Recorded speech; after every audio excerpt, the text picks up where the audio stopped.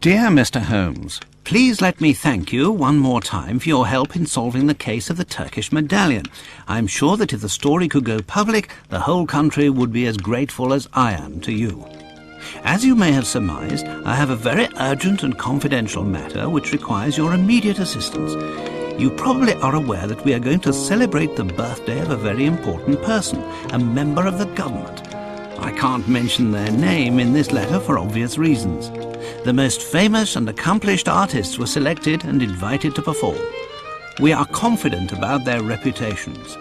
However, we have concerns about one performer in particular, a young Italian diva, Gallia, as there are certain rumours circulating about her. She has also provoked great acclaim in every European capital where she has appeared. We want to include her in this gala event, but have reservations about her reputation. She is, as fortune would have it, in London for another engagement. Sir Bromsby has invited her to perform during a reception to commemorate the return of his daughter to England. Due to reasons of politics and security, I can't attend the reception myself. Apart from yourself, I do not know anyone else I would be able to complete a mission of such importance. Together with this letter, I am sending 2 invitations, as I assumed your eminent colleague, Dr. Watson, would be accompanying you. A cab will arrive at 221B Baker Street at 8 p.m. to take you to Sherringford Hall. Even though I know that the prospect of attending a private concert given by perhaps the best voice in Europe is very attractive for a music lover like yourself, please allow nothing to distract you from this important mission. Yours sincerely, Lord Cavendish Smith. How can we refuse a mission of such importance? Appearances to the contrary, I believe that the future of the nation can depend on our presence. Are you with me? If the future of the nation depends upon our presence, Holmes, then you can count on me.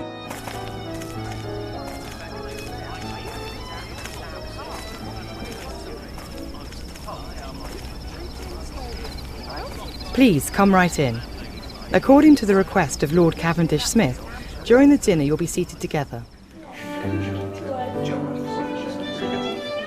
What do you know about Sir Bromsby, Holmes? I have never met the man, and I do not follow what is written in the newspapers.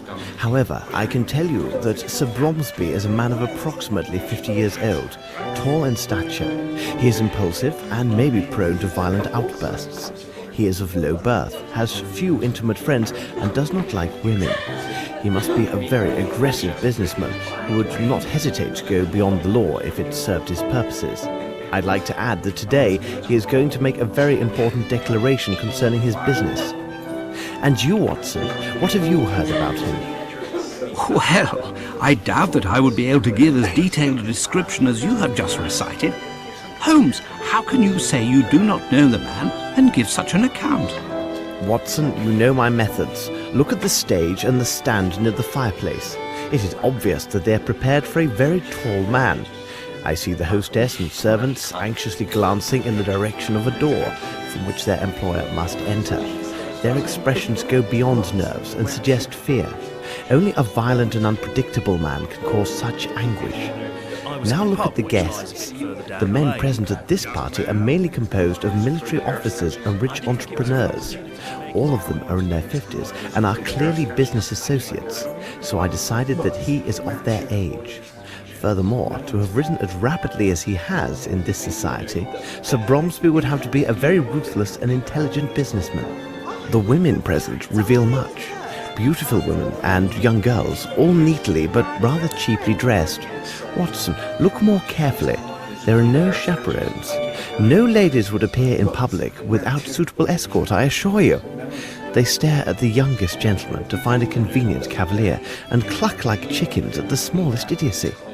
In short, a man who would invite only business associates and women of the lower classes to the birthday party of his only child must have few friends, rather poor taste in women, and little regard for his daughter. Another item of note, but not the least, observe that group of men speaking very quickly. It's a group of reporters armed with their notebooks gathered together now that the time of the address is coming. These are not the society reporters for the Times sent to cover a gala birthday party. These are the regular reporters who had come only to gain news about the future of the Bromsby Empire. I will conclude by saying that no man, except a lunatic, would accept such an arrangement of tables and furniture. Look quickly, Watson.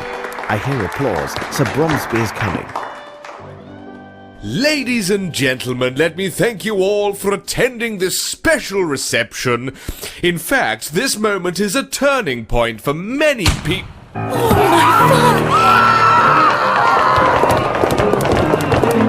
Watson, quick! Tell Miss Lambert not to allow anyone to leave and to send a man for the police immediately.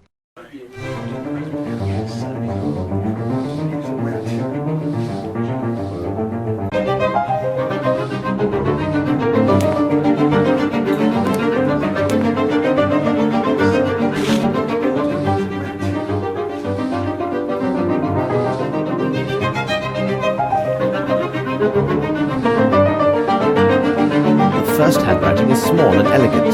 The second is hurried and forceful.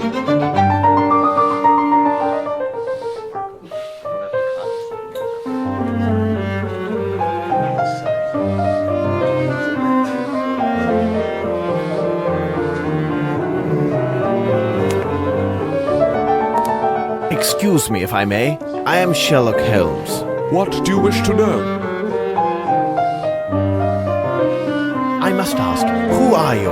I am the doctor from the village near the hall. Is he still breathing? He died instantly. Where is the bullet? It's still in the body. I must obtain police authorization to extract it. Thanks, Doctor. Never mind.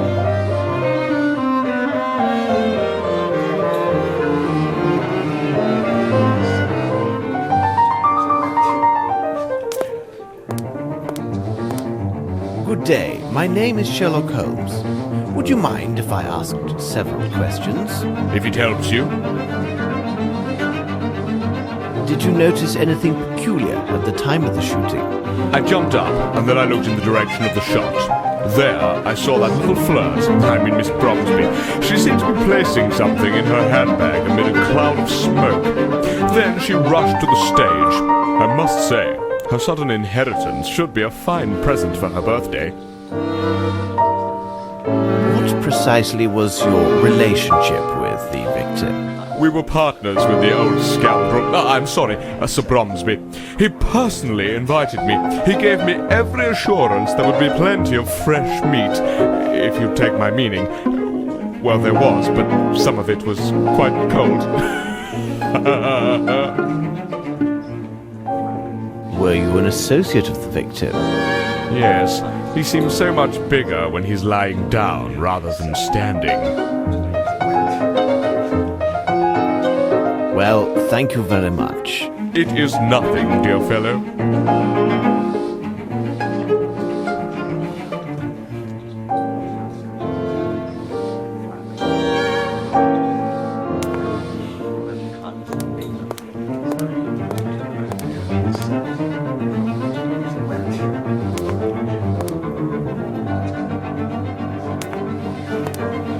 You do not seem the least bit alarmed. In India, I became quite familiar with the sound of gunshots. Therefore, their sudden occurrence does not alarm me as they would a woman or certain officers in attendance. Why didn't you intervene? It would have been of no use. Whoever he is, the man who did this is either a perfect shot or extremely lucky, because old Bromsby had no chance at all. Could you explain your presence at this reception? Bromsby sent me 2 invitations for myself and the wife. My wife has fainted due to the shock of these events. I do hope her condition will last a good while longer, so that I may toss off several glasses of this excellent sherry.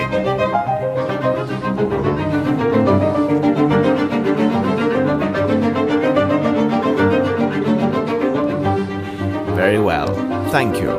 My pleasure.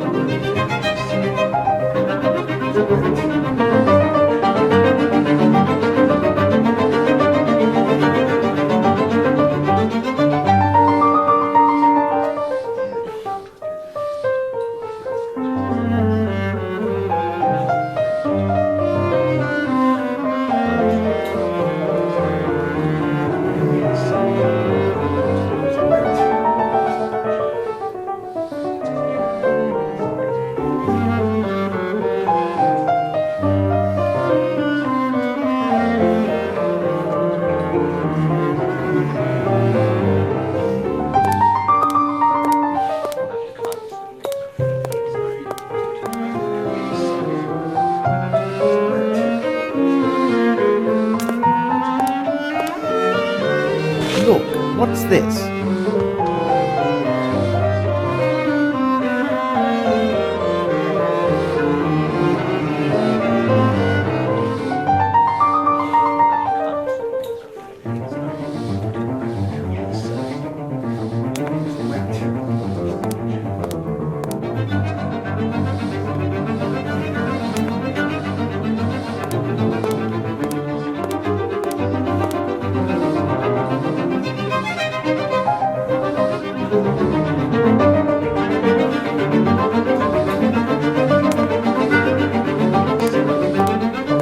Excuse me, could you answer some questions? You're quite welcome. Where were you at the moment this tragedy occurred? Like all the servants, I was in the ballroom. 'Twas the special orders of the old crab. In my opinion, it was done in particular to have more people there to applaud him. Cunning old bird, wasn't he? What sort of man was Sir Bromsby? I mean, as an employer. Troublesome and bad-tempered, but he paid well. Are you personally at the service of the Bromsby family? Yes, there are 5 of us who serve in the Sherringford Hall. There are Mary and Sue, the maids, Carl, our chef, Lamb, Sir Bromsby's coachman, and myself. All the rest were brought in just for the reception. And where are the rest of the staff? Mary is cleaning downstairs. Sue went to comfort some little goose who had been crying bitterly. It's rather odd because it seemed to me she started crying before Sir Bromsby was shot. And the coachman? Lamb is at the main gate. Miss Lambert gave him specific instructions to throw out any reporters and ensure they do not re-enter the hall. However, it would not be good if he finds you've been asking questions here. Tell me, will my name appear in the newspaper? Thank you for your help. My pleasure, sir.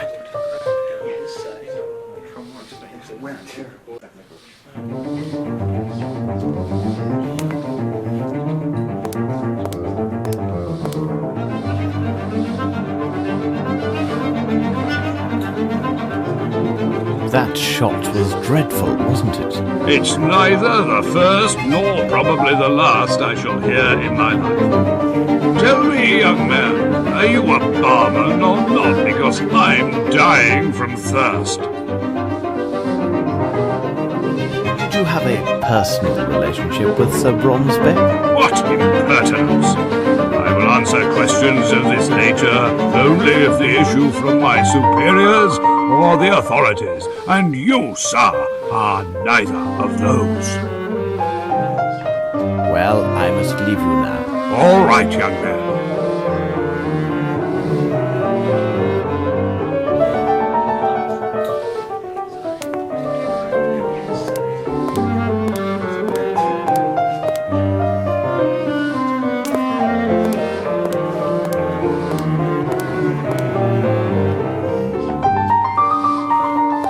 The handle is twisted down. It smells of gunpowder. Handsome armor. Handsome armor.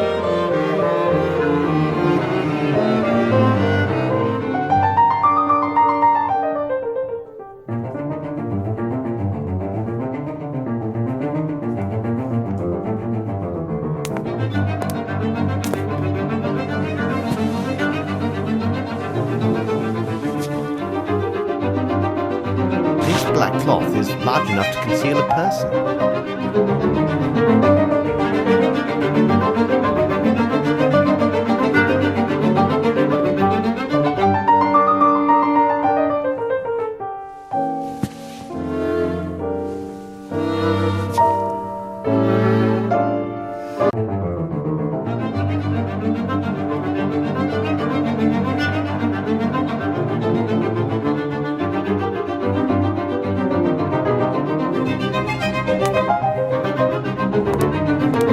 Something.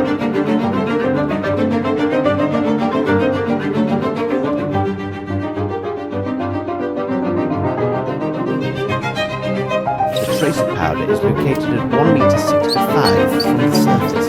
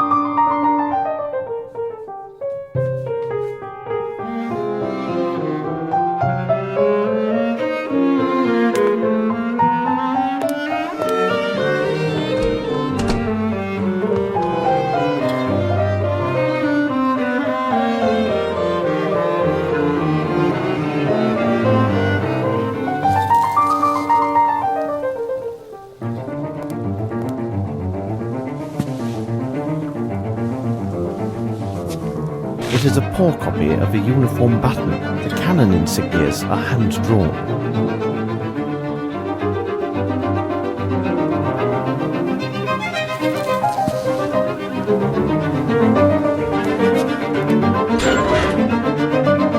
This is diabolically heavy.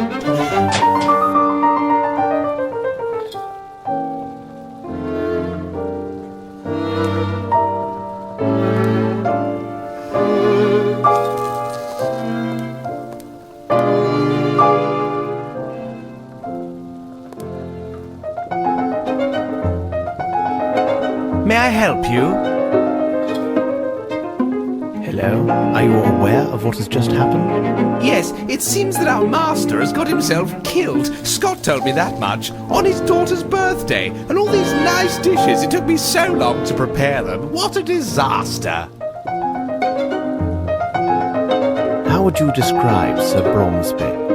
Well, as an employer, he was not easily satisfied, always insisting on some Indian or French dish. That old fowlet put it into Sir Bromsby's head that this Frenchman prepared better meals than the English. He would have had my master eating frogs stuffed with snails if he could. A Frenchman? Yes, a squint-eyed Frenchman. That must be done like this, and this must be placed like that. Well, he may well be a connoisseur of fine cuisine and service, but of everything else, Miss Lambert dared not even contradict him about the tablecloth's colour, though Bromsby hated white and insisted on blue to match the colour of the daughter's eyes. And look how he placed the tables in the ballroom. I have never seen tables arranged in such a manner. The lid of your dustbin is quite heavy. It makes some noise, doesn't it? At least we know when somebody closes it. I was in the cellar, and I heard the lid closing a little before that, what you said was the shot. I heard it again right after, but that surely must have been Mary, our maid. You say it was Mary, the housemaid. How can you be sure? The first time I saw her with my own eyes, when she came to empty the rubbish. She cautioned me not to fall asleep in the storeroom. She always has something amusing to say. The second time, I didn't see her. I only heard the lid close.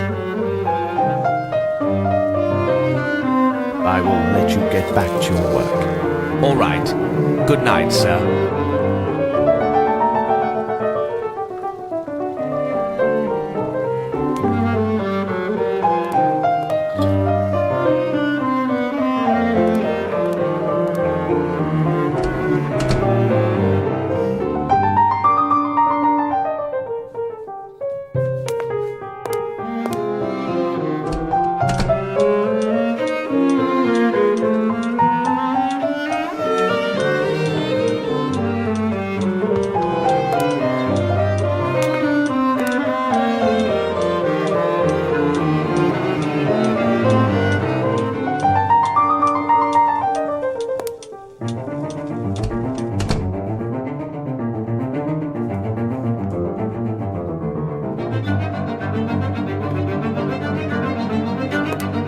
I need something.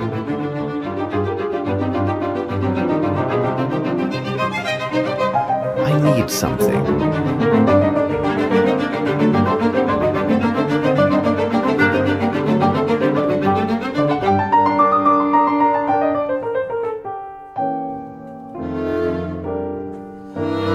It is a size 7.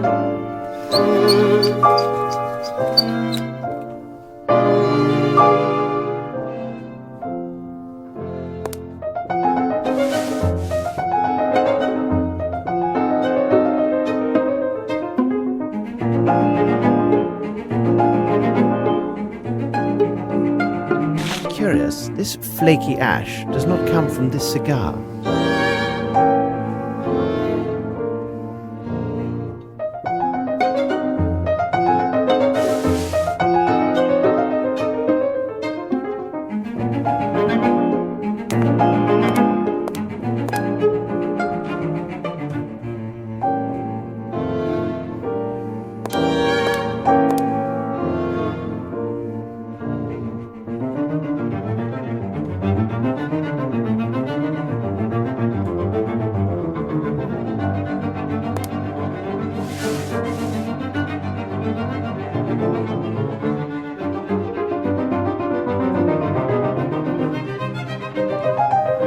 It's a pair of moustache scissors.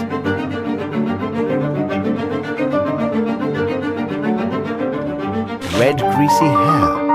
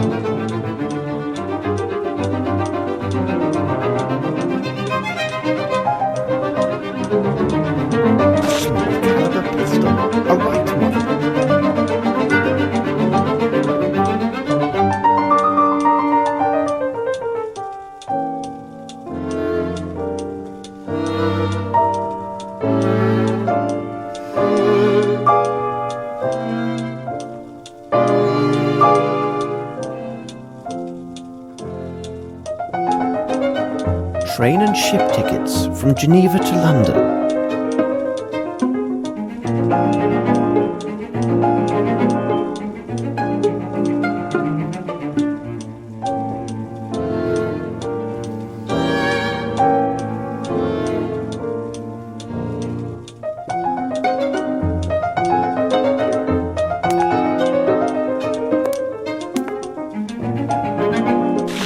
There's dust. Excellent.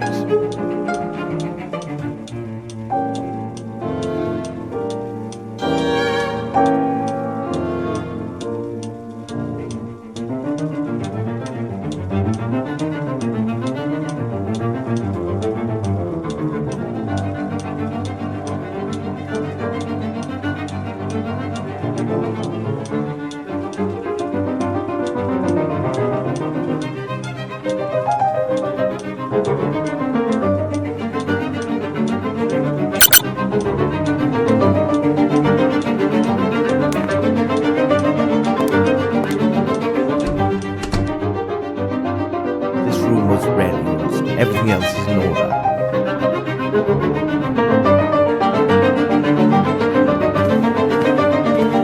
Very interesting. What a pleasant picture. And this lady is wearing a very nice earring.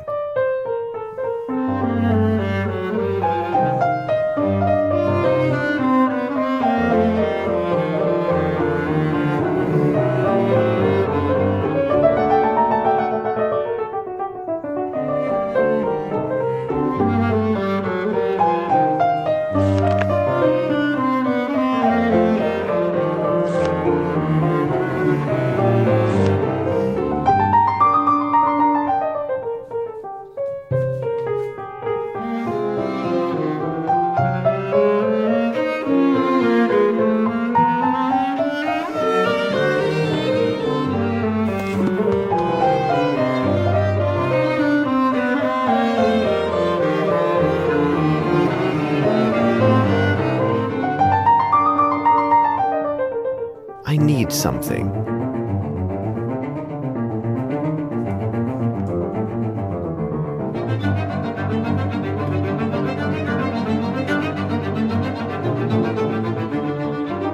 I need something.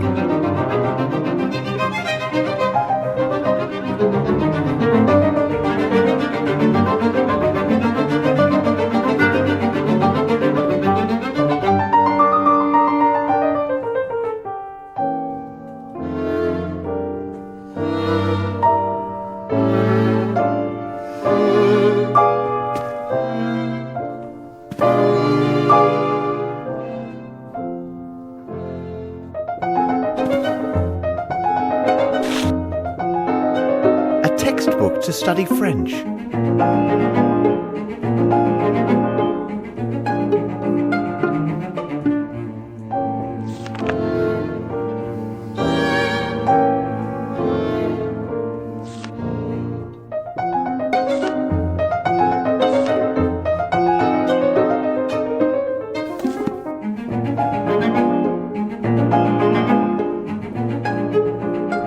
A calling card written in French.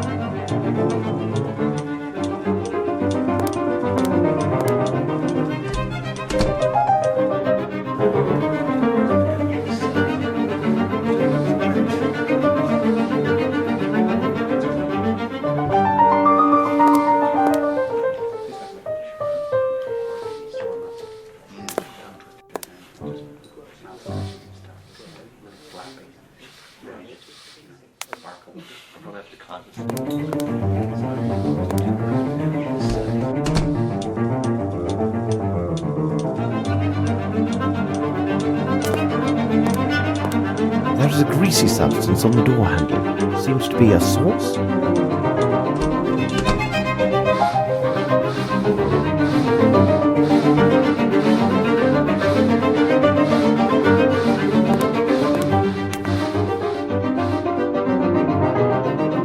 Excuse me, but would you be Mary? What do you want, mister? Did you hear the shot? Of course I heard everything, but I didn't stop my work. Imagine that someone else had been killed and not my master. Or he would have given me a good talking to. What's happened here, on this carpet? An idiot from Hertford's turned over the fowl. Sir Bromsby passed by without even taking notice. It did seem his mind was elsewhere these days. Of course, it was probably because of Miss Lavinia's homecoming. What do you think of your employer? He could be the very devil at times, but not the worst. If you had just known my father. And then the master was so generous with our wages. Did you go to the well during the reception? Yes, I went there once to empty my bucket, but that was before the dreadful shooting happened. Only once? I told you, only the one time. I even called out to that loud Carl not to fall asleep. Oh, he spends his time drinking in the storeroom, and I often find him asleep there. Oh, but please, sir, you won't mention any of that to Miss Lambert, will you? And the Frenchman, how could you describe him? He's a sly one. He's also cross-eyed, oh, but most handsome and very talkative. Ask Miss Lambert. She's quite keen on him. Did you observe anyone pass this way after the shot was fired? No one's come this way, not from the moment I returned after emptying my bucket, and the whole while I've been cleaning. I only saw Scott, who was in the ballroom. He half opened the door to tell me the news. Thank you, Mary. Not to worry, sir.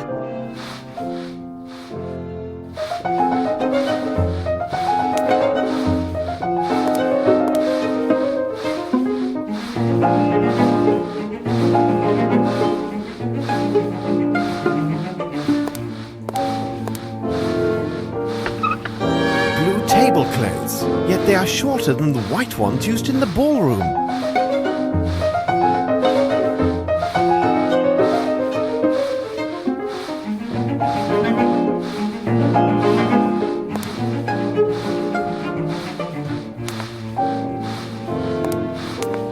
Blue tablecloths, yet they are shorter than the white ones used in the ballroom.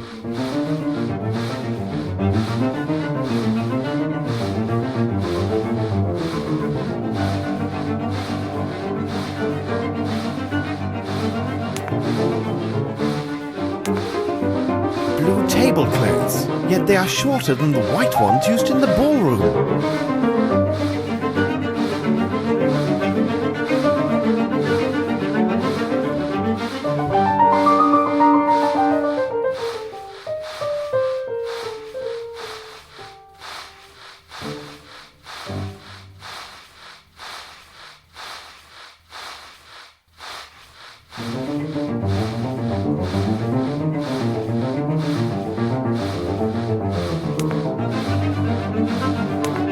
Blue tablecloths, yet they are shorter than the white ones used in the ballroom.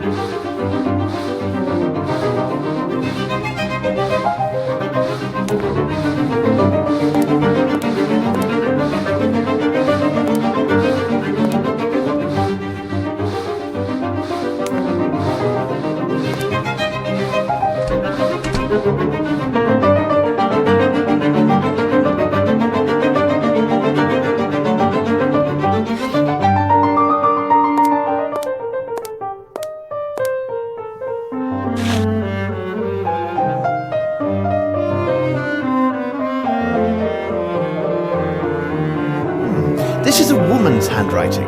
What do all these annotations mean?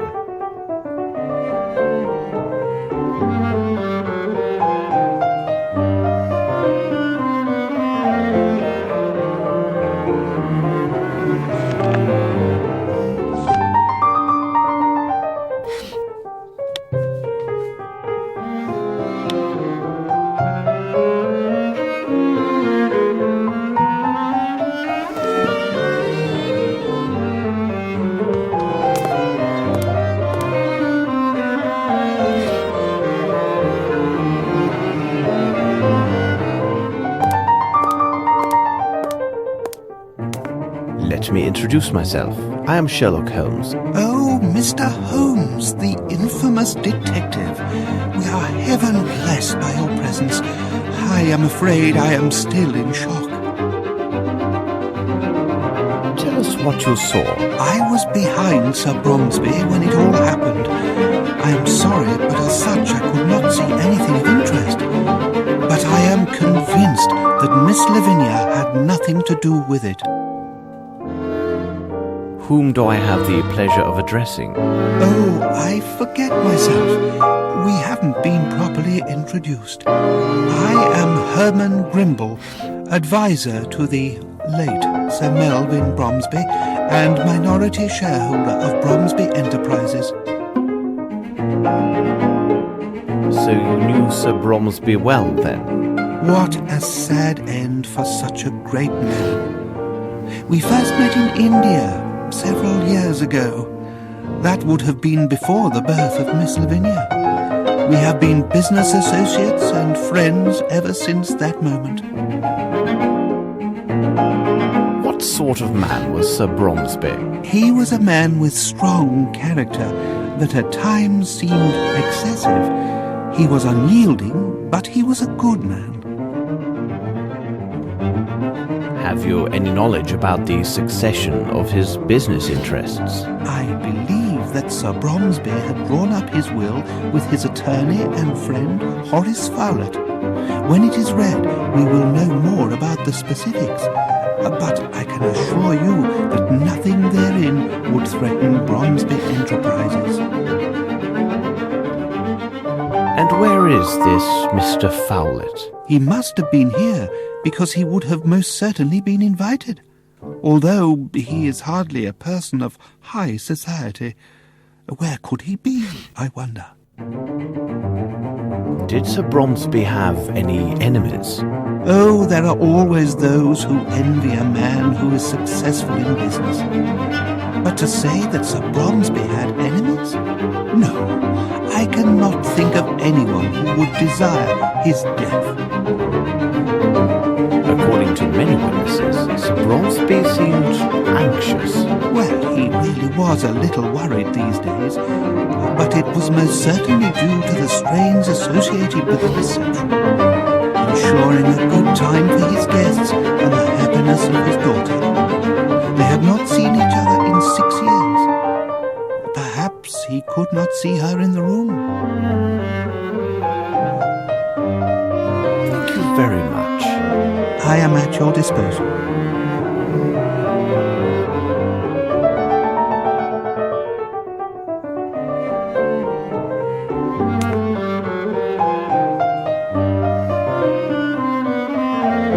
Please, sir, I have nothing to tell you. Everyone stands ready to accuse me of this foul deed. I have done nothing. I have only seen my father die before my very eyes on day of my majority. This young lady tells the truth. I can attest to her every move since she first appeared in the doorway. Beg your pardon for speaking so boldly, miss. Where were you at the moment of the shooting? I was near the bar speaking with Colonel Patterson. Everybody started applauding and turning towards the stage. I turned to look through the crowd. Did you notice anything in particular? When one of the doors opened, I did see a person hidden from the other's view. A beautiful young lady stood just at the threshold. I felt somewhat ashamed for staring at her so intensely, but her considerable charms captured my full attention until the dreadful shooting took place. Are you sure it was Miss Bromsby? Yes, Colonel Patterson was next to me and can confirm what I saw. It seems to me that no one else was near us at that precise moment. What is your reason for being here? I owe it to Colonel Patterson. We met each other several days ago at his club. He kindly persuaded me to accompany him.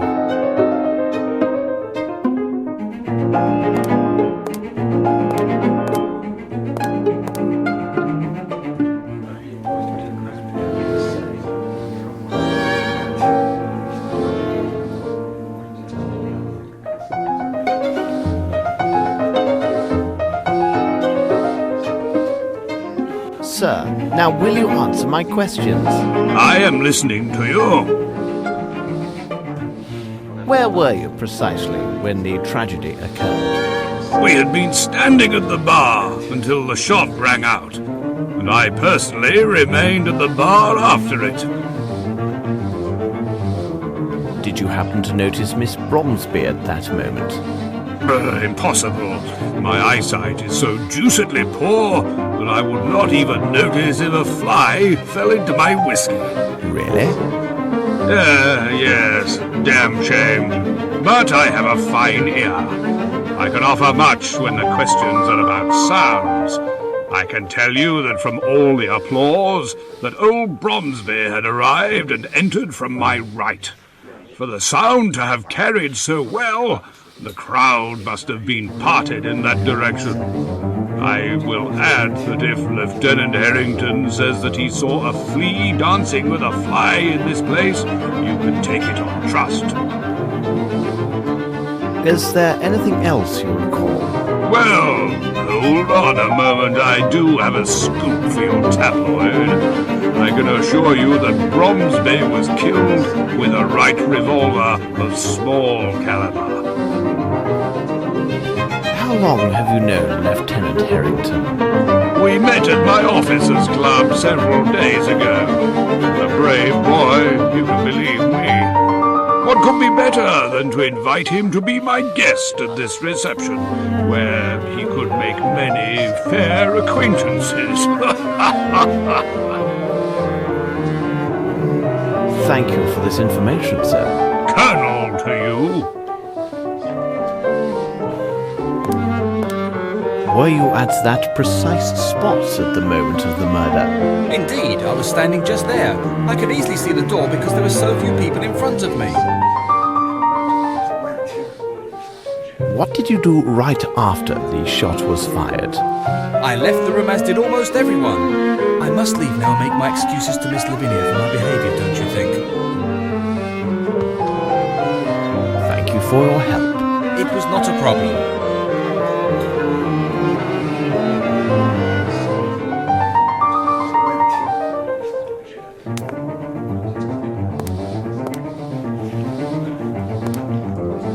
like to ask you several questions, if you don't mind. If I can be of help, sir?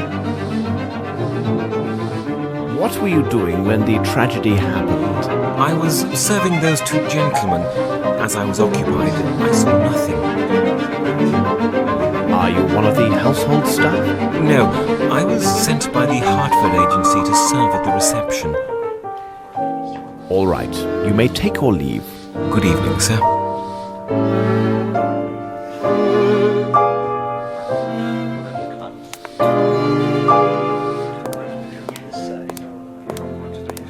Sir? Did you know the Frenchman? Oh, he chatters on like all the French. I do not think he came back. Thank you for your help. My pleasure, sir.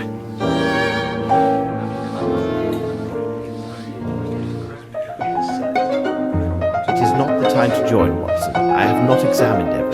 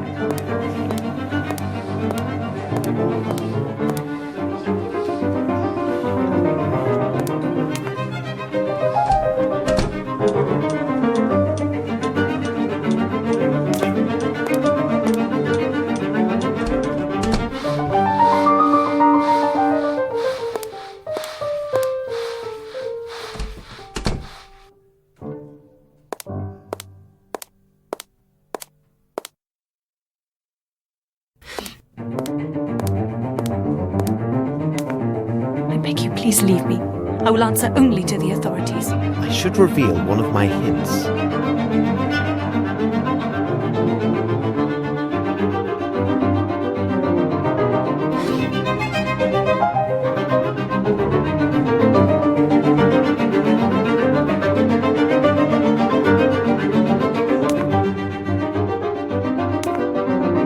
Miss, this revolver, is it yours? Oh, dear God!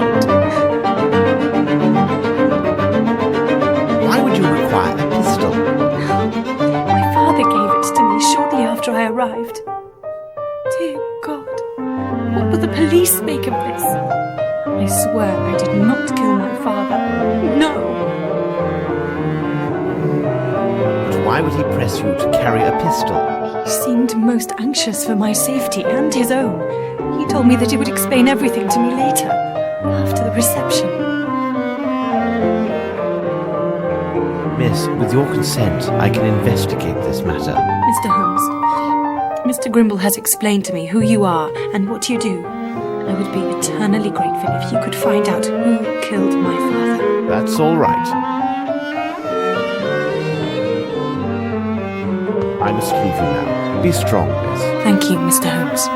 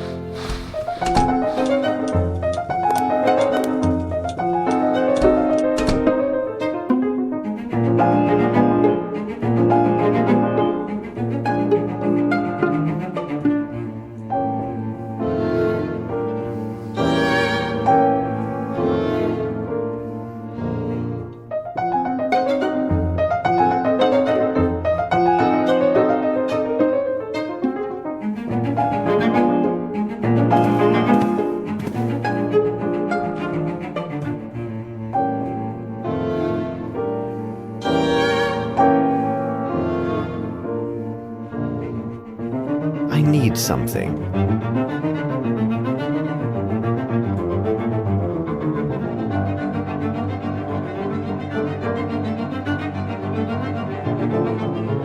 Look, what's this?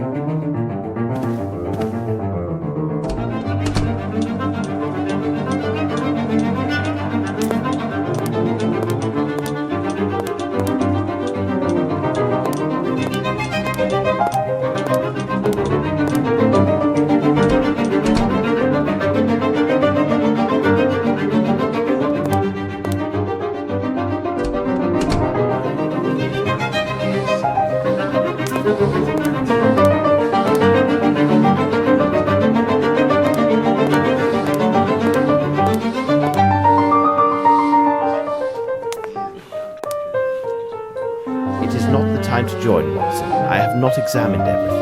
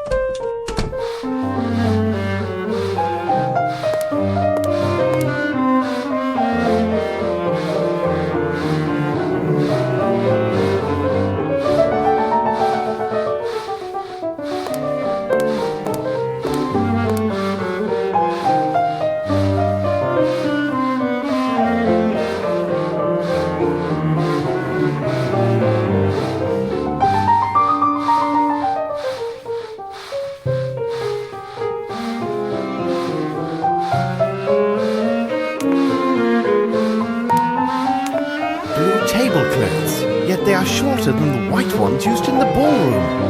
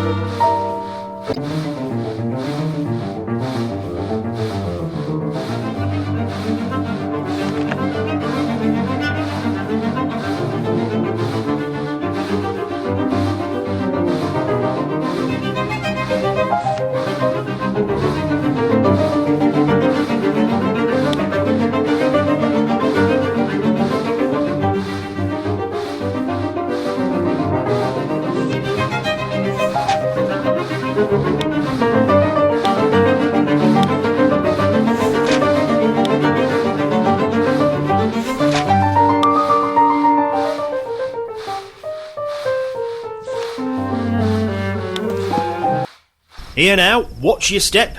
If you're a reporter, there'd better be a doctor nearby, 'cause when I get done with you, you'll need one. Look here, my good man, I am a doctor. Dr. Watson, in fact, and believe me... Dr. Watson?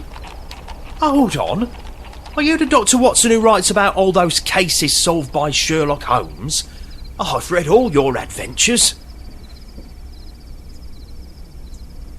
Who are you?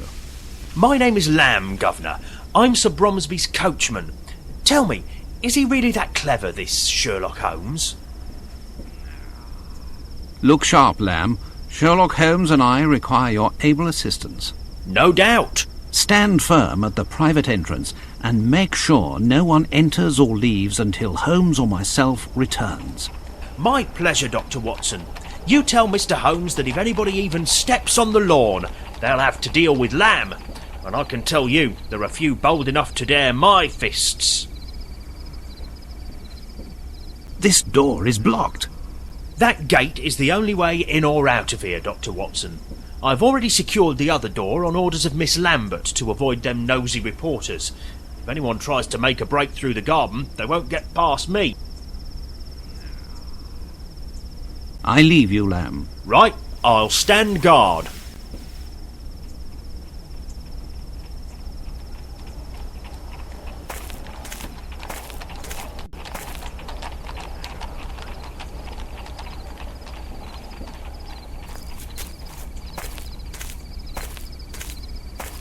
Yes, sir? I leave you, Lamb. Right, I'll stand guard.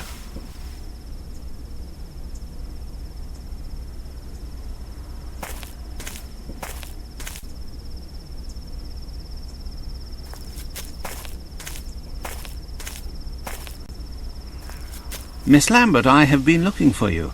What a tragedy. Simply dreadful. Can't believe what they're saying about Miss Lavinia. Have you informed the police? The village constable attended the reception. He left on his bicycle, I assume to inform the proper authorities. He told me that an inspector from Scotland Yard was already in the area on official business. I know nothing about the nature of his business, but I was told he should arrive soon. Why did you open the gate so hastily? I was so upset. I know now it was imprudent. I should have waited until the authorities arrived, but some of those gentlemen were so loudly insistent that I yielded. What sort of man was your employer? Oh, he was a great man. The people of the hall considered him to be very strict, but I think it was just his way of showing a fatherly attitude. And he dreamed of this day when Miss Lavinia would return. You have a list of guests. Oh, of course. I have a complete guest list for the reception. It's inside the dining room. I believe the police will have need of it. Well, nevertheless, I must first caution them to pay little heed to the notations I made regarding certain names. Why were these notations made? Their purpose was to note particular seating arrangements for the meal and the recital, according to specific concerns. Those individuals whom I considered to be very important were marked with a circle. What about the other odd marks? Louis-Philippe, Monsieur de la Musardière, suggested this method of arranging the seating. He also advised me that those guests with poor eyesight and hearing should be seated so that the acoustics and lighting in their room would favour their enjoyment of the recital. So the first category was marked with a point, the second with a cross. What do you know about this Frenchman? He is from a noble family, but found himself forced to seek a vocation as a head waiter. He is so inspired and keenly sensitive to the details. At first, I was afraid that Sir Bromsby would take offence with his suggestions, but he had moderated his opinions regarding French culture due to the influence of his friend Horace Fowlett. What did he do that was so extraordinary? His assistance was invaluable. He took such concerns with every little detail. The dishes, the tablecloths, everything. He not only declined an offer of lodging here at the hall, he also deferred his wages until the end of the reception. Oh, I would be so glad if he were here now. And where has he gone? He had pressing business in London. In fact, he found it necessary to visit his Harley Street physician. It seems his glasses were no longer helping with his eyesight. You have been very kind, Miss Lambert. You are most welcome. Oh, what a tragedy.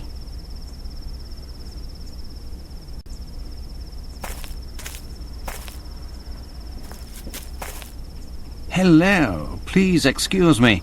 I'm investigating the murder that has just happened. Oh, yes. Well, that is good. What would you like to know? Where were you at the moment when Sir Bromsby was killed? I was near the stage and I saw him falling. Oh, my goodness. It was terrifying. I ran for the door, but despite all my efforts, it was blocked. But your costume is torn. How did this happen? When I was trying to open the door, the crowd dragged me away. I then fell to the floor. I fortunately suffered no harm, but when I arose, my beautiful costume was ripped and stained. Well, I won't disturb you anymore. Yes, no, fine, thanks.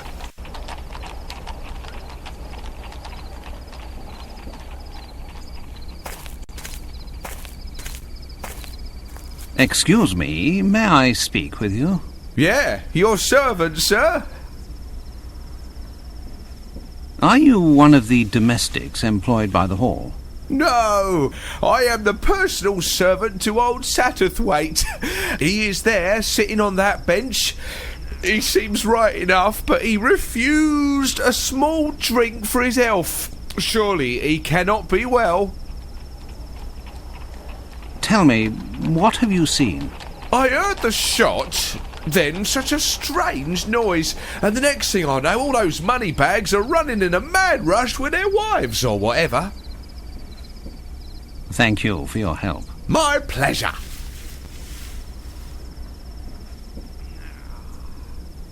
And you, what are you doing here? I'm waiting for Miss Roundtree, the niece of that banker chap.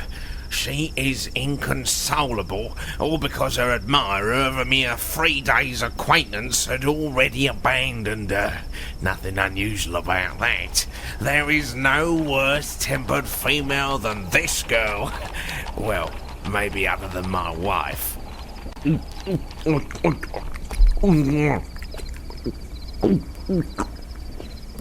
Ah.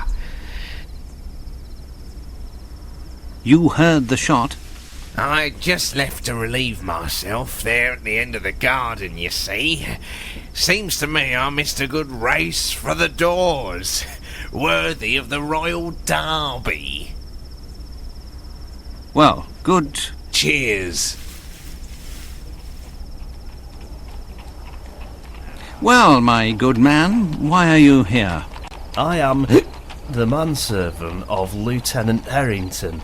I accompanied him with the old General of the infantry or whatever.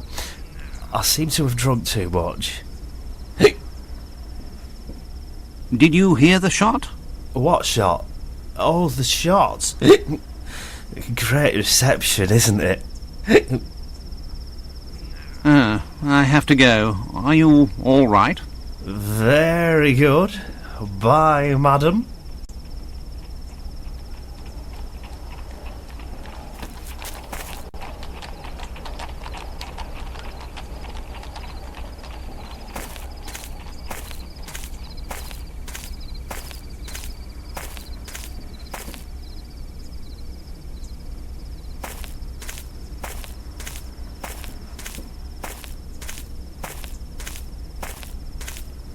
Are you a relative of the victim? No. In truth, I always mocked Sir Bromsby. I am upset because my friend did not arrive as promised. As beautiful as she is cruel, apparently.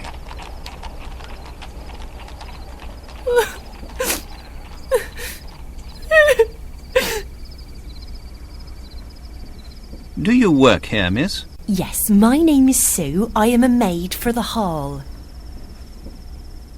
Where were you when these tragic events took place? I was serving when it happened. I ran straight for the door, just like the others. I swear his daughter must have done it. She's such a strange one. Thank you, miss. We may talk with you again. Oh, I hope so. I have questioned everyone here. I'll go see if Holmes has finished on his end.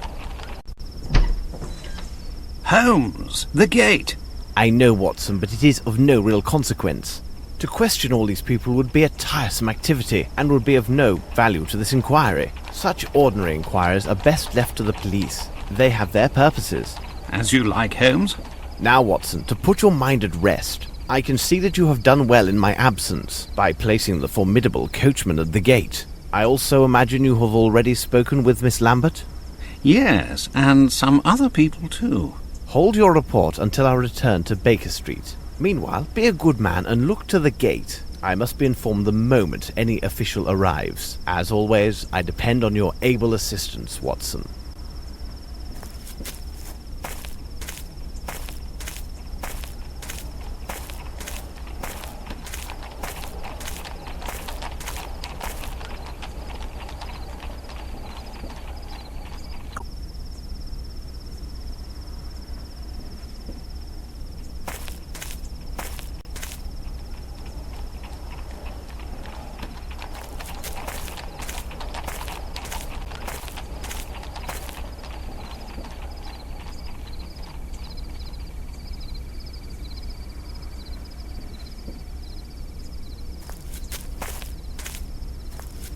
I need something.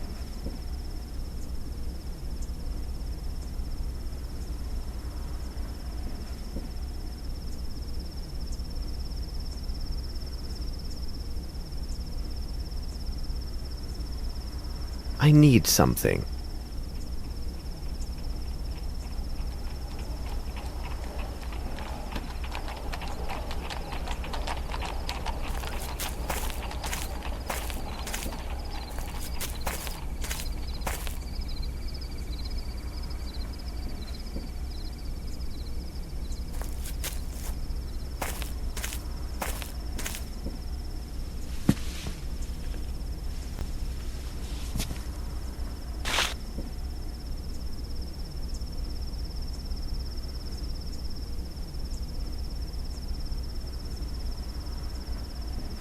I need something.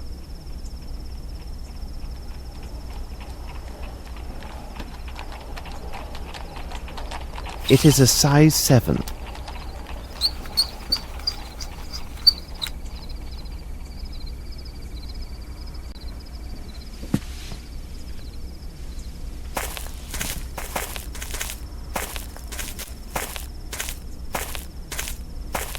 Holmes!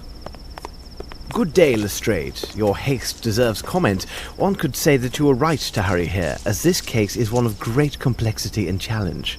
Do not worry. I think that you will manage to get back to your mother before the dinner hour. In the name of devil, Holmes, you go too far. Do you spy on me now? How do you know I've been to my mother's? Dear Lestrade, it is really quite simple. I must admit my mind has been stimulated by the main course, which would be this unique case. However, I sometimes enjoy a light snack of the details which surround it. Observe, we are in the middle of the countryside, and you have some fresh yellow pollen, but only on your right sleeve. This implies a recent gift of flowers. It is a gallant gesture, but surely a meeting with the fairer of our species would take place in London. Considering the promptness of your arrival, it must have been a bouquet of flowers you took to someone who lives in this area. I presume that you have family living nearby, and I would think only your mother would warrant such an attentive gesture. There is a fresh dab of fat at the corner of your mouth, as well as on the bit of handkerchief visible from your pocket. This is consistent with a recent meal of a big piece of steak. Who would make a policeman swallow such a substantial meal at this hour, and when a crime has been just committed? It could only be a mother thinking about the hard task awaiting her child. Well, Holmes, when you explain it like that, it really seems quite simple. Good show. What about this Bromsby murder?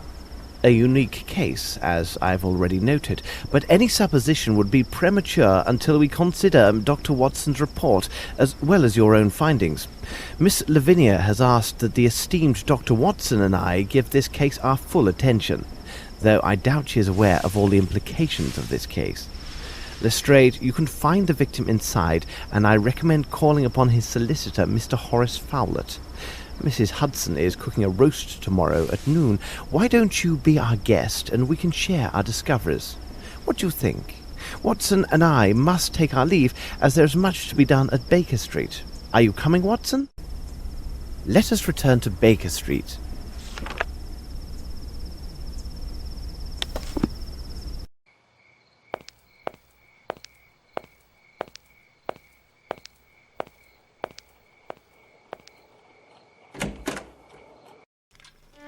Everything is well noted. Watson, bravo. All of these elements will be a great help to us. As for myself, I have already told you everything that I know, and I can tell you nothing more until I receive answers to the messages I've sent with Wiggins.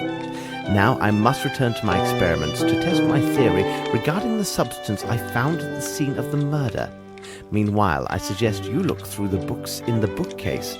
Information that you find there might prove very useful in resolving this case. I have to check 3 books on the shelves. Let's see.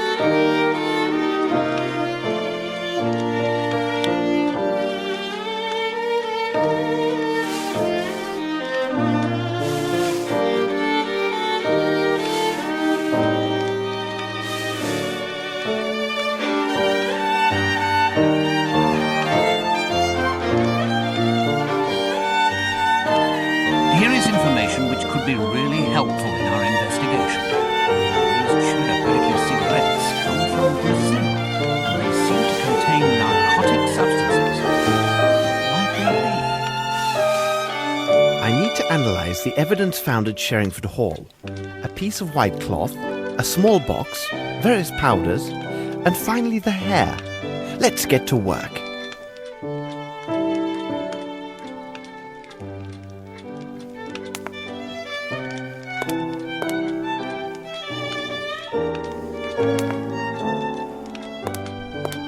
I need to analyse the evidence found at Sherringford Hall. A piece of white cloth, a small box, various powders, and finally the hair. Let's get to work.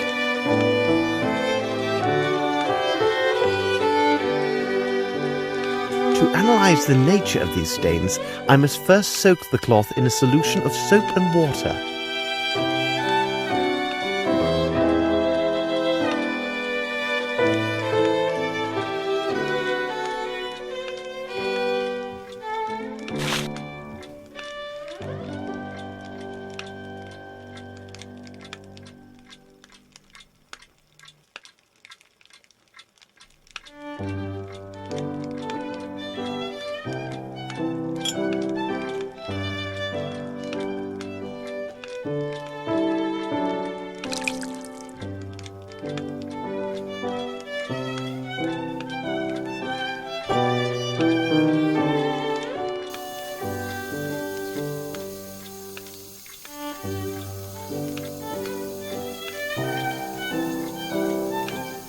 To analyse the nature of these stains, I must first soak the cloth in a solution of soap and water. Now I shall place this cloth in the solvent.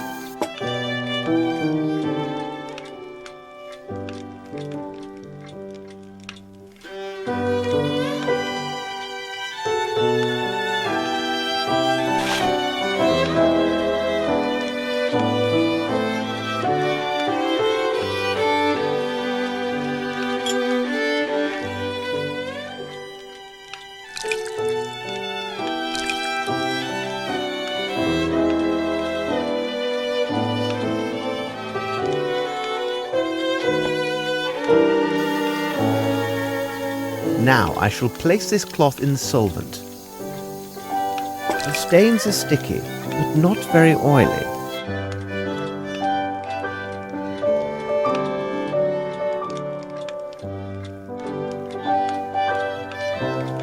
Let's examine it under the microscope. A very fine white cotton.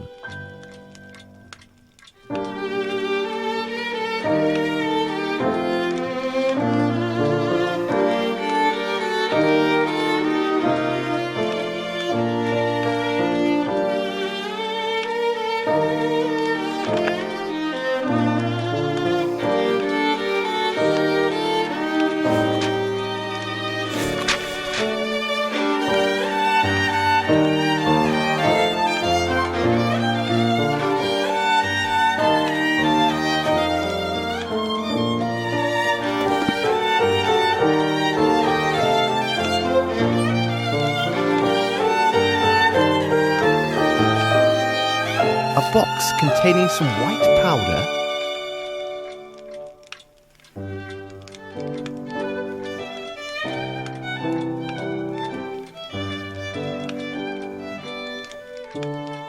Let's examine it under the microscope. Let's examine it under the microscope. Let's examine it under the microscope. These powders are similar. I can see it from the grains.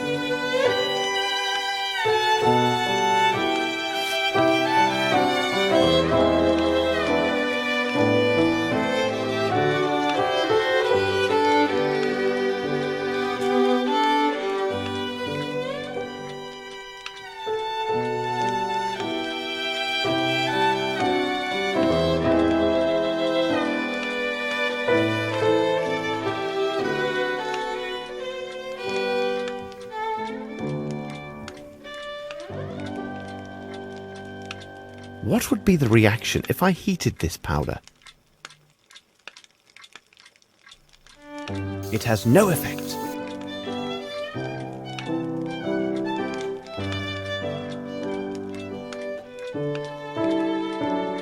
Let's mix some water with this powder.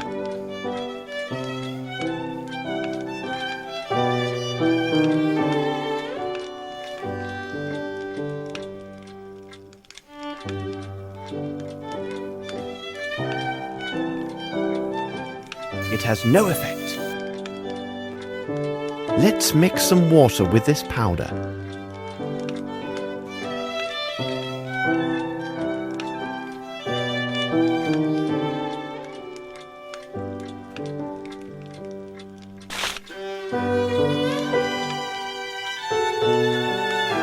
Let's mix some water with this powder, a glue or pasty substance, like starch.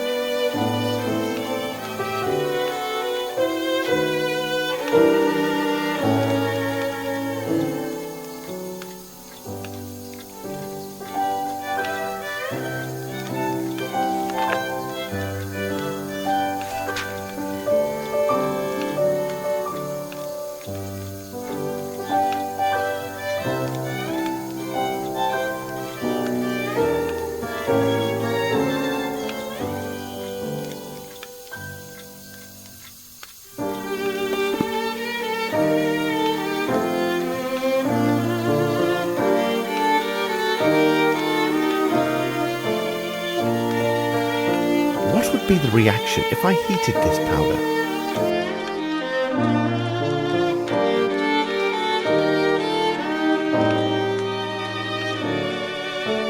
Burnt gunpowder.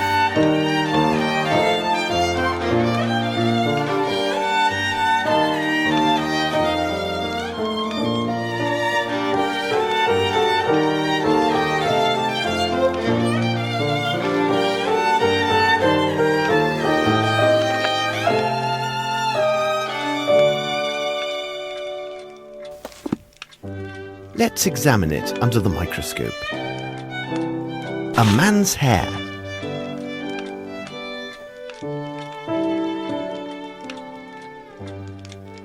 Let's examine it under the microscope.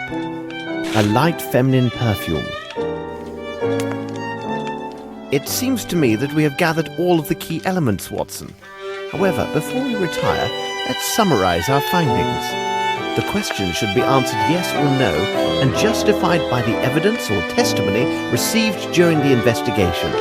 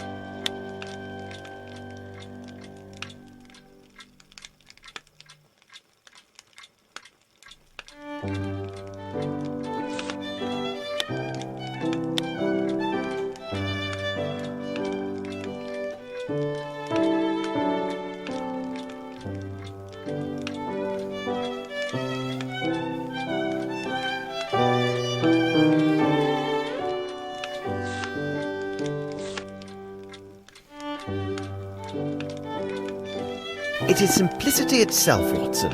We have answered all the questions.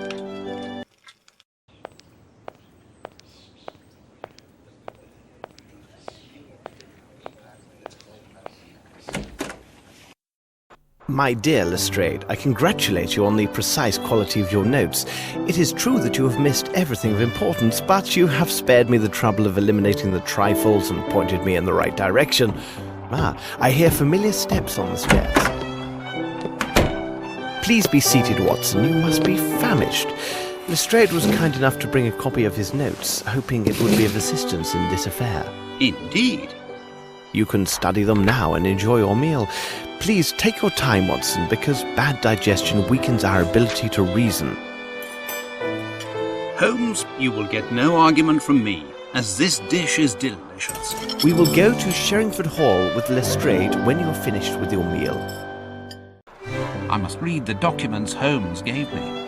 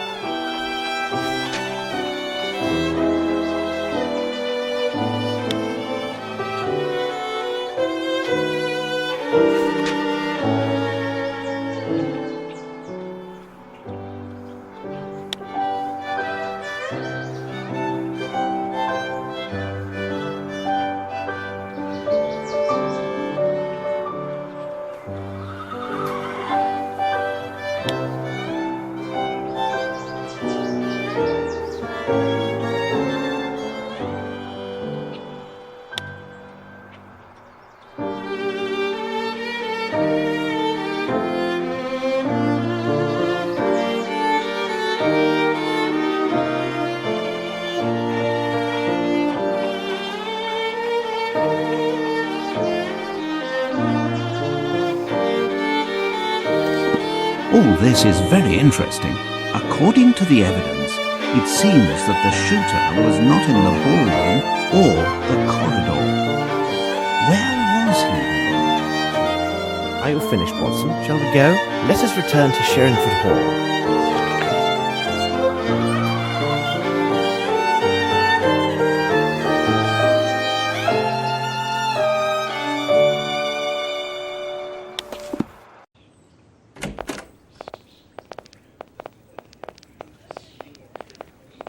Cabby?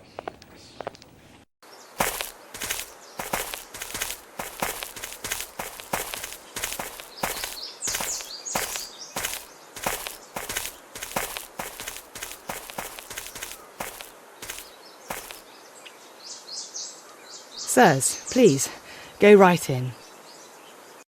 Please wait here, gentlemen. I will see if Miss Lavinia is receiving callers. She's in her room.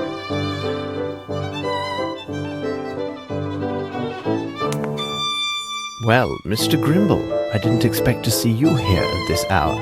I am worried about Miss Lavinia, needless to say. I also thought I might learn something of interest about the investigation. This difficulty, if it persists, can do great harm to the business. Sir Bromsby and Miss Lavinia had rather strained relations, it seems. Well, Sir Bromsby and Miss Lavinia have never got on very well. Of late, their distance had grown due to the influence of several incidents. What sort of incidents, precisely? I do remember one instance in India, where Sir Bromsby attacked a friend of Miss Lavinia. He was our native cartman's son. It seems he spilled a jug full of water that was intended for Sir Bromsby to wash his face. Bromsby began cursing and thrashing the boy before his daughter's very eyes. Miss Lavinia took her friend's part and spoke to her father most rudely. The devil, you say? What occurred next? There is no one in the whole of India who would have dared address Sir Bromsby in such a manner. He stayed closeted in his office for the entire day. The next day, he fired the carter. But despite these incidents, I am still sure that Miss Lavinia sincerely loved her father. I'm sorry, but I have to go. All right, as you wish. I shall remain here. I have to leave you, sirs. I need to verify certain things.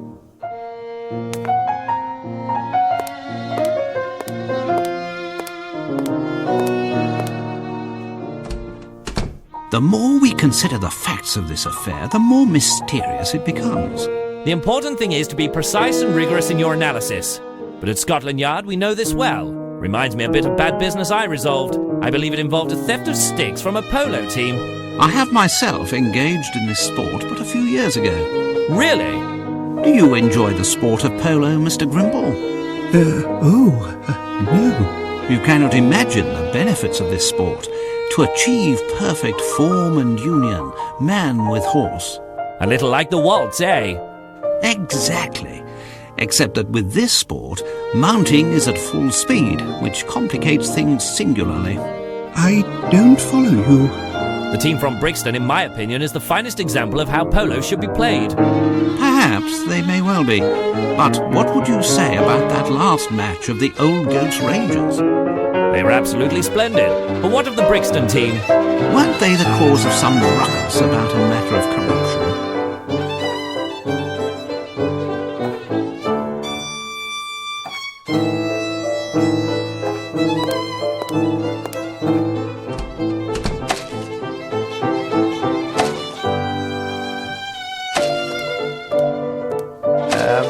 May I come in? Well, oh, take that! Pardon me. It is already quite dead, you know. Oh, you frighten me! I have a case of the nerves, you understand. I cannot find my bottles. On the table. No, not those. That is a poor vintage. The 2 bottles that the old crab, God rest his soul, ordered up from London for the party. Both were 18-year-old whiskey, perfect for the digestion and the heart's sorrows. And who could have taken them? I'm sure that the barman from Hartford stumbled them. Who else would know to take those particular bottles over the others? Very good. I will leave you to your chicken then. That's it.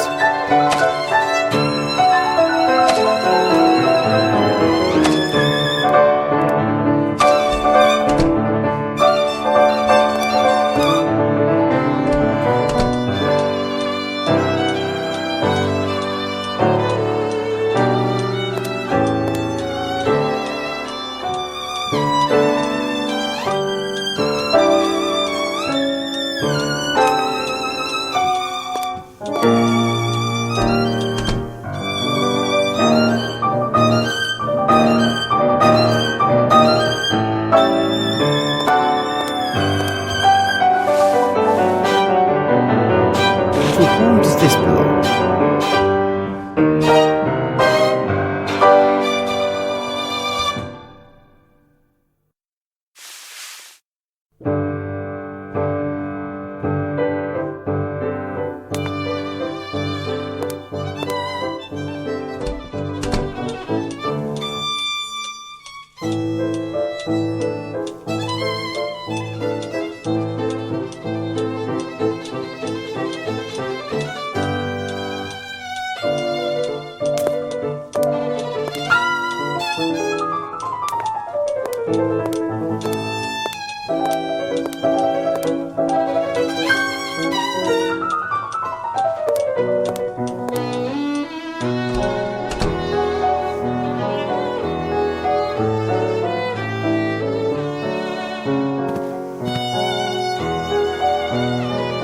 Handbag of Lavinia Bromsby. I do not favour ransacking a lady's personal property, but I think she will be understanding.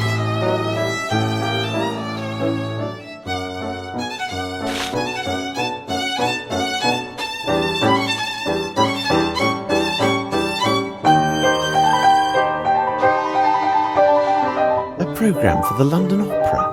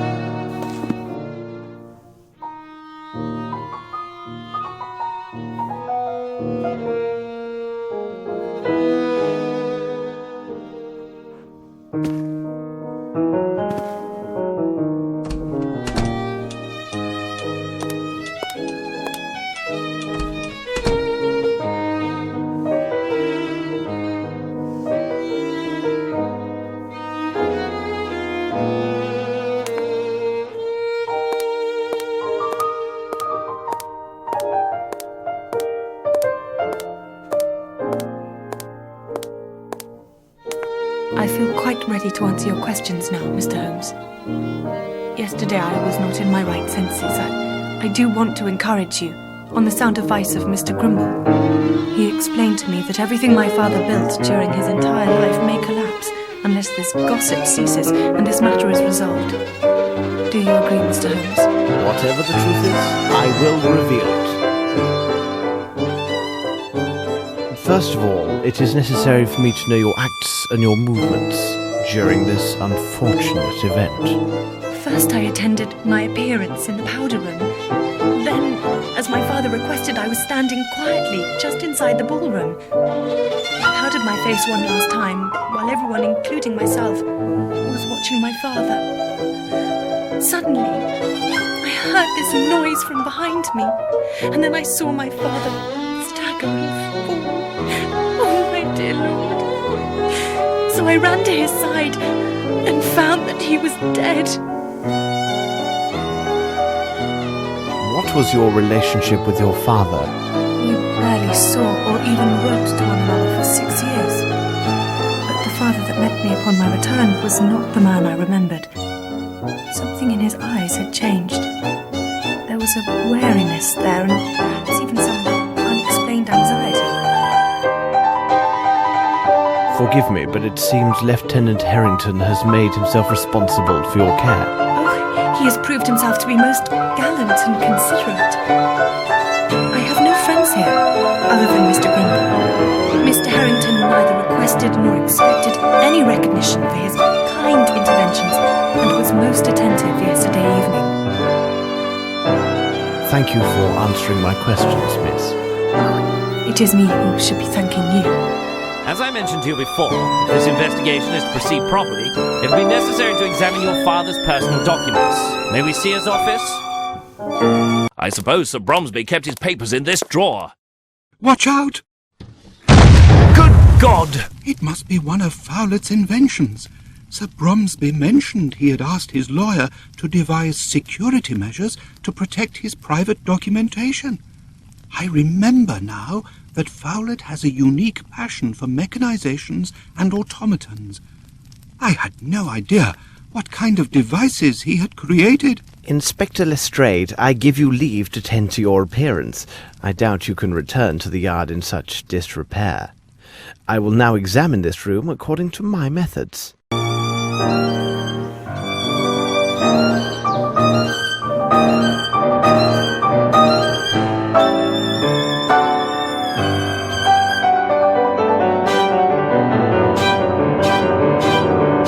I need something.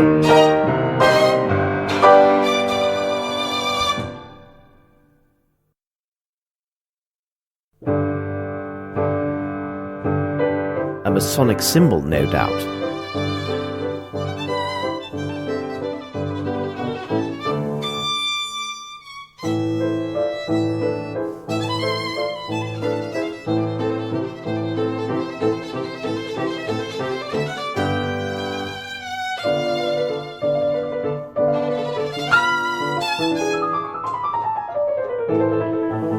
The young Lavinia, with her grandfather, no doubt.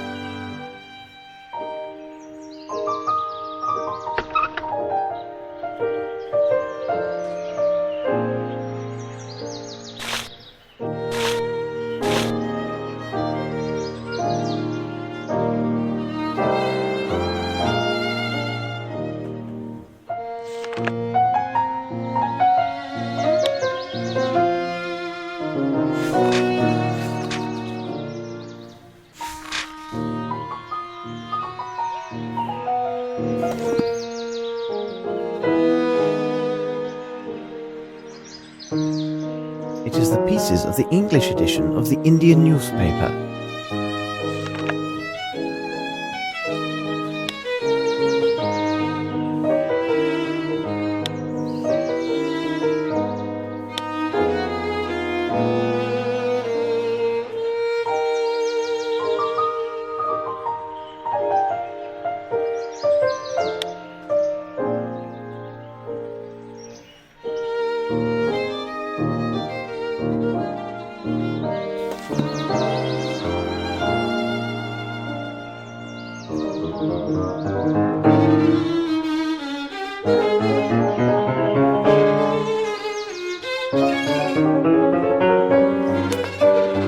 This bridge is quite impressive.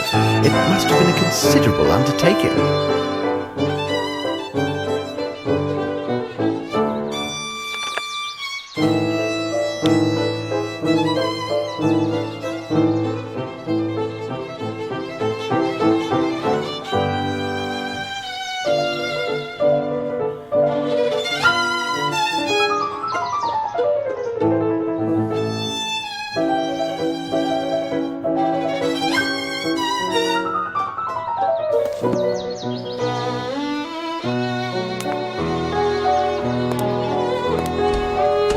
Look here, this message just came for me.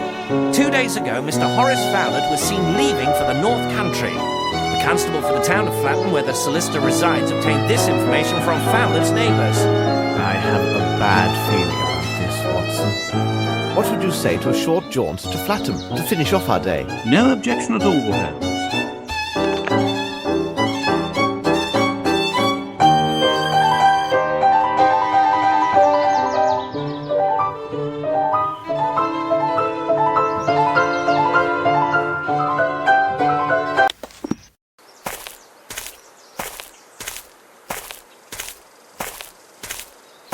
Cabby! Hello, gentlemen. Constable Fletcher here. Good day, Constable. Can you help us? Yes, Inspector Lestrade of Scotland Yard wired me about your arrival and instructed me to do as I would with the Inspector himself. Would you be so good to take us to the neighbours who spoke of that night? Come with me. Here we are. Excellent!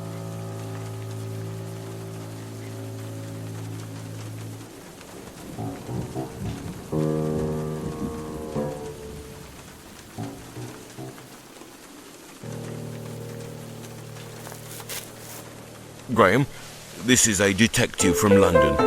He would like to hear what Mr. Fowlett's told you that night. So Mr. Fowlett left? Yes, he made his departure the day before yesterday, in the night.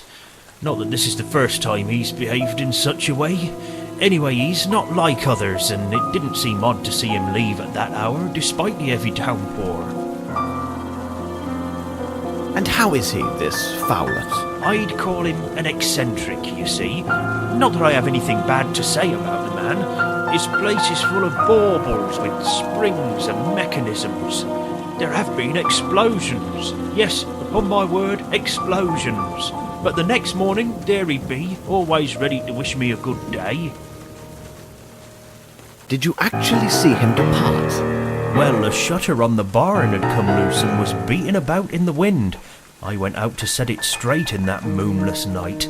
Then there he was. I saw him leaving. I shouted out, "Hey there, Mr. Fowlett!" He waved and shouted something about leaving for the north for a fortnight. Do you know where he went? I couldn't quite make him out with all the wind and rain, but it seemed to me he left on some business matter. I think a fellow came to talk to him about something. Interesting. Well, it may be nothing, but if you think that the things he has in there might explode, you should better go and check. Do you know a way into Fowlett's house? Here's the key to the door that he left with my wife. If you don't mind, I won't accompany you. I prefer to remain alive and in good health a good bit longer. You say he had a visitor? Oh, I don't know. It seems to me I saw someone at his place at nightfall. But people often visited old Fowlett at odd times. fellows who brought him pieces of I don't know what for his contraptions. There was also a friend who often came by. I think his name was Sir Glumsby or Flomsby, but it couldn't have been him because he's much taller than the chap I saw.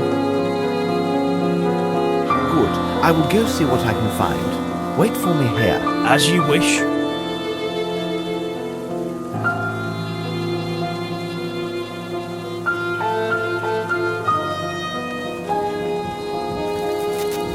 Yes, Mr. Holmes? Constable Fletcher, I must ask that you allow me to enter alone. Do you agree? Yes, Mr. Holmes. And now, Watson, if you could be so kind to return to the station and speak with the station master. Question him until you are satisfied that you have a detailed description of the party who took the last train to the north 2 days ago. My pleasure. As soon as you're done, please return here. Keep close watch, for I may need your assistance inside.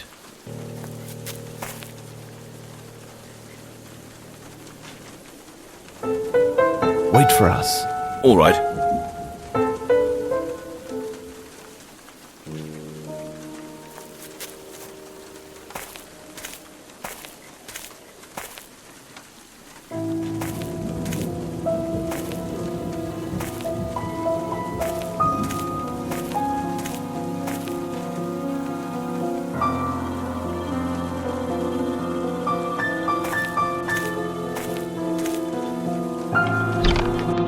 My word, I can't see anything.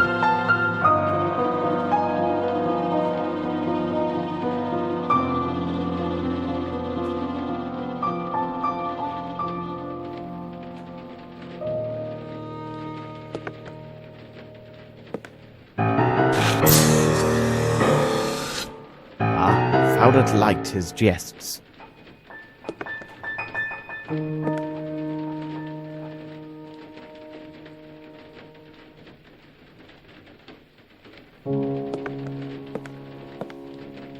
I need to be cautious. These items may contain traps, such as those found in Bromsby's office.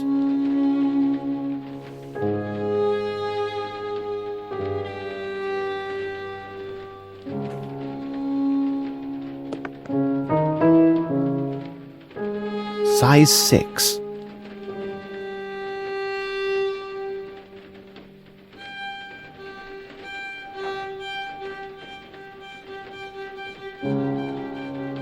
I need something.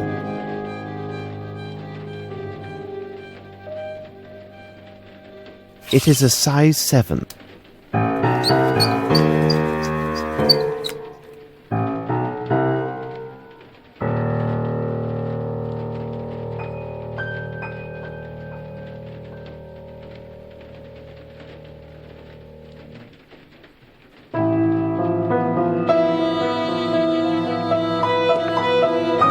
What an odd house.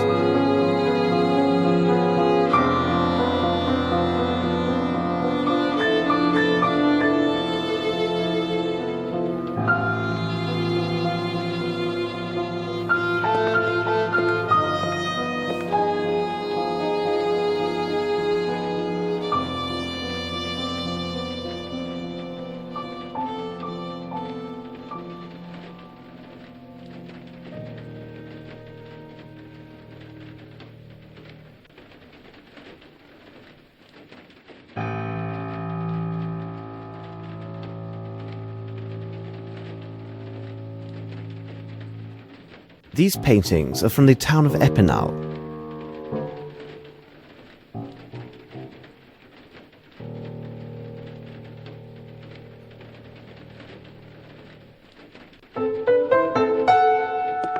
There might be another drawing hidden among these pictures. Let's examine them carefully.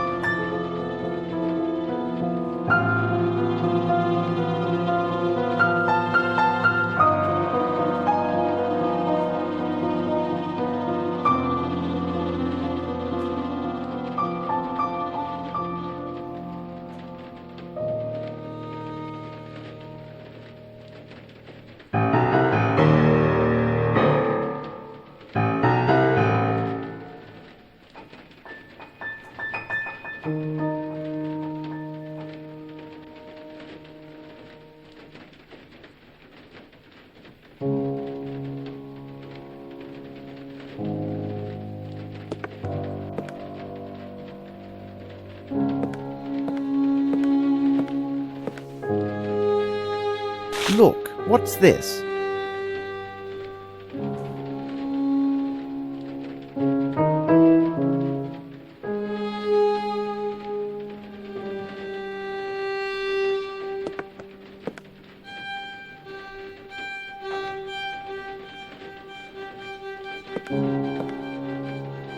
These books warrant a closer look.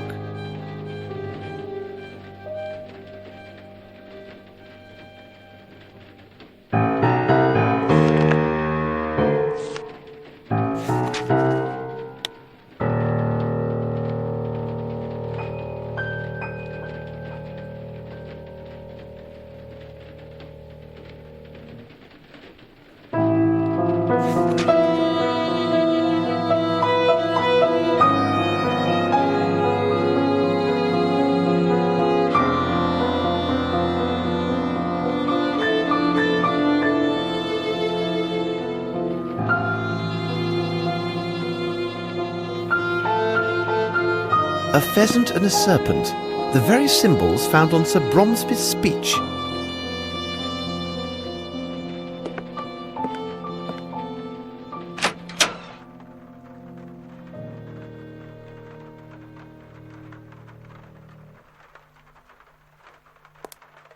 I need something.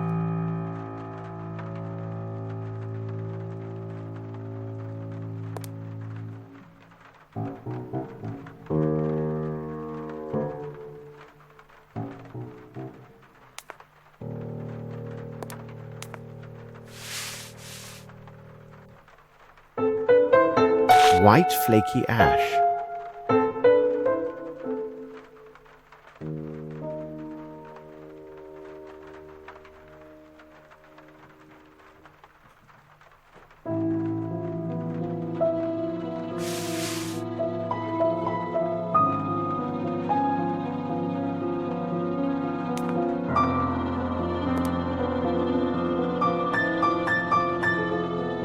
Gin!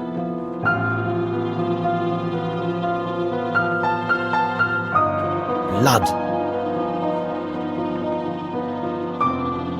Blood.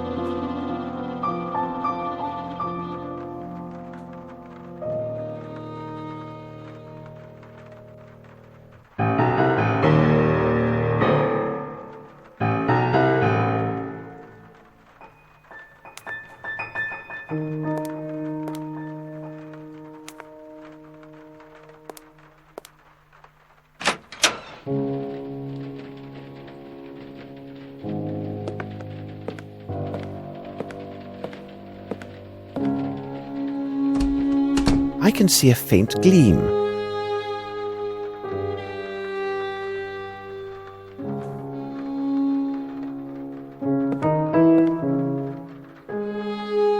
Ah, now I see better.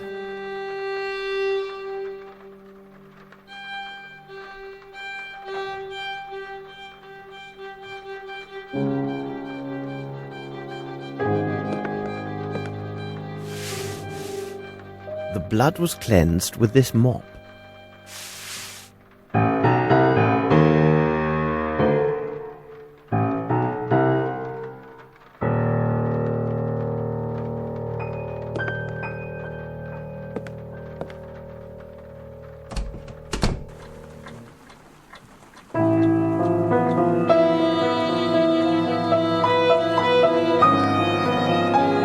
An automatic shoe brush. An inventor, this Fowler is.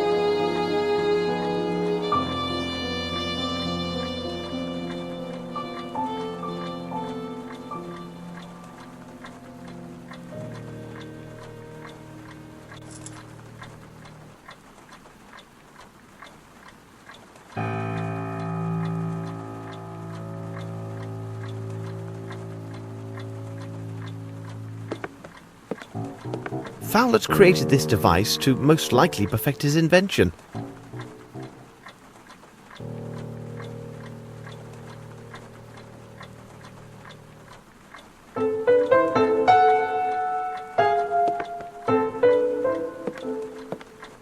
Very interesting.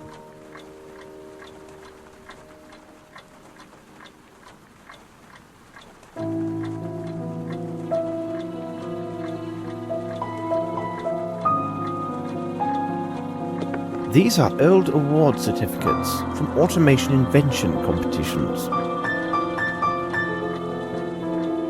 These certificates come from different places.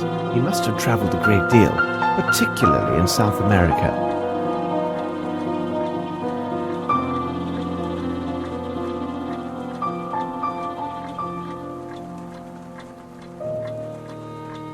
I need something.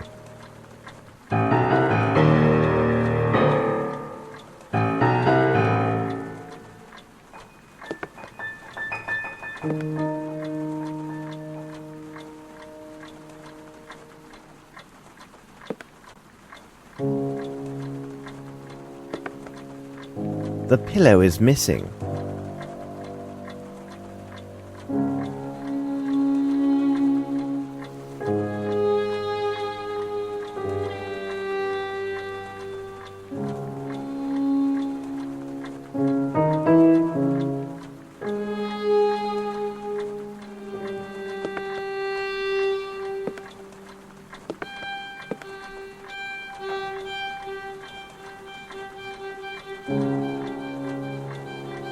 Greasy substance. Very interesting.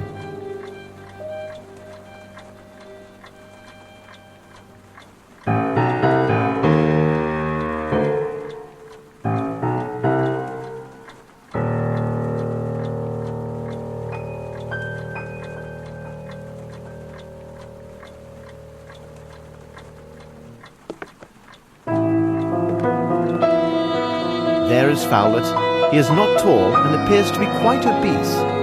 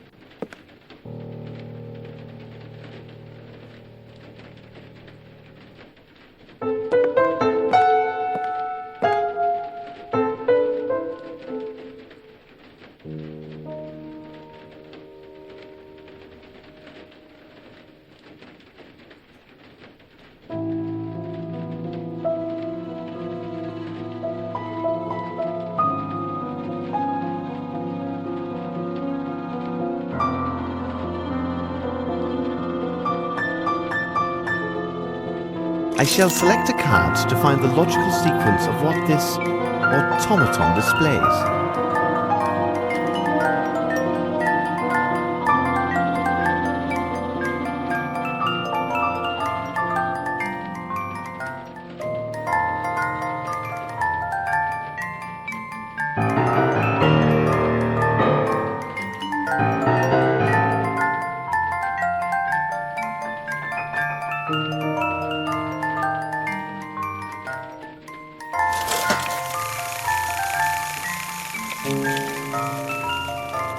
What card do you play?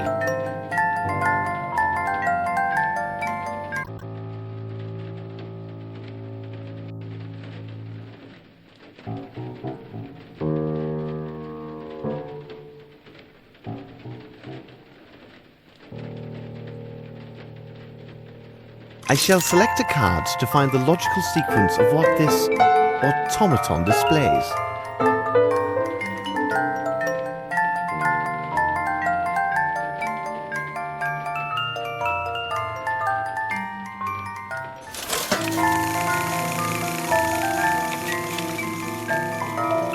What card do you play?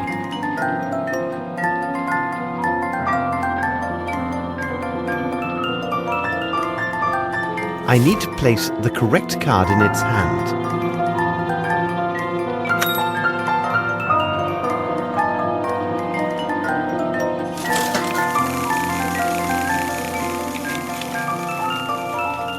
What card do you play?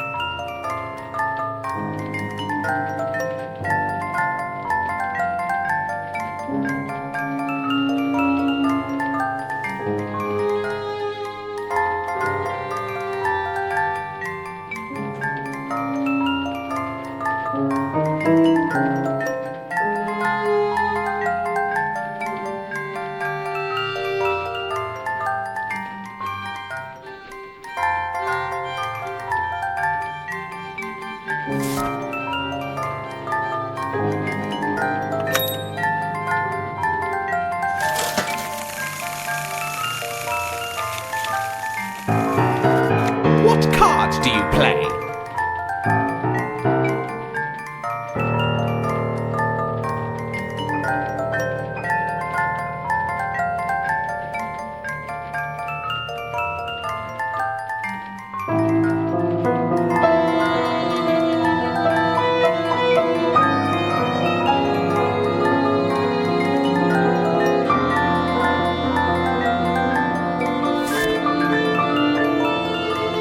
You won.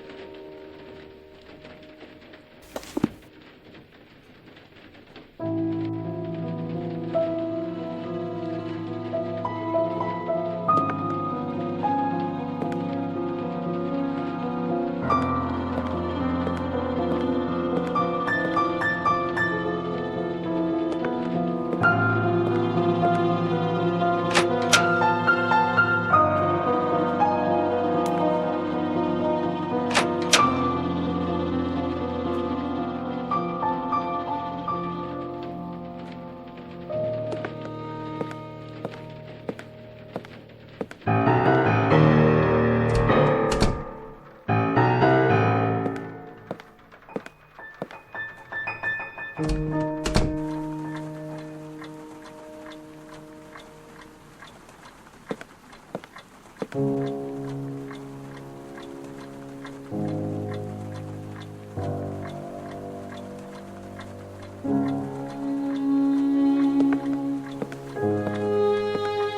animals must enter Noah's Ark in the proper order.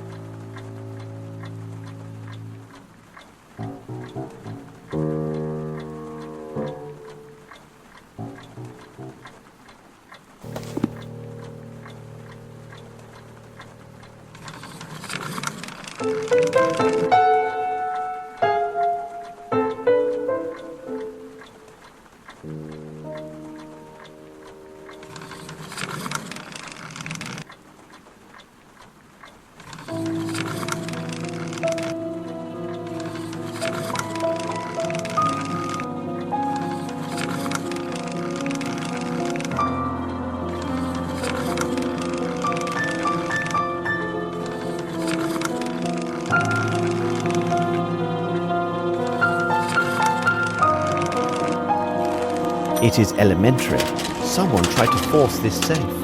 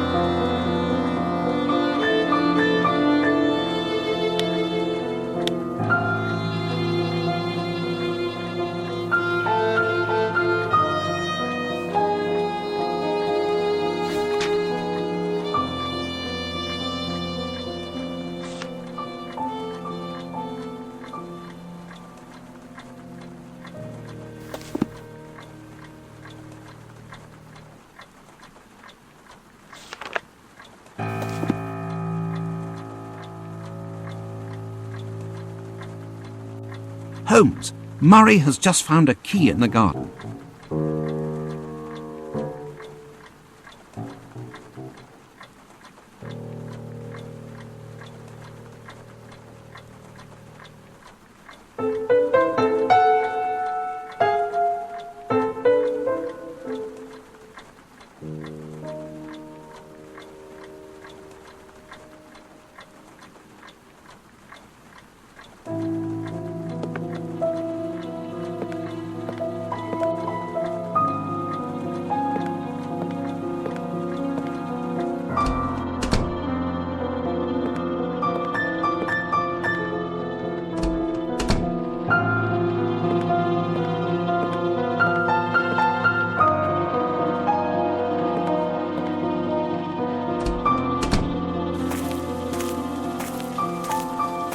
Holmes, Murray has just found a key in the garden. It should be done quickly.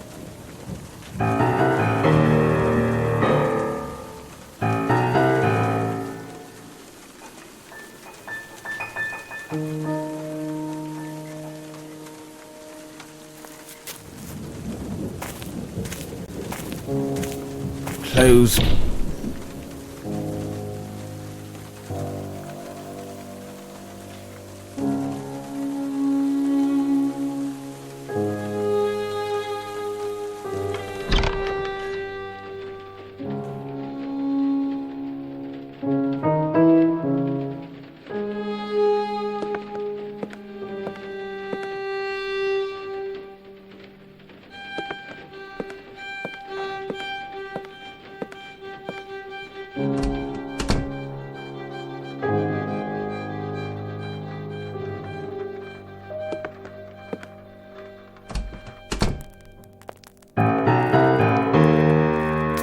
Watson, over here!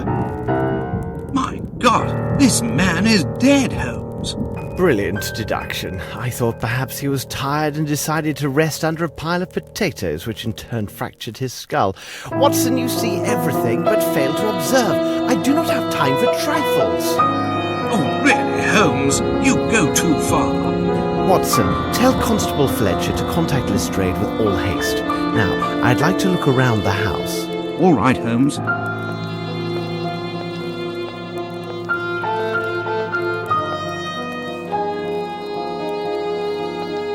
I need something.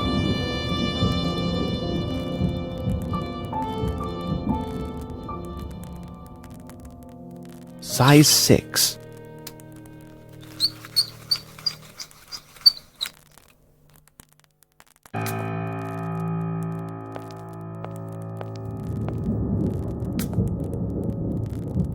I recognize this handwriting.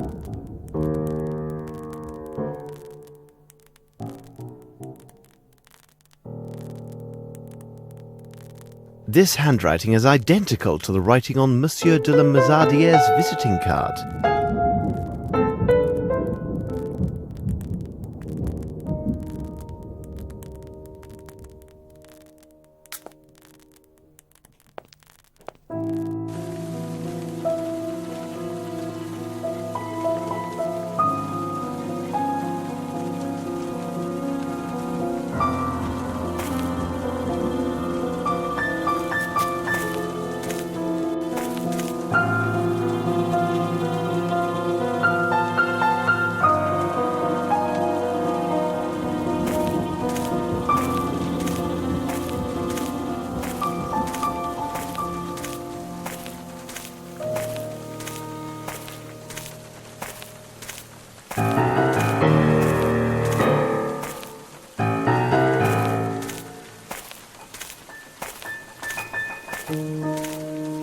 I need something.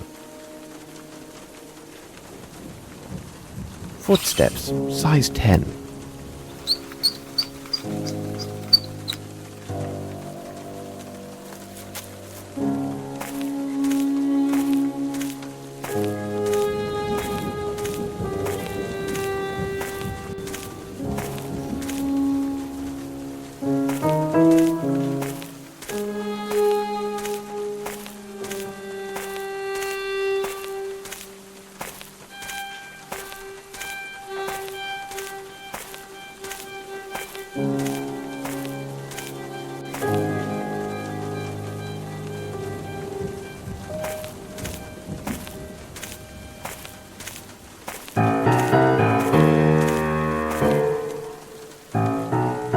The station master assured me he clearly saw Mr. Fowlett board the last train to London.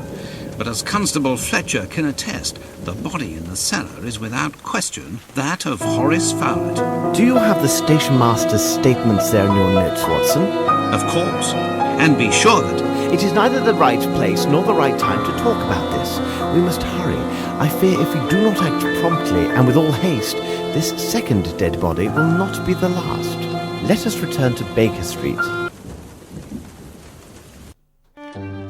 It seems to me that we have gathered all of the key elements, Watson. However, before we retire, let's summarize our findings. The question should be answered yes or no and justified by the evidence or testimony received during the investigation.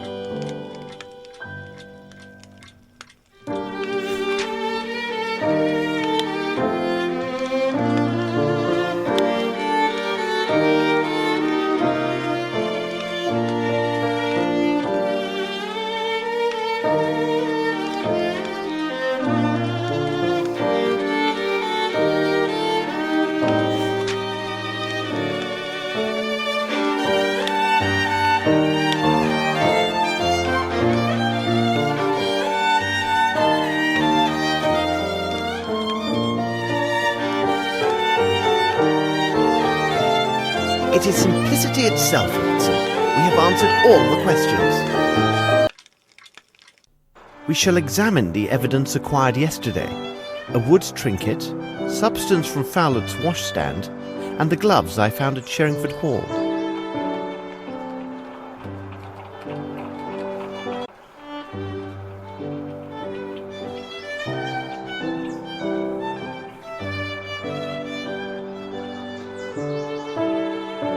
We shall examine the evidence acquired yesterday.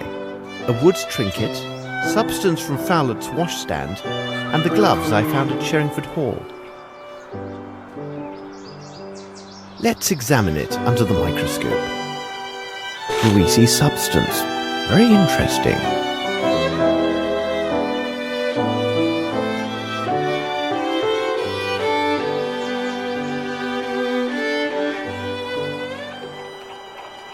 Let me study this more closely.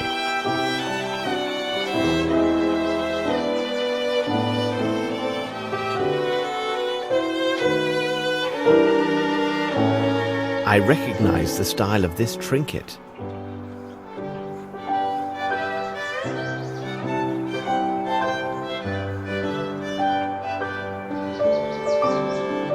A very fine white cotton.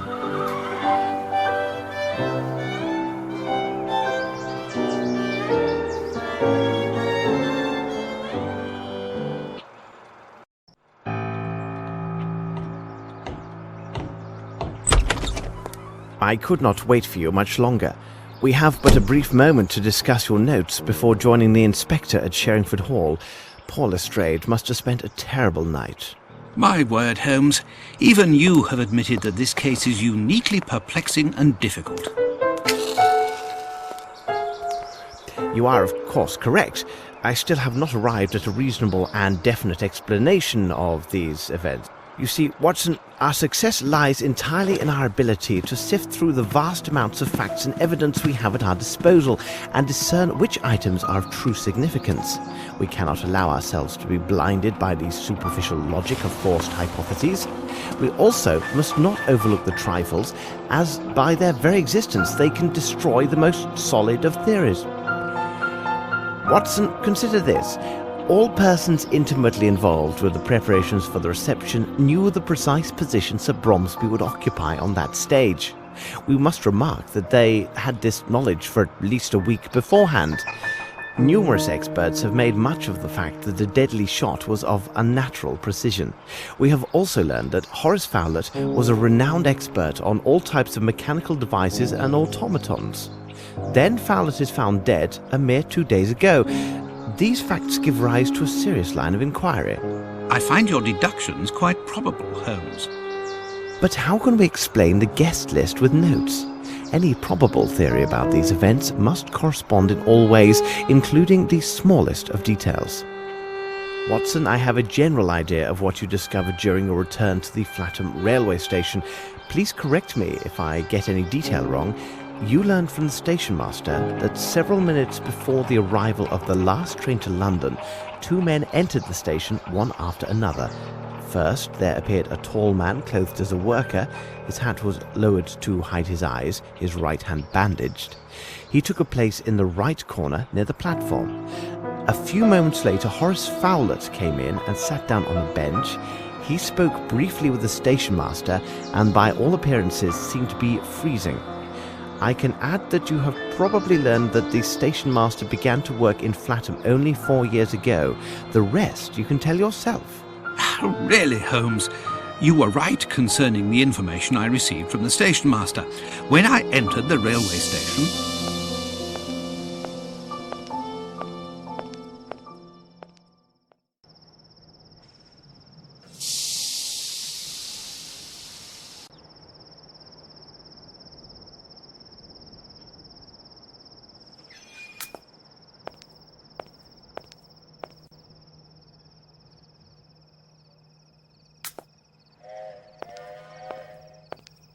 Hello. If you could, I need some information regarding the last scheduled train to the north, specifically the one that ran 2 days ago.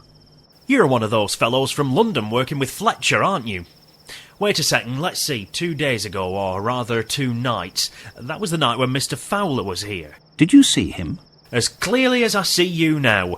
But he didn't seem well, he was all muffled up, and every time he opened his mouth it was to cough. The people from the village say that he's an odd one who's always amusing himself with gewgaws and puppets. Do you see him often? No, I don't know him that well, because he didn't travel very often. I didn't think it was a good opportunity to make his acquaintance, but he wasn't able to say more than a few words without suffering a sudden coughing fit.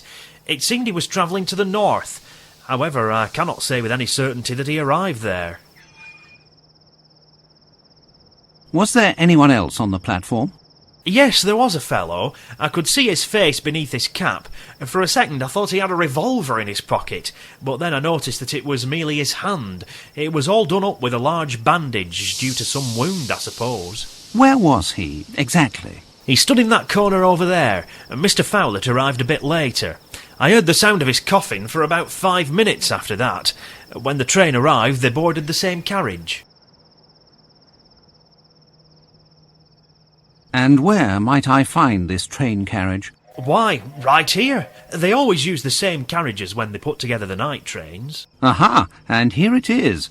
This is most advantageous. If it would be a help, I can hold the train for 1 or 2 minutes at the station, so you might have a look inside. Thank you very much. Well, I must investigate these matters. Until later, sir.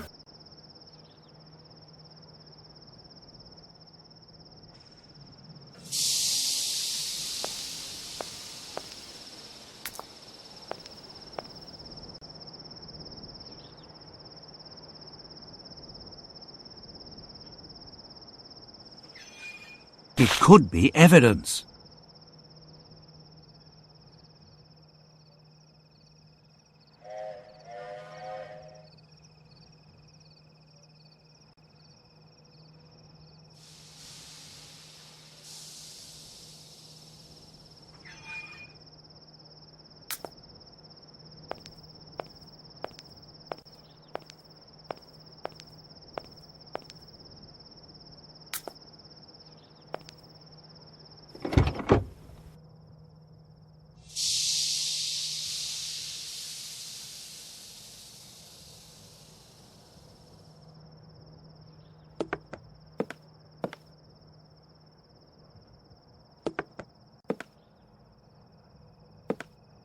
There is nothing of interest here.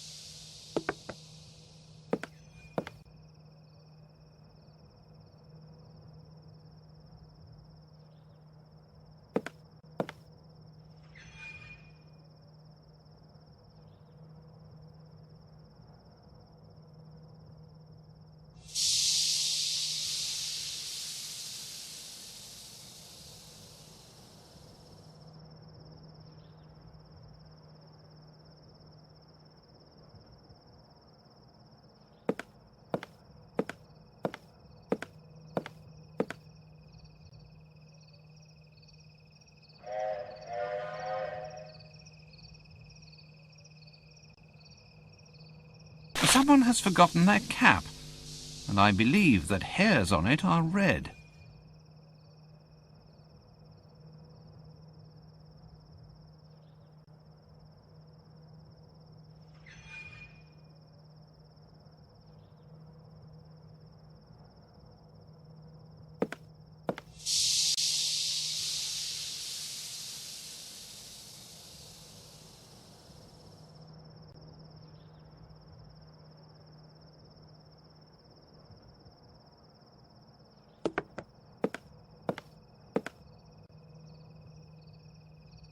Another white feather? Is someone travelling with chickens?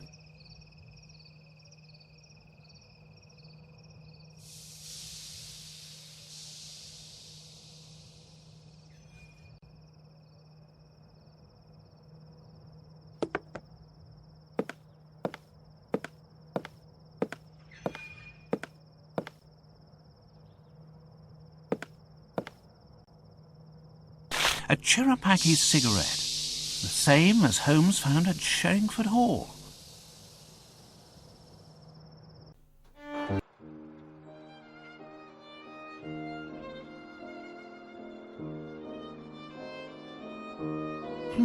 A red hair. This is splendid, Watson.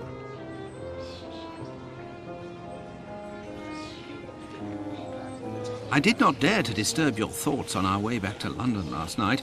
I had quite forgotten about this hat.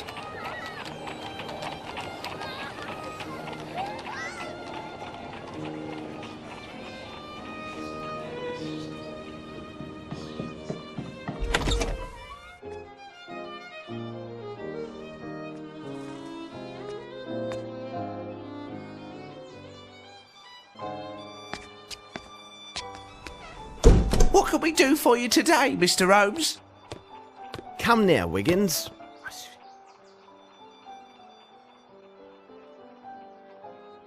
Mind you look sharp. There'll be an extra guinea for the lad that finds him. Goodbye. We must leave now, Watson. Let us return to Sherringford Hall.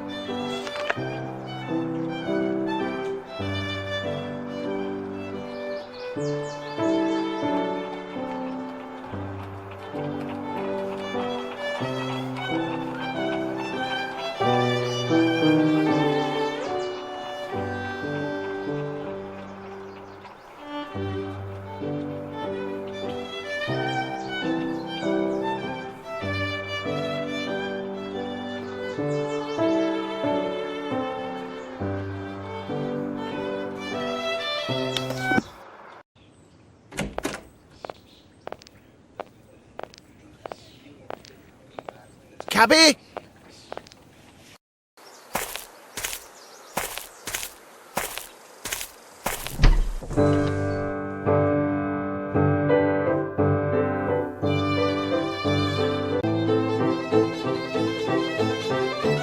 My respects, madam. It would seem that you have received good news. Oh, it's Miss Bromsby and her admirer, Lieutenant Harrington. It is wonderful to see love bloom despite such tragic circumstances.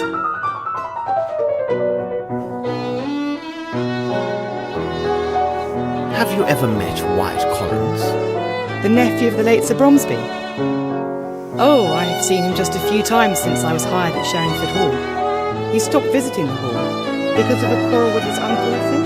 How would you describe him? He was a very tall and slender young man, with a bright red hair. He's not well mannered.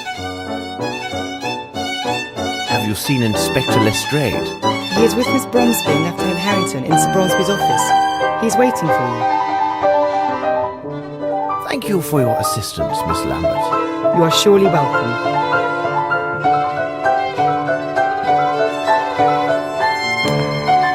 Hello. You seem to be in a fine mood. Oh, yes, because I am sure that Miss Bromsby and Lieutenant Harrington will make a splendid couple. He's very handsome and rich.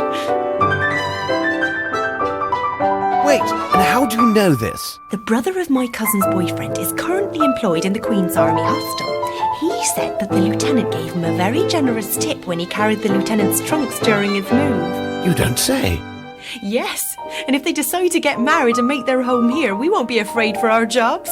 And considering their youth, the family wouldn't stop growing anytime soon. I used to be a nurse, you know. Well, I must leave you now. Please say hello for me to your doctor friend.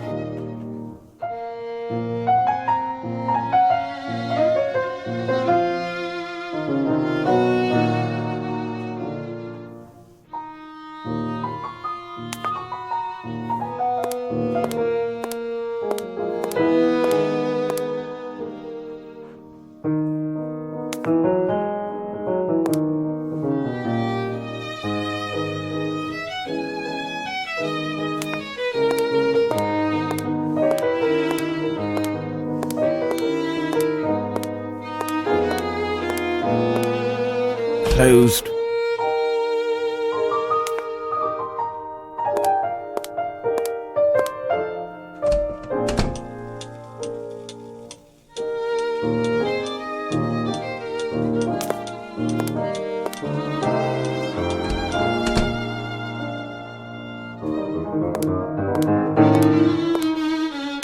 Hello, Mary. Hello, sir. Tell me, Mary, do you remember Wyatt Collins? Oh, he's a black sheep, that one is. He had a bad habit of stealing from the wine cellar at night. But he was so saucy, he tried to pin it on the staff the next day. Can you imagine that? So you weren't fond of him, on the whole? He spoke ill of everyone. Why, I recall the day our master tossed him howling into the street because a blackguard dared to slander Mr. Grimble. Well, I will see you later, Mary. Goodbye.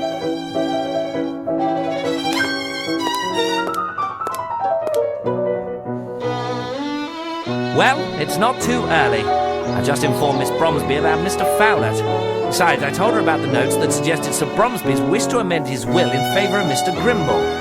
According to our solicitors, this new development does complicate the succession. Let's hope Mr. Bromsby's safe contains an official document which will allow us to see things more clearly. I do hope you've discovered the code, because I did not sleep well last night and I'm in no mood for riddles.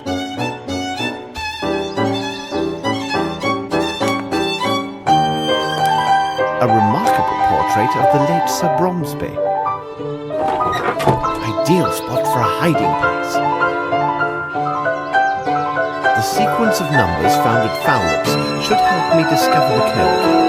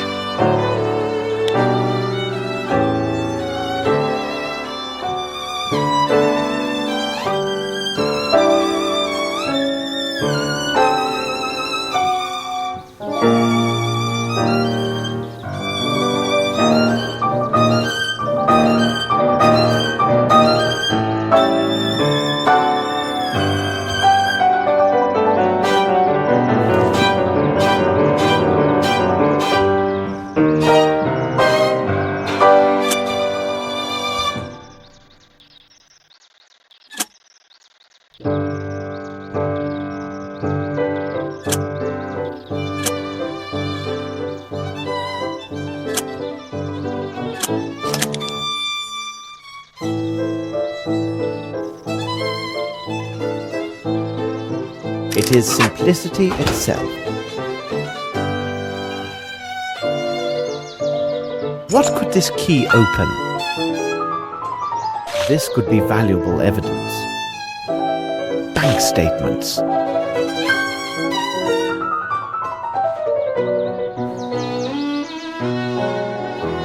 I have no interest in this.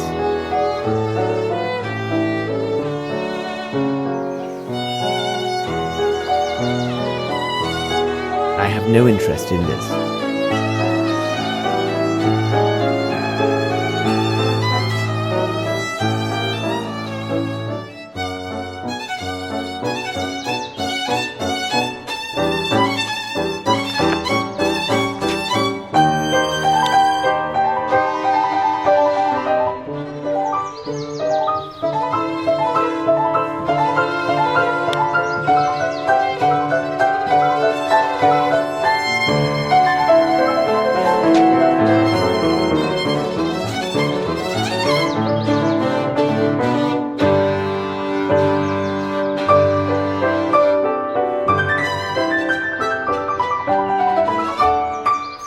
Feeling that I should inspect this Fairfax Theatre. It appears to be Bromsby Enterprises territory now, and Grimble's office should be nearby.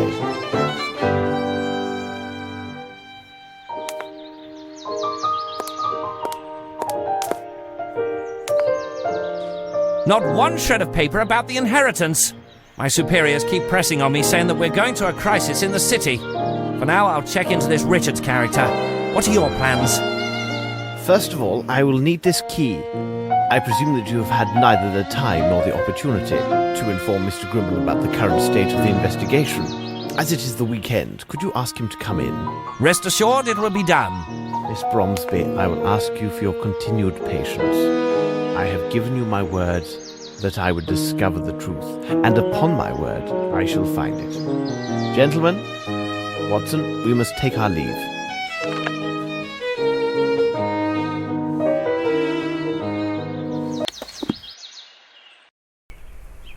But what are we doing at this place? And why did you ask Lestrade to call Herman Grimble to Sherringford Hall? To ensure Grimble would not find us here.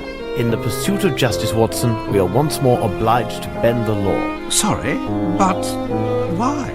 If Scotland Yard can be shown the necessity of searching the offices of Bromsby's cement works, many things may happen. Exactly, Holmes. Now, Watson, we need to find a way into the cement works. Oh, Watson, it seems fortune favours us.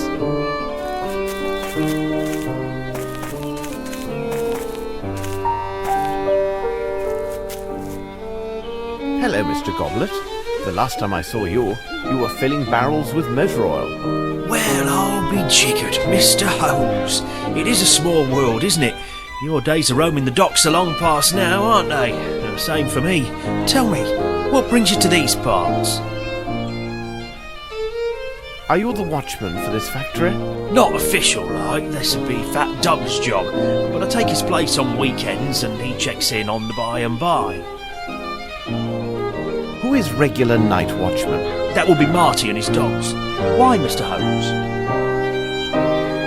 In truth, I am interested in the recent murder of Sir Bromsby. My investigation convinces me that vital evidence may well lie within this place. Say nothing more. Here's the key for the office. It's the building just to the right after the entrance. The building's in the centre of the workers' cloakrooms. I don't think you'll find much to interest you there. Further in the yard, there's the storehouse for raw materials.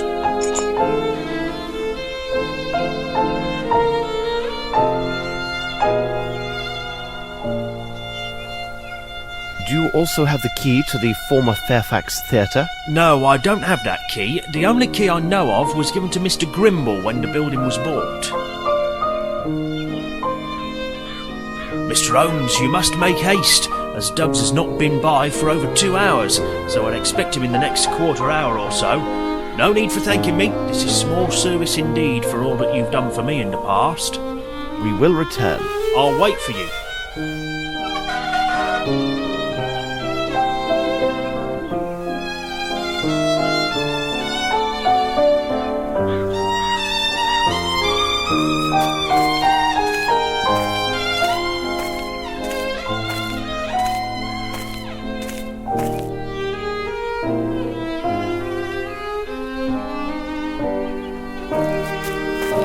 Come, Watson.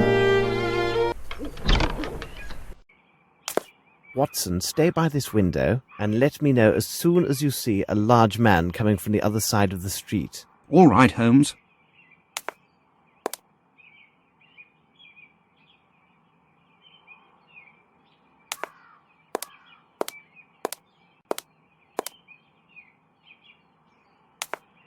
They must have never cleaned here before.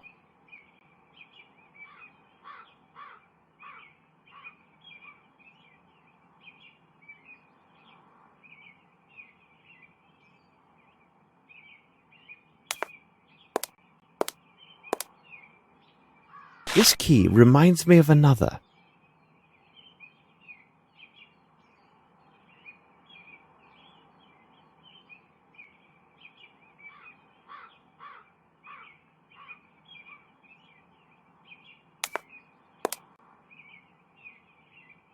Photographs of several completed projects of Bromsby's enterprises.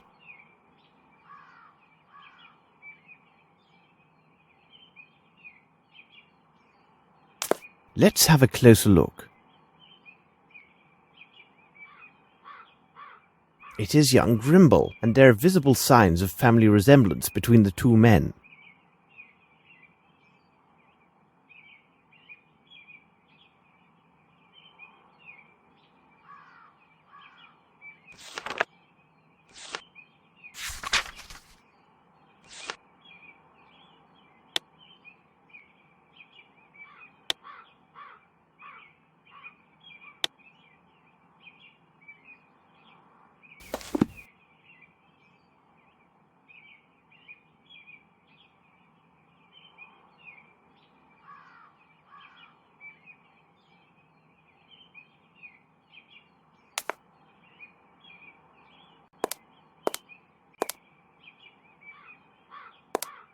What a beautiful model.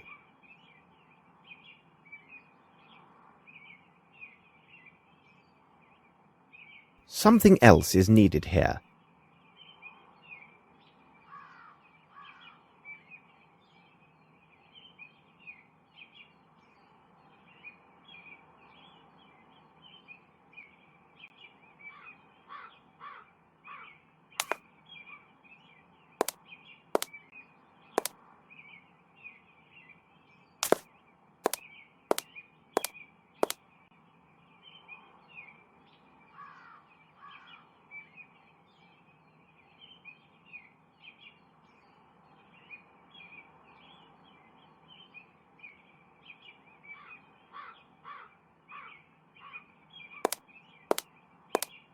Closed.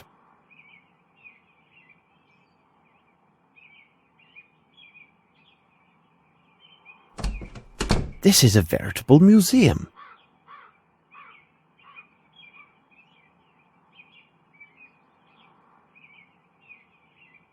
An old souvenir from India.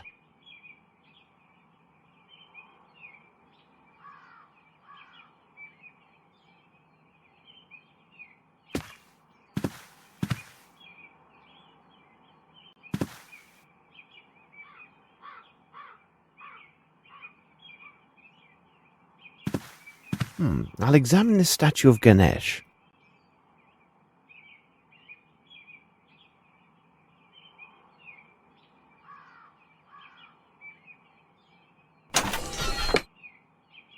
A miniature of Bromsby.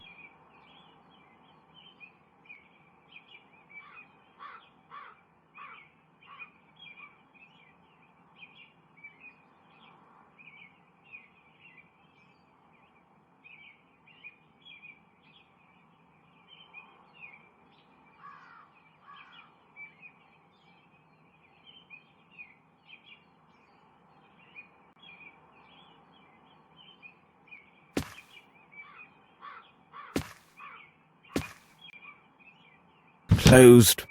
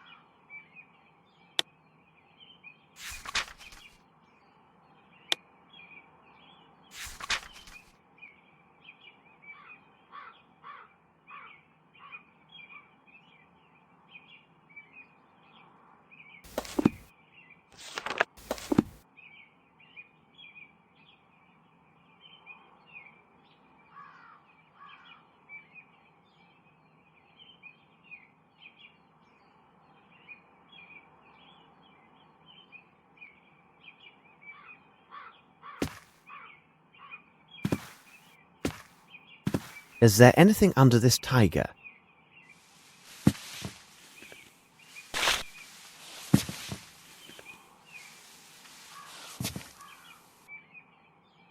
This writing is very hesitant and jittery.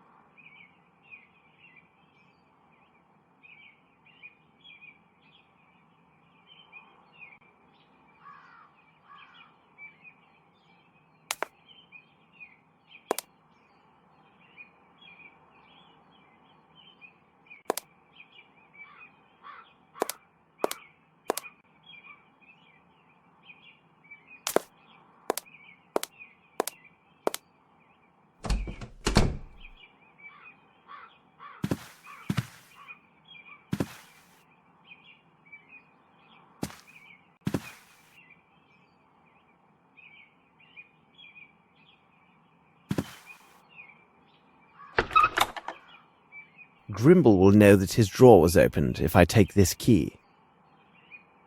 I can't keep these documents.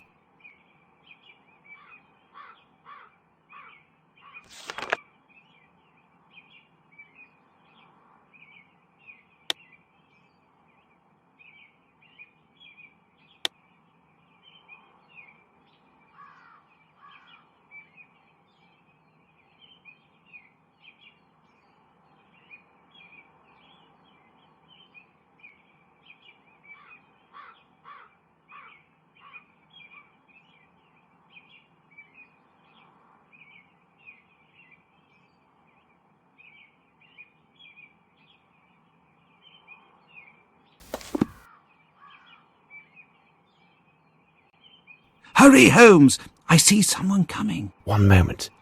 I must take care that everything appears undisturbed. Quickly, let us secure a cab. I must send several messages of great importance.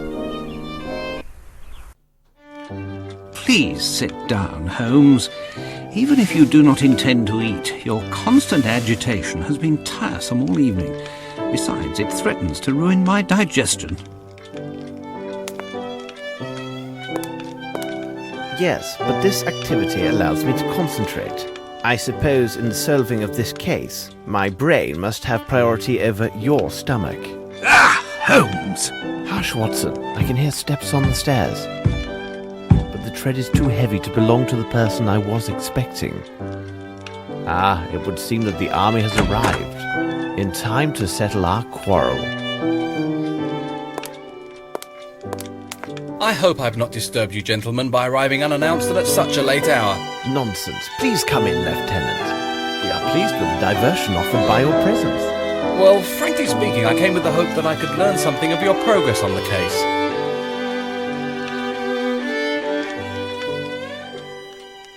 But you must tell me first, what is your interest in this case? Oh, I see. Well, you must understand that, well, to speak plainly, Mr. Holmes, here is my position. I had not set foot on British soil for quite some time until now. A few short days ago, I saw an angel. It was Miss Lavinia, whom I then dared fall in love with. There it is, and I'm not afraid to say it. My good man, your meaning escapes me. Several moments later, her father lies dead, and she is considered the main suspect in this affair. But I tell you, this is impossible, because I could not and dared not take my eyes off of her. So what is your concern? It seems my unguarded and devoted attentions towards Miss Bromsby during her troubled days have left no doubt as to my true feeling for her. Inspector Lestrade has intimated that the court may consider my testimony to be tainted by my affections, thus my evidence disregarded. What is worse, I could even be accused of giving false evidence. Ah, that is horrible. We will take every effort to avoid it. Mind yourself! What do you want of me? That is why I have come to see you, Mr. Holmes. If I must seem to abandon her to save her honour and her life, then I will leave. Even if it means the absolute destruction of our happiness. But you, Mr. Holmes, could you intervene so that I will not be brought to this terrible choice? I will be eternally in your debt. Naturally, you must not lose hope, young man. Am I not right, Holmes? Anything is possible, Watson. Your hope is based on an assurance, which, in good faith, I cannot give, my dear Lieutenant. However, I can give you this advice. Abandoning Miss Bromsby will do her case no good, even if her appearance in the dock proves unavoidable. Well, goodbye, Lieutenant. I will heed your advice, Mr. Holmes. Wait, I will see you to the door.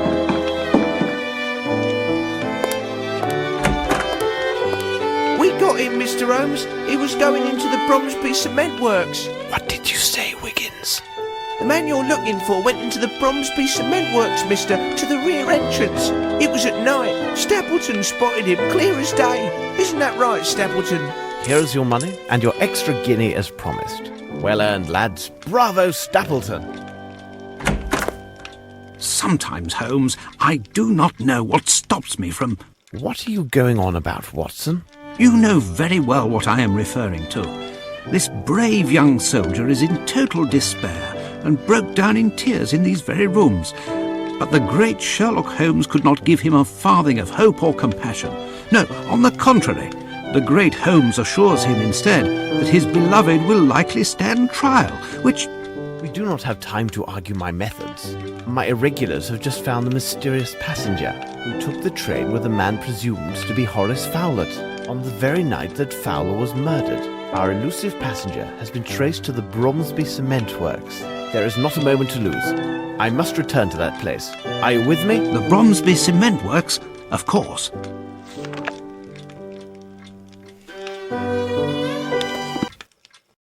According to Mr. Goblet, the cement factory will be guarded by a pair of dogs. We need to be very discreet.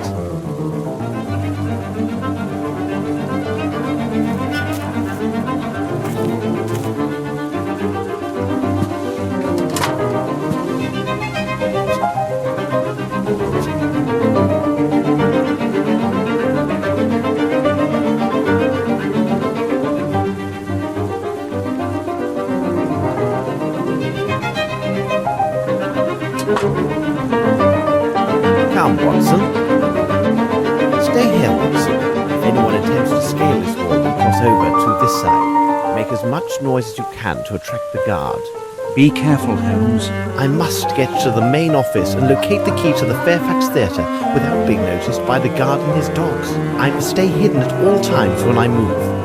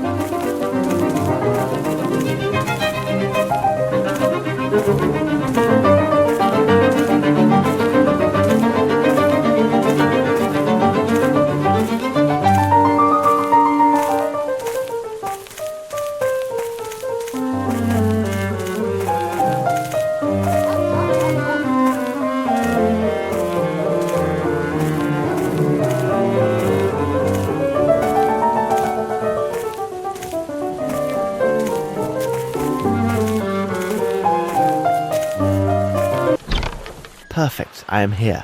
I believe I shall find the key in this office. I must repeat all the steps I took before to get the Fairfax Theatre key in Grimble's desk.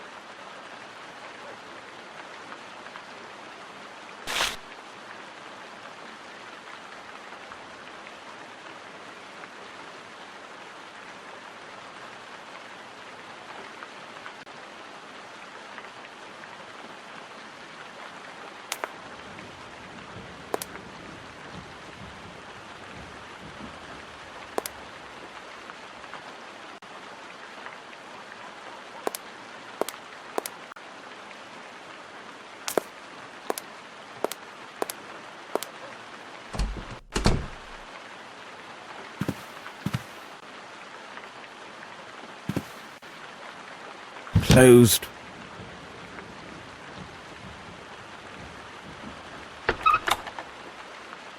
Observe. Grimble must have been here.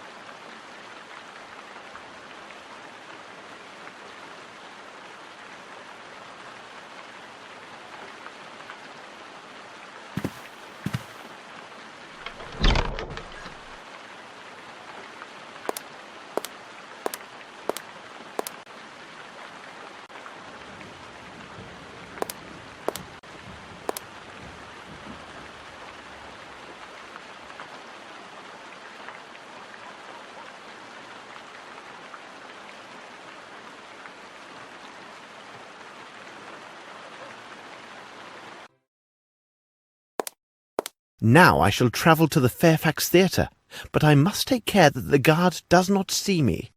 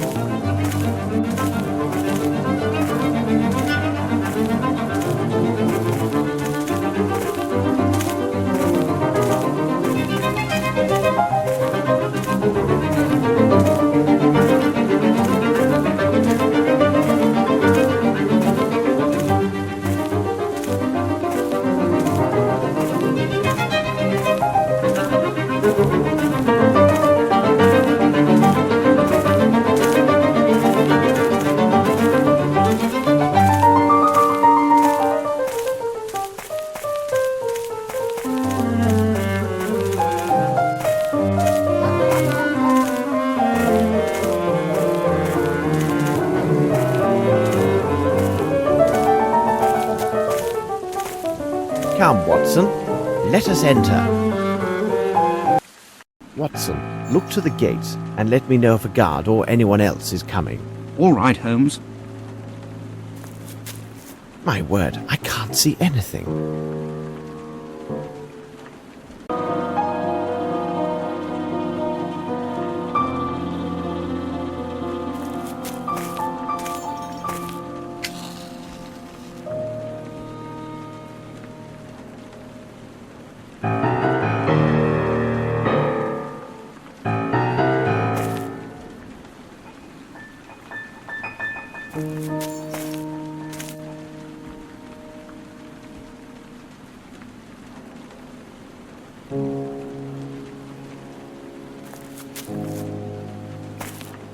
I need something.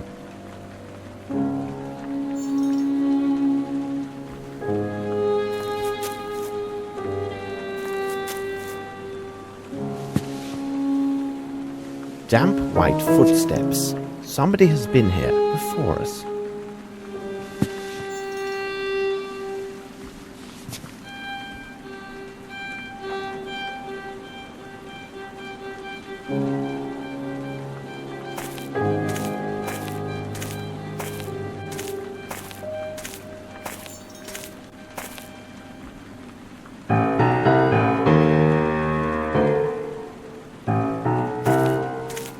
This lock is very old. I think I may be able to force it.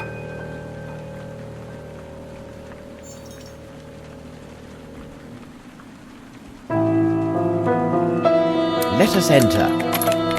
I must light the lamp. I can't see a thing.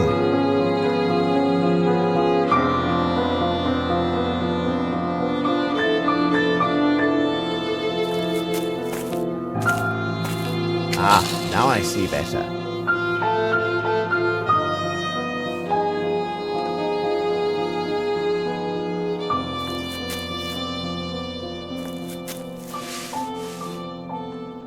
Traces of blood and hair.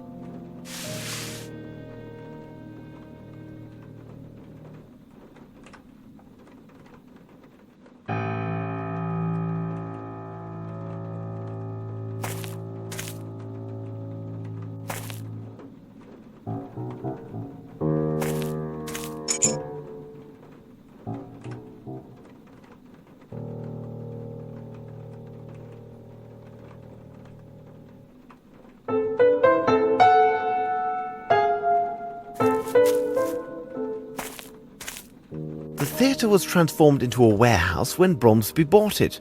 Few traces remain from the old days.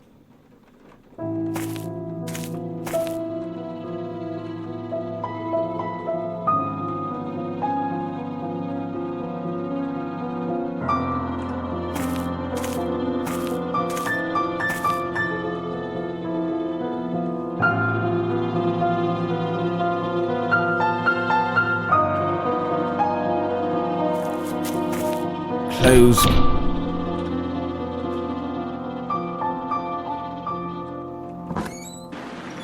This place is rather sinister.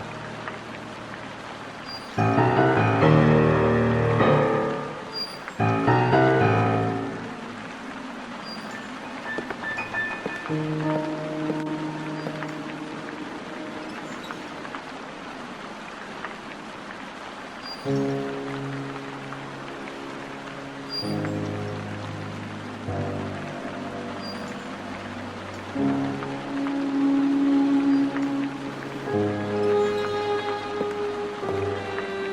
need something.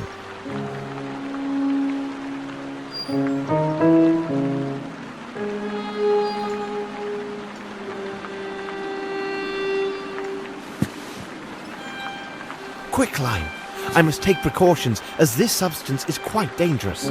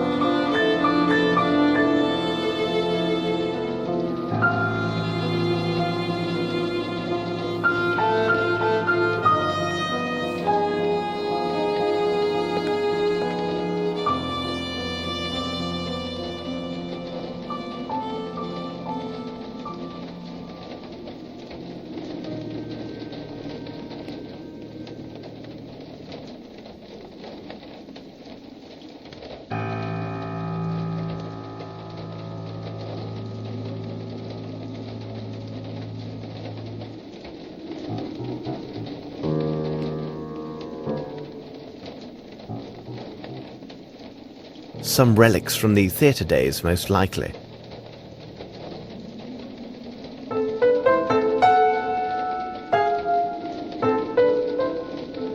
Some relics from the theatre days, most likely.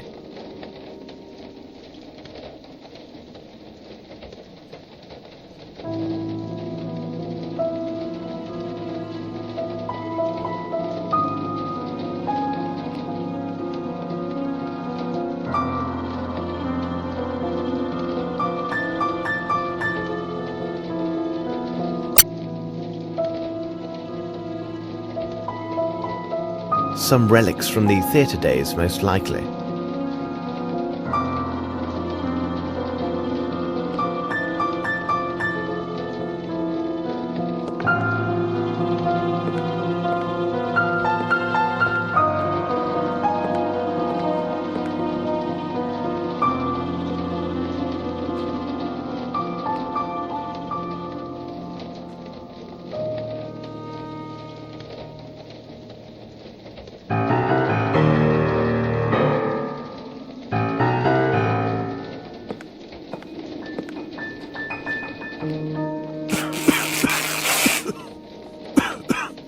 This is quicklime.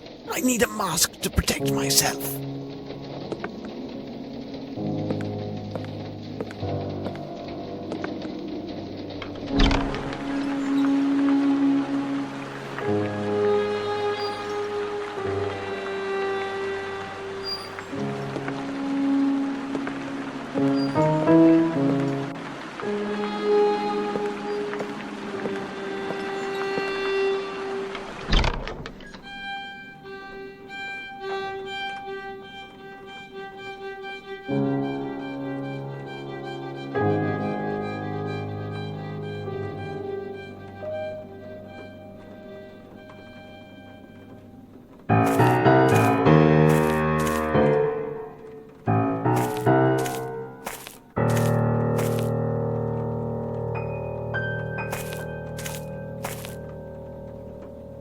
Ah, a clean cloth.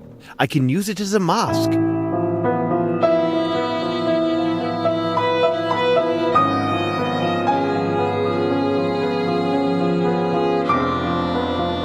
At least with this improvised mask, I can now enter the room with the quicklime.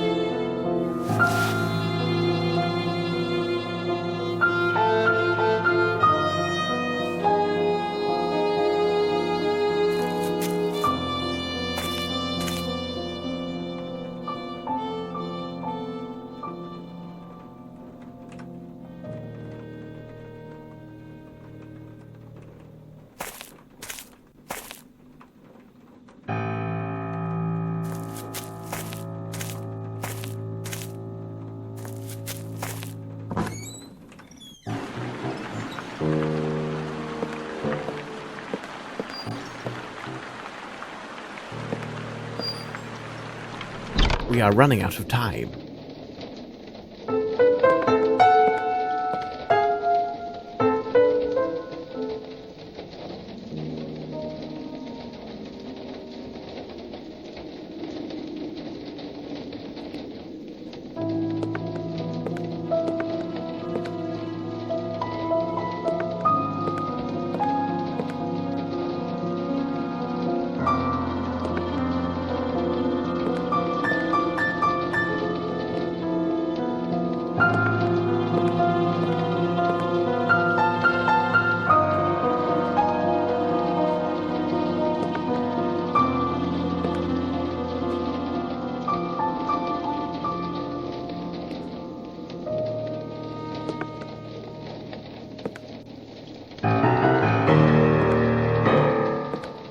I need something to remove the body.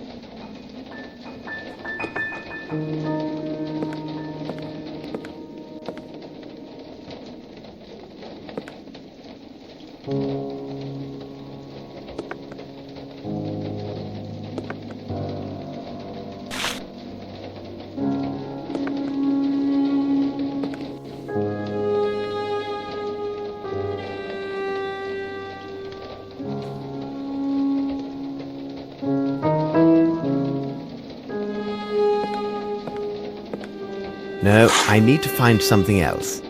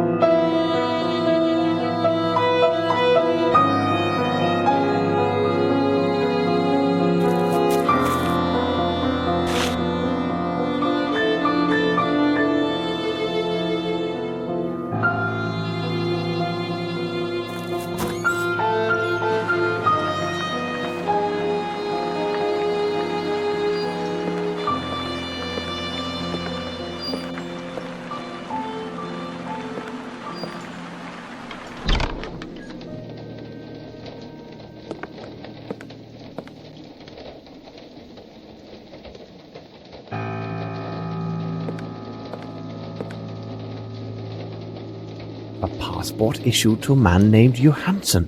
Perfect! A bottle of liqueur from the Richmond Abbey. Watson, over here! Watson, go secure a white cloth around your face. One can be found in the room. When you are prepared, join me. All right, Holmes.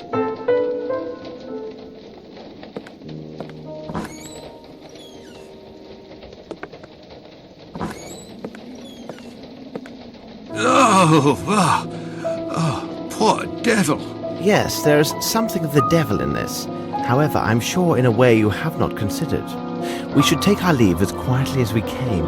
I do hope that Lestrade will follow my instructions to the letter. If we want to keep our advantage in this inquiry, no one can know that we have discovered the body.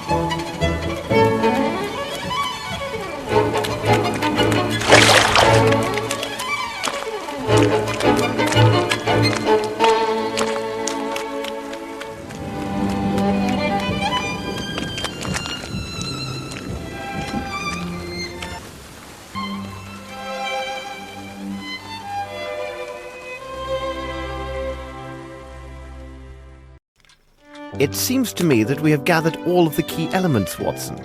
However, before we retire, let's summarize our findings. The questions should be answered yes or no and justified by the evidence or testimony received during the investigation.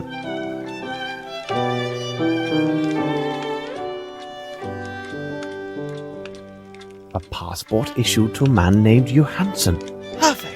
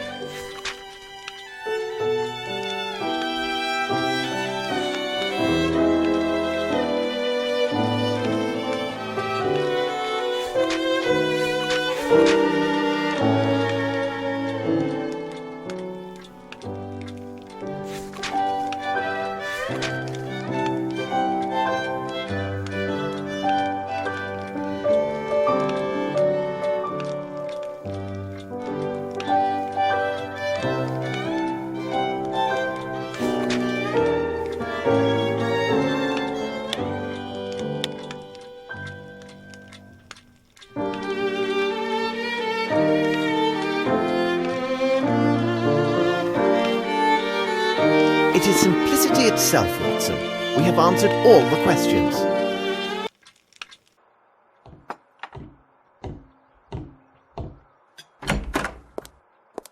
Good morning, Holmes.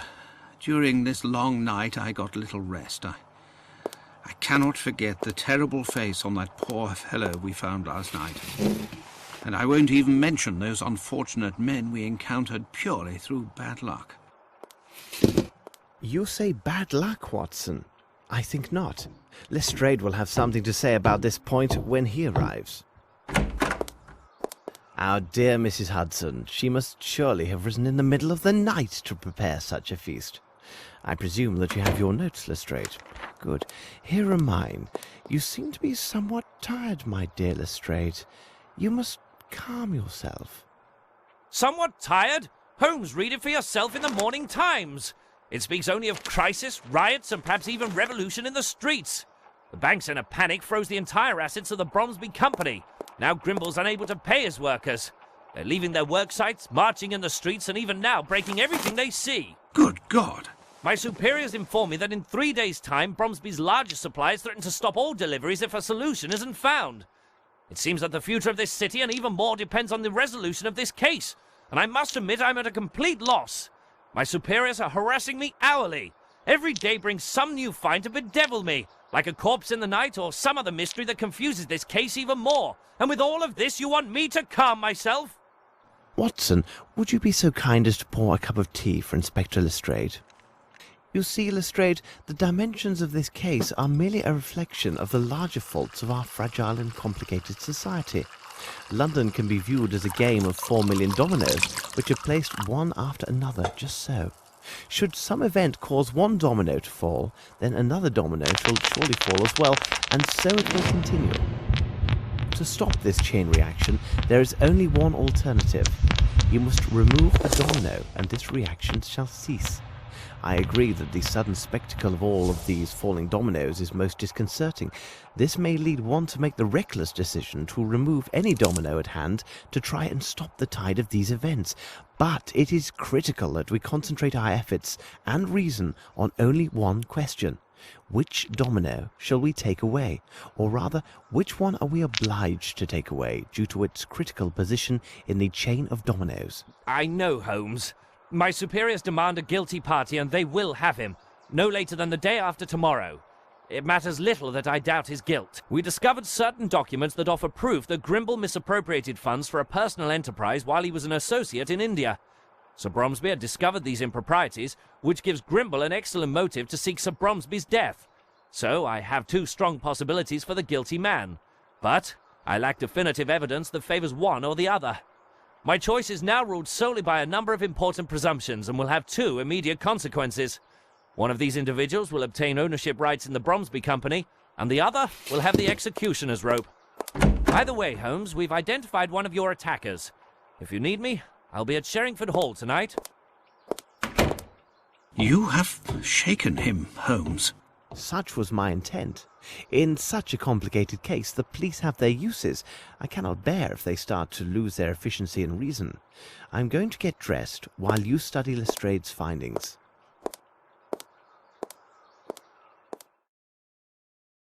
I must read the documents Holmes gave me.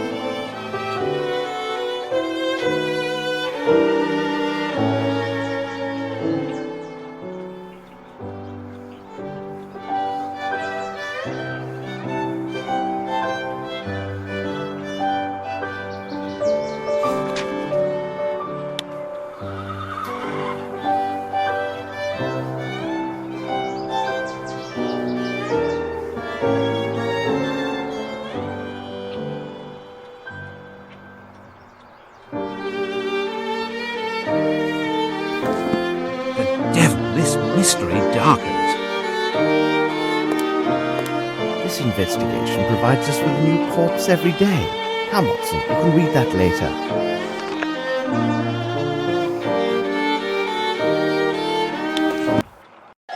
It looks like we are in the midst of the Bromsby workers' demonstration.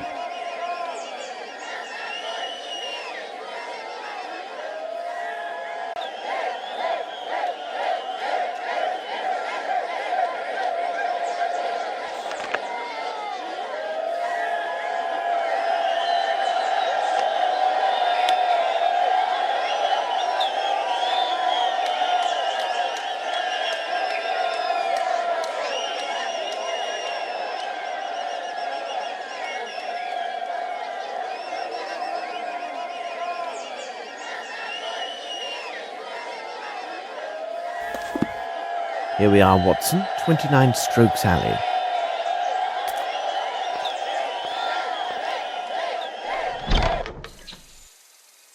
By Jove, if it isn't Sherlock Holmes. Hello, Appleby. You're always nearby when there's a whiff of gunpowder in the air, aren't you? Of course, Mr. Holmes. But what are you doing here? Aren't you working with Inspector Lestrade on the Bromsby investigation?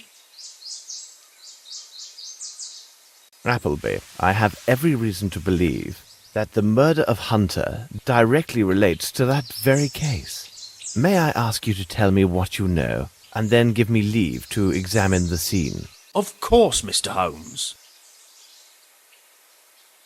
What are the facts? Last night, between 9 and 9:15, a fellow came for me.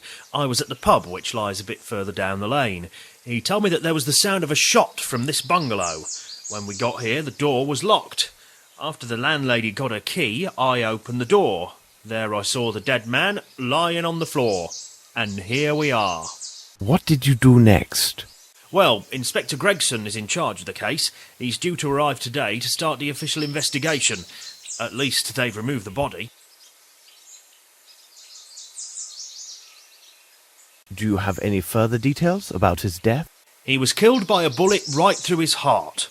There was just one shot. At first glance, it appears to have been a small caliber weapon.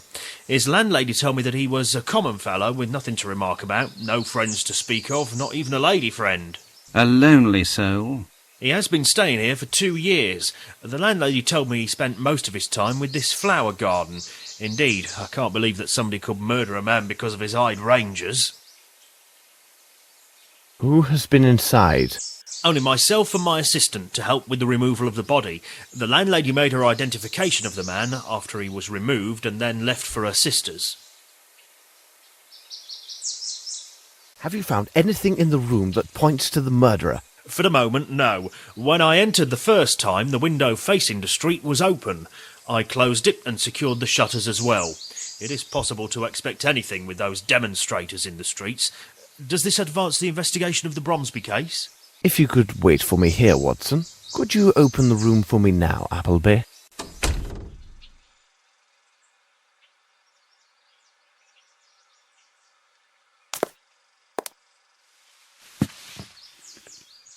It's a trace of human blood.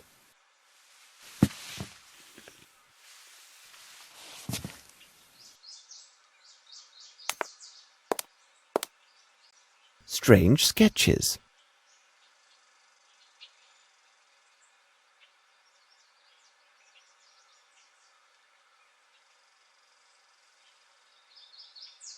This is brand new. This is brand new.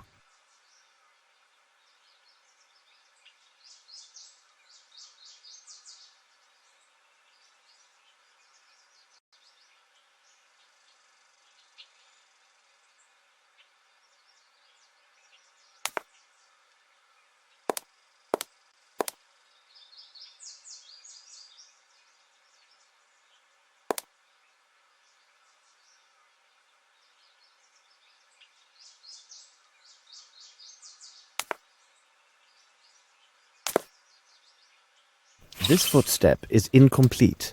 It is larger than a size 8, but smaller than a 12. Someone used this window to leave.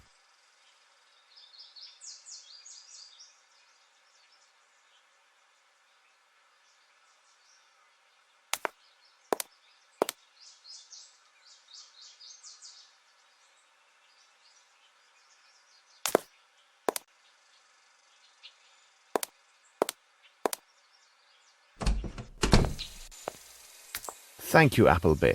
I have learnt nothing conclusive. Tell me, Watson, would you mind strolling in the garden to wait for Gregson?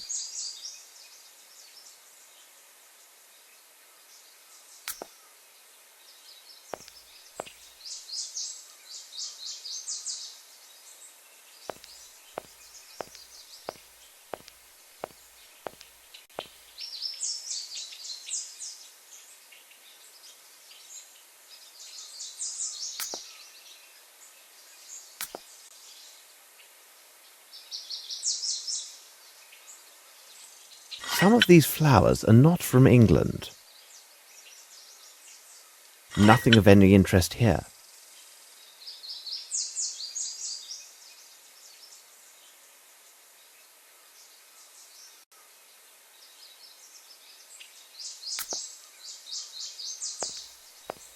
What in the name of reason are you looking for, Holmes? What a curious small flower.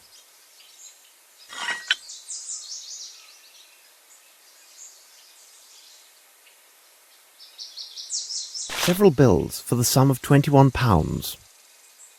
Watson, we need to secure the item that was pawned under this ticket with all due haste. Could you take care of it? We shall meet this evening at Sherringford Hall. All right, Holmes.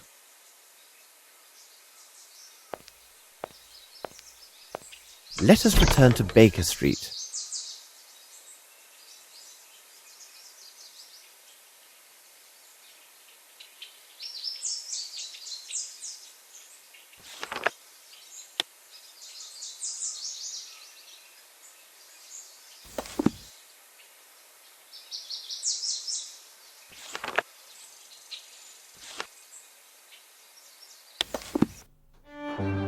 We must learn the identity of the dead man discovered in the cement factory. Let's examine his belongings. A bottle of liqueur from the Richmond Abbey. I must have a book that speaks about this abbey.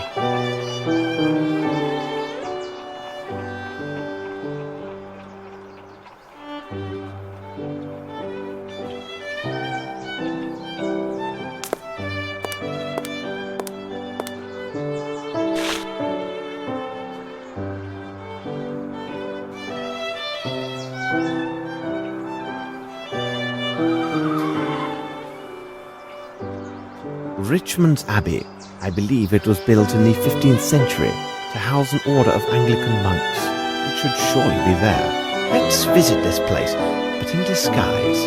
Let's see if this place is located on the map.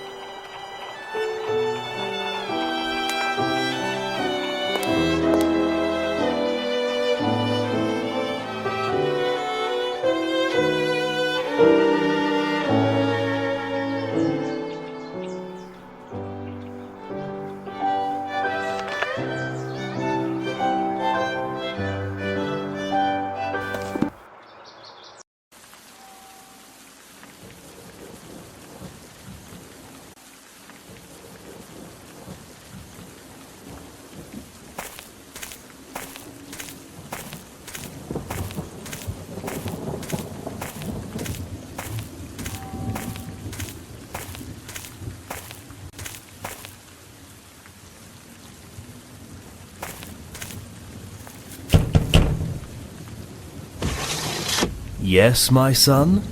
I am sorry to disturb you, brother, but, well, you see, I have a matter of great importance which led me here, and I am certain that you may be of help.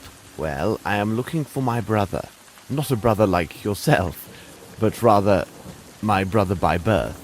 He might have joined the order, but I think it is unlikely. You see, he has not always chosen the right path in life. I recently learned that he had had some troubles, and I have been frantic to find him. One of his acquaintances told me that my brother had spoken of Richmond's Abbey. My brother's name is James Little. Perhaps you know of him? If I ask you some questions, would it trouble you? It would at the least help me to learn whether he is here. He is unaware, but recently we received a small inheritance. I think if he were told of this, it would ease his mind and help him put these troubles behind him. This forest is most impressive. It is very large. If someone were to hide in there, it would be most difficult to find them. The Abbey produces a fine liquor, doesn't it? Yes, we distill a liquor that contains medicinal herbs. It does allow us a small income, but it also can attract certain rascals. That's why we are mindful of inquisitive strangers. Have there been any burglaries? Oh, we do get the occasional tramp. They sometimes seek shelter in the old ruins that lie in the midst of the forest. They have been known to trespass into our sacred cloister, seeking some sustenance. At least, that is always their tale upon discovery. But it is only the liquor that goes missing. Do you know the way to these ruins? Many paths lead there. If you are prepared for a walk, you may take the path that lies 30 meters in that direction. Thank you very much, brother. I would not at all be surprised if my brother is discovered to be the architect of your recent thefts, as he may well be hiding within the forest ruins. Sadly, for some time now, he has suffered from an addiction to strong drink. Please allow me to indemnify these losses on my brother's behalf. I am afraid it will have to come from his share of the inheritance. Goodbye. Good luck, my brother.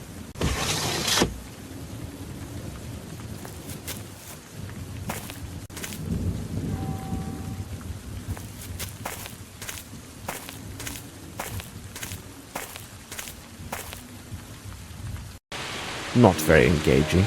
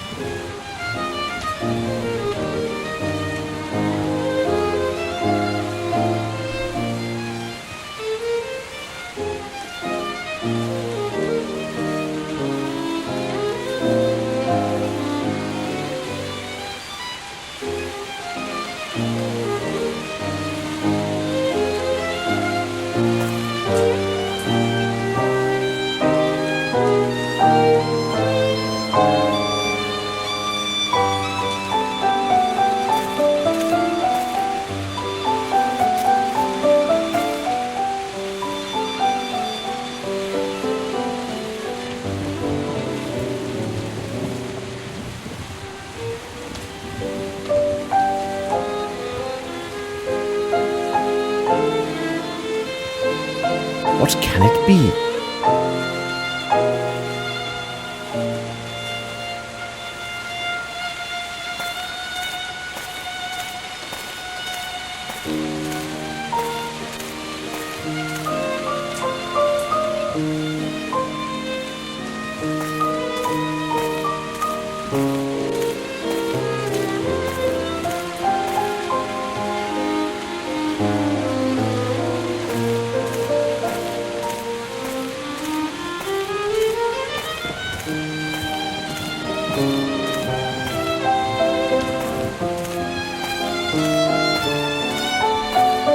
Is it near there?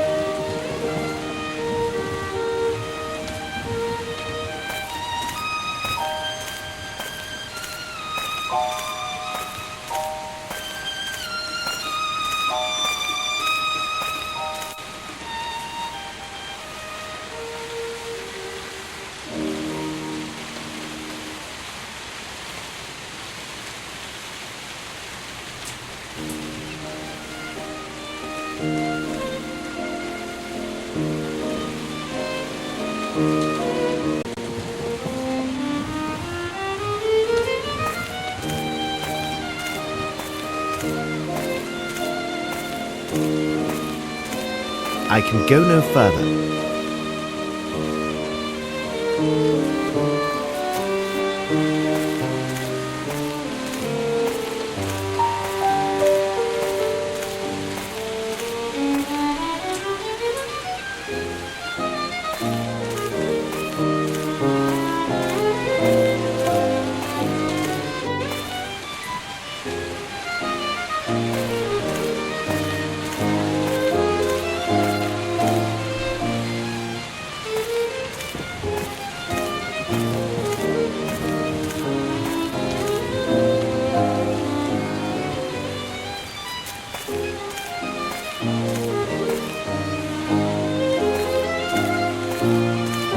I am being watched. Take heed.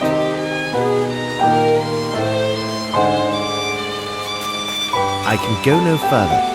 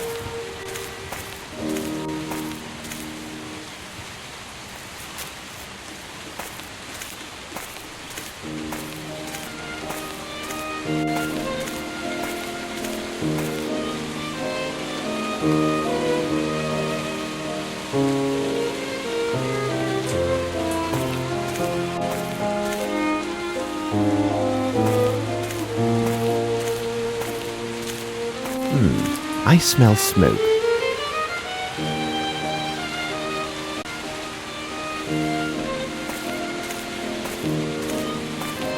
Quick, quick, some water to douse this fire. else we lose precious evidence.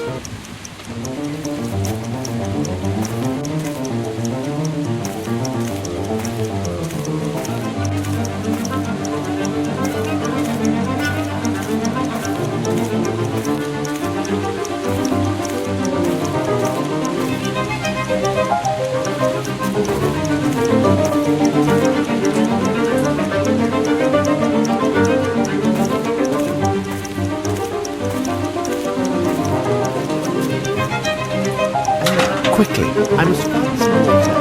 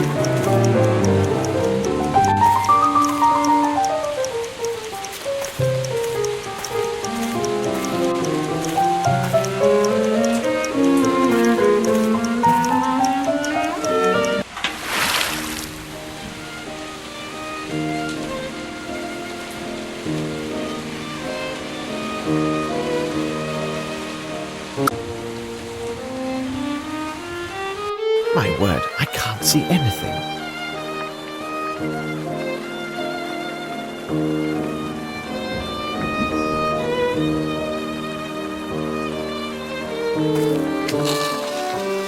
Ah, now I see better.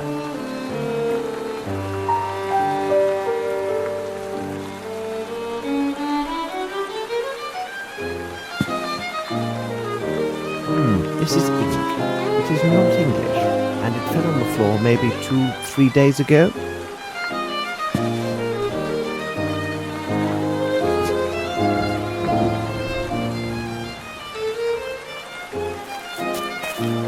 All these papers were gathered and burned. I need to find evidence somewhere else. Someone has slept here.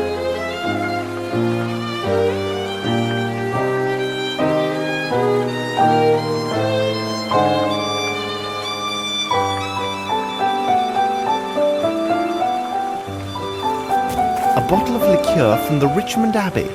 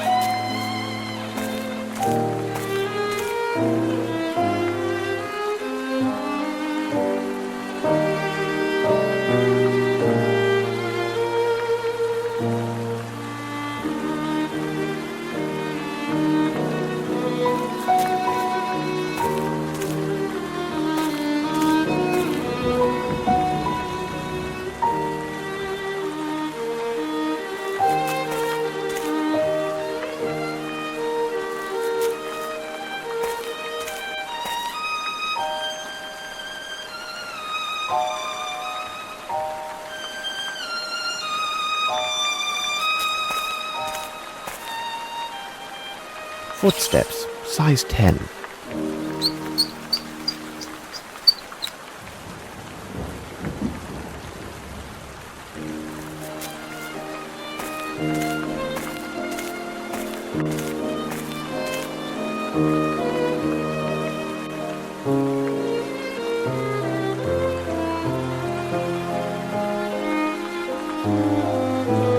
Someone knelt here often. How curious.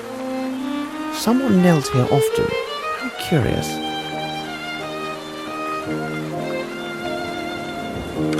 Ah, I was positive. It moves. Very interesting. These letters are faded and illegible. I should leave this forest and join Watson at Sherringford Hall. These letters are faded and illegible.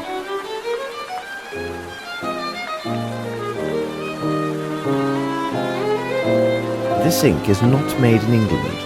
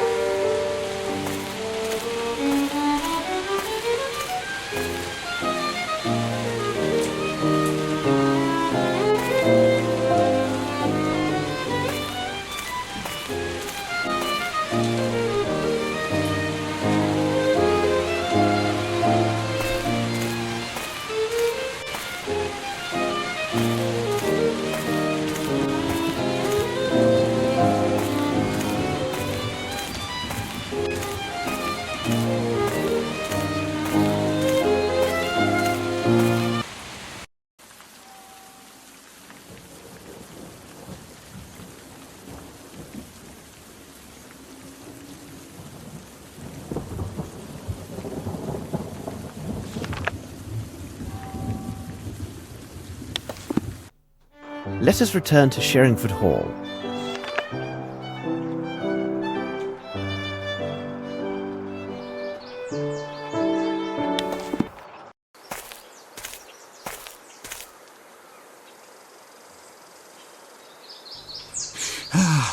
Oh, Dr. Watson, beg pardon for imposing on you, but I must get a message to Inspector Lestrade, and...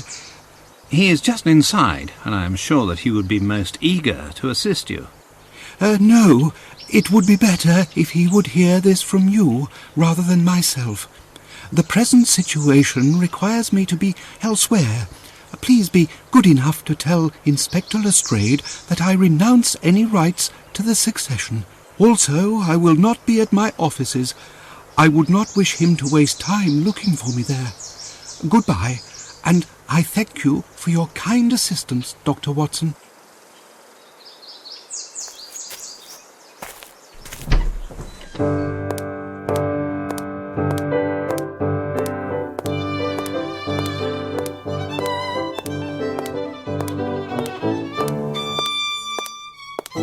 I was upstairs and I could have sworn I just saw that blasted scoundrel Grimble through the window. Yes, you are right.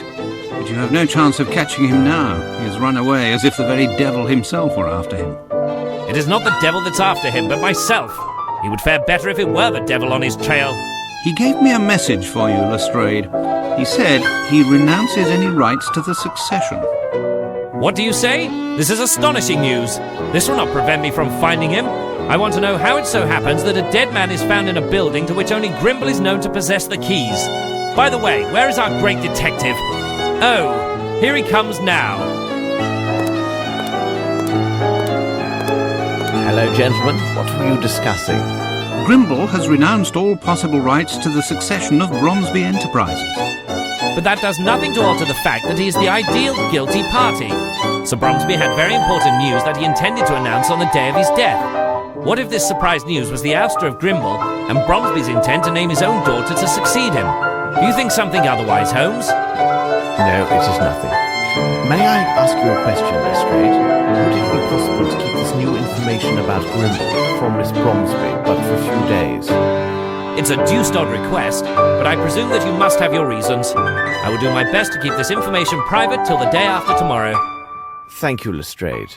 By the way, I would like to speak with Miss Bromsby. Where can I find her? I do believe she's with her faithful knight in her sitting room. This gentleman never, so to speak, leaves her side. If this story spares them any further pain, no doubt they will soon be renowned as the most beautiful couple in London. I am trying not to think about it, but my heart feels heavy that I may have been an instrument of their sorrow.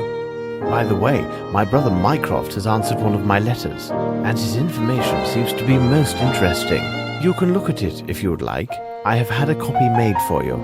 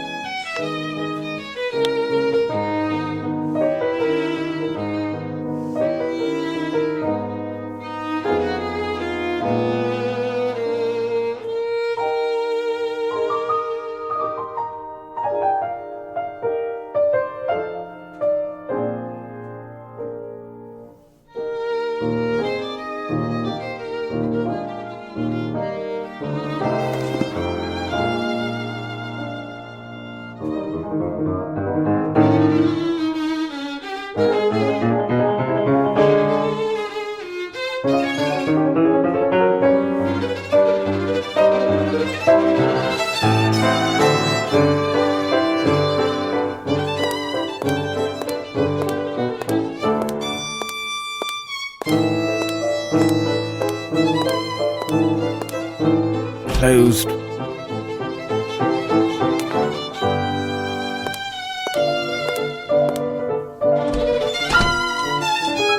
I hear laughter coming from the powder room.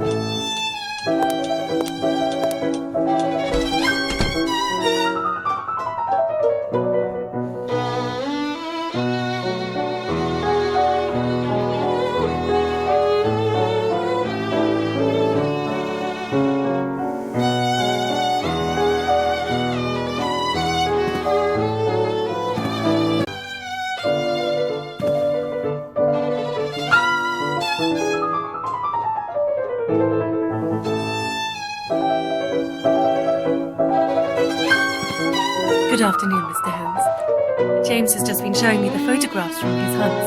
Oh, but I wasn't the only hunter. My respects, Miss Bromsby. Hello, Lieutenant. If I could have a look.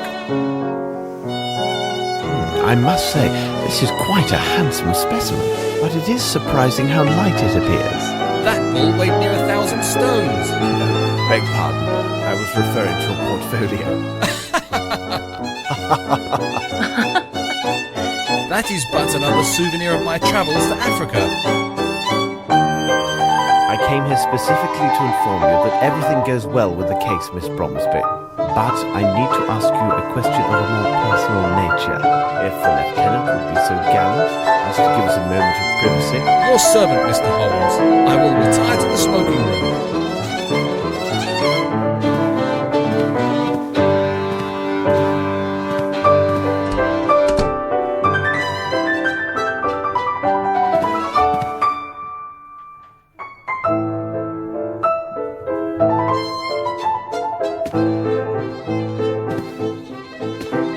Does this photograph belong to you? Yes, it's mine. This is the photo of an actress who was with a touring London company. They gave a performance at the town near my boarding school in Switzerland. This is Miss Davenport. She was kind enough to meet with us in her dressing room after the show. And how would you describe this actress? Oh, she was fascinating, on the stage and in life as well. She personally inscribed this likeness for me. You see, they were available for purchase during the intermission. She was so very beautiful. Pray, continue. When I met with her, she showed me this beautiful earring that she wore. It was in the shape of a wave with foam, made entirely of sparkling stones. It's strange, but I have never talked about this with anyone till now. I do hope I see her again someday. Perhaps. Now, listen to me, my dear child. I must ask you to speak to no one about our conversation, not under any circumstances. The discovery of the truth rests on your silence. I've got to go now. I understand.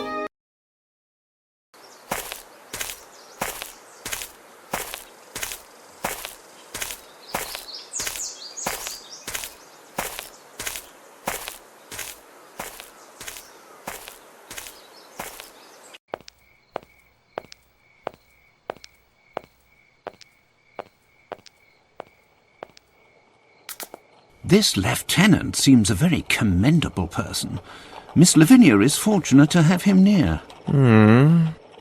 Lestrade was saying that he has found more evidence of Grimble's trail. The corpse we found at the cement factory may well have been an accomplice and the true murderer of Sir Bromsby. Grimble could have easily obtained an invitation for him to the reception. Then, some time after the deed was done, Grimble eliminated his accomplice to prevent his speaking. Or perhaps not. Whatever are you musing about, Holmes? Holmes? What is it, Watson? Blast it, Holmes! You haven't heard a word that I have said. It is of no consequence. Tell me, have you had the opportunity to redeem the item with the receipt we found at Hunter's? Oh, yes, it was a simple matter. In order to get the best price, Hunter agreed to redeem the item within 2 days' time. Look, these appear to be real diamonds.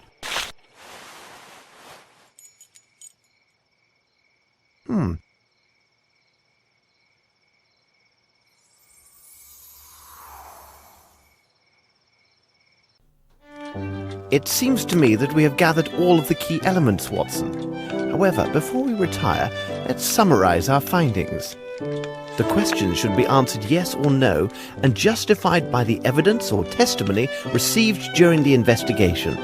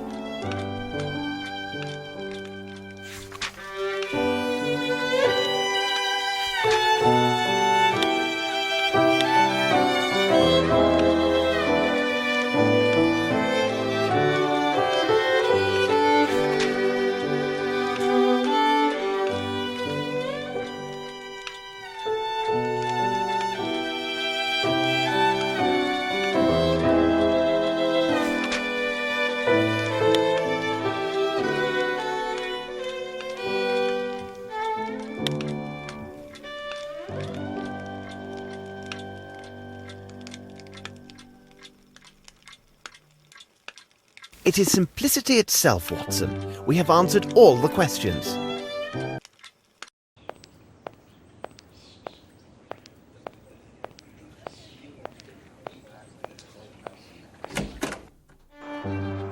Hello, Watson. Good morning, Lestrade. You are an early riser. Good morning, Lestrade. You look really tired. You must have had a lengthy meeting with the minister. But hold on, how on earth could you know that, Holmes? I can read you like an open book. I jest with you, gentlemen. It's not the proper time for jesting, Holmes. But upon my word, how did you find out about the minister? I was assured that only 3 or 4 persons at most had knowledge of this meeting. Oh, I would rather withhold my explanation. So you must be aware of the subject of the meeting. Indeed, but Dr. Watson knows nothing of these events. Well, our incorruptible yet ever practical minister shared the thoughts of the Chancellor of the Exchequer with me. I've decided that it would be most imprudent, given the crisis we're under, for a young lady barely 18 years of age to take control over one of the country's 3 biggest building enterprises. I begin to understand, but... According to the minister, despite his bad habits due to the lack of consideration for his partner, Grimble is the only individual that the council has faith in to reverse the current state of the Bromsby holdings. It was further explained to me that if there is a choice to make in the direction of my investigation, and lacking any new evidence to the contrary, I must take these concerns into account. This is outrageous.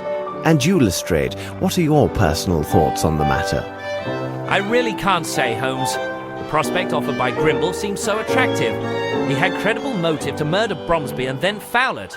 In addition, he was the only individual with apparent access to the shed at the cement factory where we discovered the corpse of his presumed accomplice.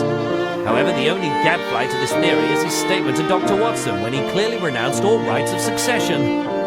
That is an item of singular curiosity. It is difficult for me to believe that a man who could plan and execute 2 or 3 murders with such cool presence of mind would give up an opportunity of this magnitude so easily. I also have spent sufficient time at Sherrington Hall to have a high opinion of Lieutenant Harrington. I agree with you. This young man, by all accounts, has an unimpeachable character. I have no evidence to cast doubt on the truthfulness of his testimony. We reconstructed the crime, and it was evident from where he stood he could easily see Miss Bromsby despite the crowd. Really, Holmes, I'm not a man who would hand over an innocent girl to the executioner, even should it cost me my career. I am pleased to hear you say this, Lestrade. By the way, Lestrade, have you any knowledge of the place known as Aston's Theatre? Is it that shabby theatre that lies near the bank of the Thames?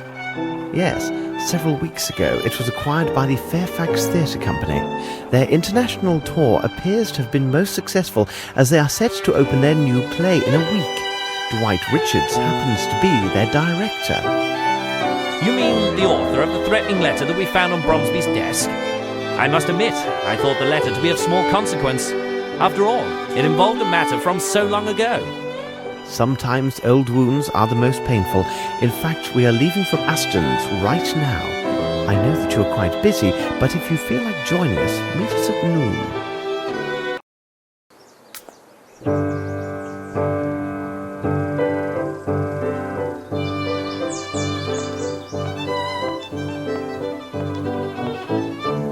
This might be interesting.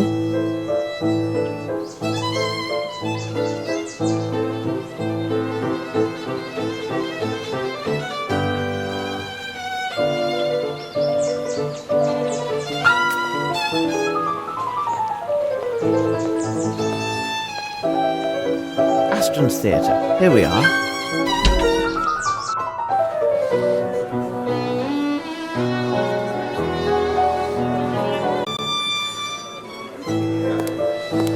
We are not open to the public yet, gentlemen. Oh, bless my soul. I can hardly believe my eyes. It is the young Sherlock Holmes, isn't it? Watson, allow me to present Philotomy Kirby, who in his day was one of the last great hopes of the popular stage. He also took great pains to advance my comprehension of the many subtleties of the theatrical arts. So he can still prattle away. Don't listen to him. This is the most talented student I've ever met, upon my word, as an actor. But those days are past. So, am I speaking to the former actor or the world-renowned detective today? Tell me, what you know about the Fairfax Theatre Troupe? 2 months ago, they returned from an international tour. Richards, their director, had managed to secure the necessary funds to buy back Aston's. It seems he had finally resolved his troubles. He was in some kind of trouble. Oh, bah, it's always the same with those tours abroad. Your star actress marries an emir. Another time the entire troupe has their luggage stolen. Anything is possible. And whatever occurs is usually nothing good. But who would have imagined such a tragedy. What tragedy? Their last tour started about 3 years ago. At that time, the troupe was housed at the Fairfax Theatre. But a series of failures forced the owners to sell it at a substantial loss. The owners were 3 individuals: Dwight Richards, their current director, Miss Davenport, their star actress and the mistress of Richards, and lastly, a young actor, costumier, make-up man called Jeffries. They decided, after the sale, to launch an international tour in order to raise funds. Their success was assured? Yes, the fame of English theatre is worldwide. During their travels, Jeffries and Miss Davenport developed a close relationship, which was much to the regret of the hot-headed Richards. He is a gypsy by birth. No one can be more possessive and quick-tempered than a gypsy. Pray continue. In short, a dark tragedy occurred in a village in Latin America, located not far from the Amazon. One evening, after their performance, someone noticed that Miss Davenport and Jeffries had gone missing. The local authorities were notified, and the alarm was raised. And Richards? Richards was implicated in some manner, it seems to me. However, there was no proof of his involvement, and no bodies were ever found. What a strange case. If you need more details, you should ask the actors. As you may observe, they are rarely able to hold their tongues. I will see you later, Kirby. Yes, it was good seeing you again.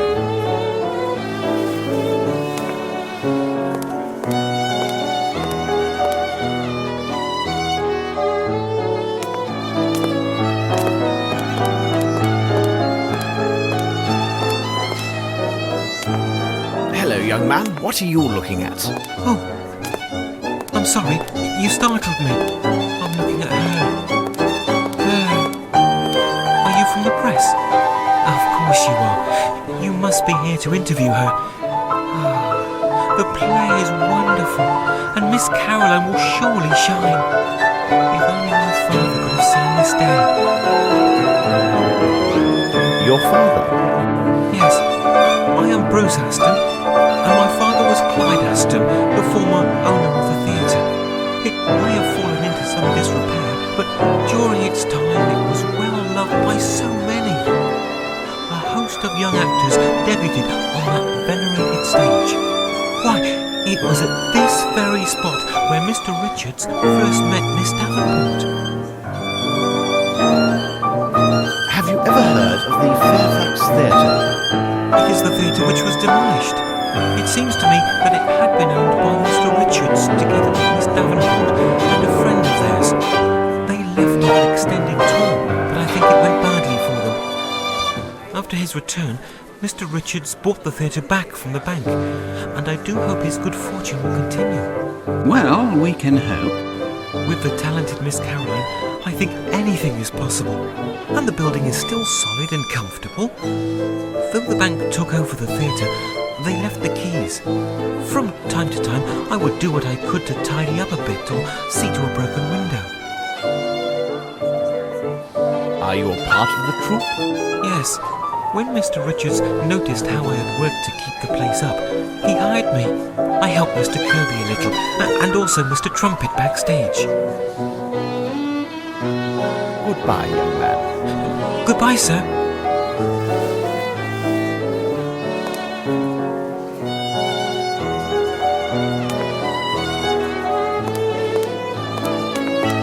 Excuse me.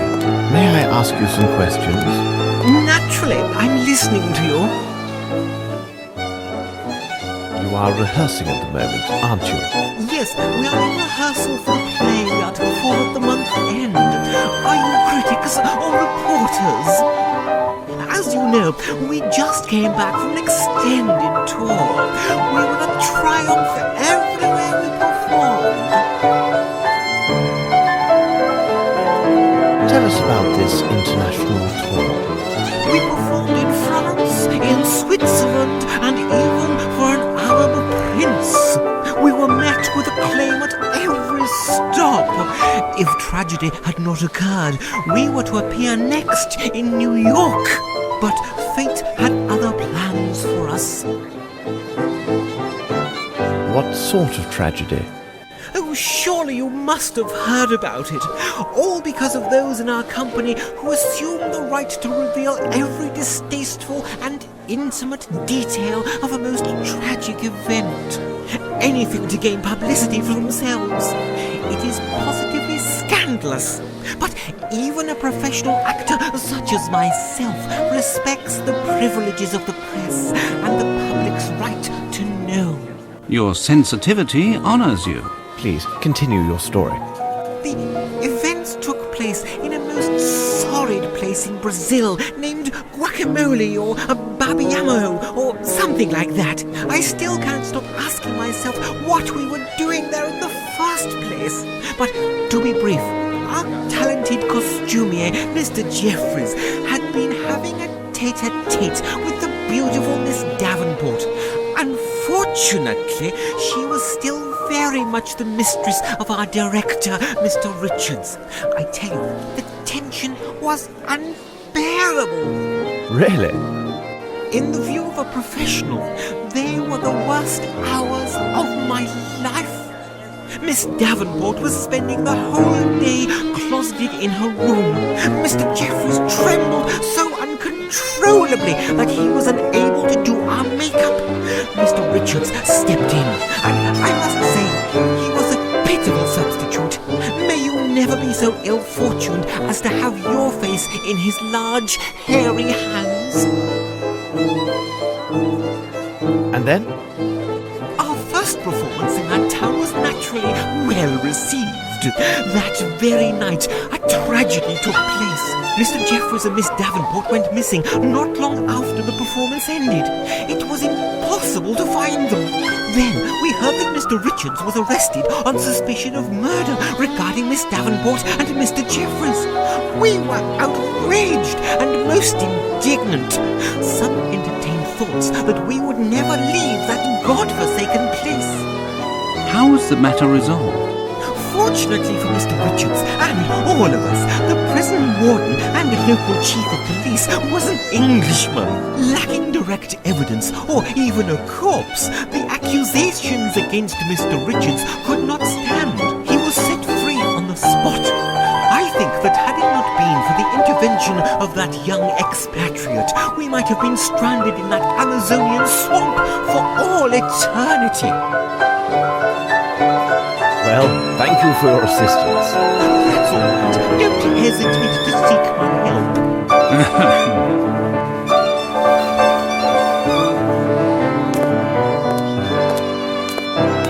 Don't listen to that milk toast. He gets positively weak in the knees over redheads. A policeman is just a policeman. That's it. If Richards isn't in jail, it's only because he had nothing to do there. We were talking about the tragedy which occurred during your previous tour, and... You're the press, are you? In my opinion, you seem more like policemen. Well, listen closely, inspectors. Miss Davenport was nothing more than an aging woman who adored seeing all the men at her feet. What? Don't you mean... She toyed with both Richards and Jeffries like two little puppets. Dwight Richards is quick-tempered, but he wouldn't harm a hair on her head. And if you are eager to be so helpful, please, find my red-haired wig. We must continue our investigation. Of course, of course.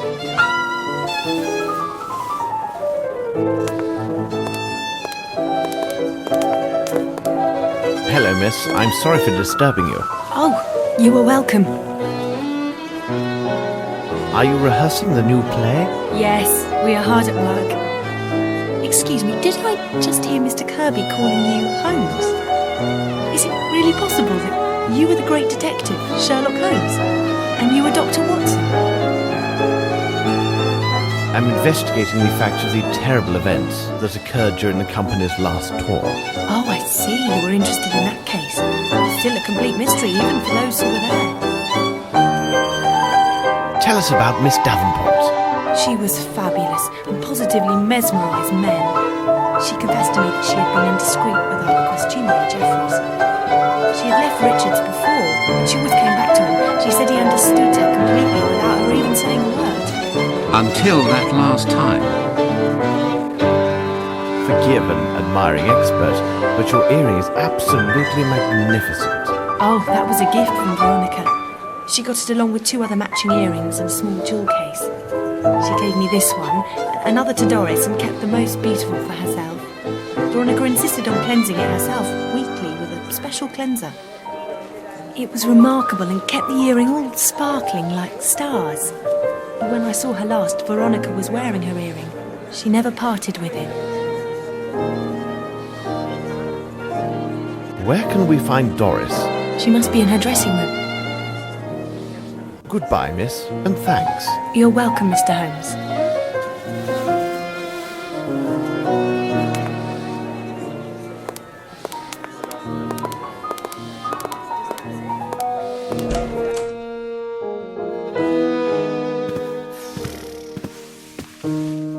Pardon? Why can people not allow actors their peace and quiet? They walk through here as if it were a common thoroughfare. Nothing strange about that. They still haven't bothered to change the locks. Anyone can enter at will and abuse me. Me, who in the 50s, I was rather good actually. Did you see me? With the best, me. And they just treat me and, oh. Are you rehearsing? Everyone has his own technique. Cheers. Miss Small told you about your earring. Would you mind showing it to us? It can't be sold. Do you think that actors have no heart? I would prefer dying of thirst to parting with it. My friend, my best friend Veronica, who I love like my own daughter, she gave it to me. My little Veronica.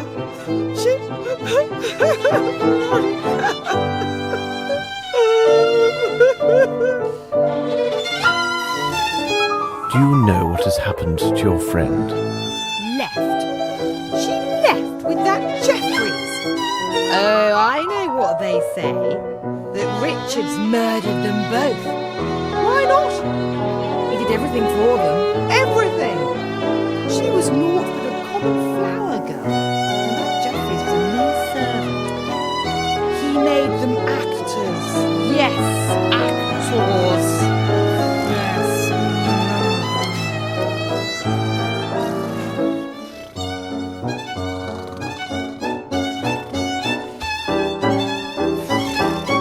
We'd better leave you to your work.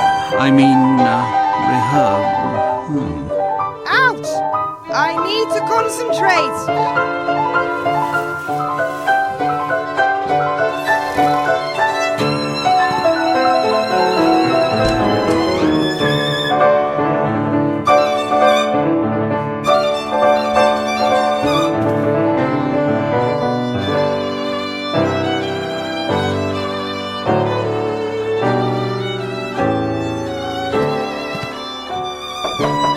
Who is it? Mr. Richards, my name is Sherlock Holmes. You may put away your knife. Rest assured, I am indeed Sherlock Holmes. Thank you for receiving us, Mr. Richards. Would you mind if I asked you a few questions? I will answer your questions, Mr. Holmes, only because I have heard about you.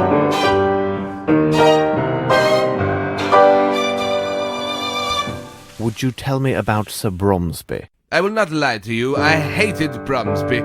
He is the cause of all my troubles, I swear. I have often dreamed of killing Bromsby with my own 2 hands, but I didn't kill him. Do you know an Asian named Wang Jie? What would he be doing there? Well, in the days of the Fairfax Theatre, I once employed a Chinese fellow who went by that name. However, I was forced to dismiss him because he was a great deal of trouble, and I've never seen him since that time.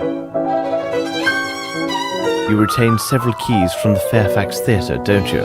Well, I don't understand the purpose of your questions, but yes, there were indeed 2 keys for the Fairfax Theatre main door. When the bank took possession, we gave only one of them to Blomsby's assistant. When asked, we lied and said there was only 1 key.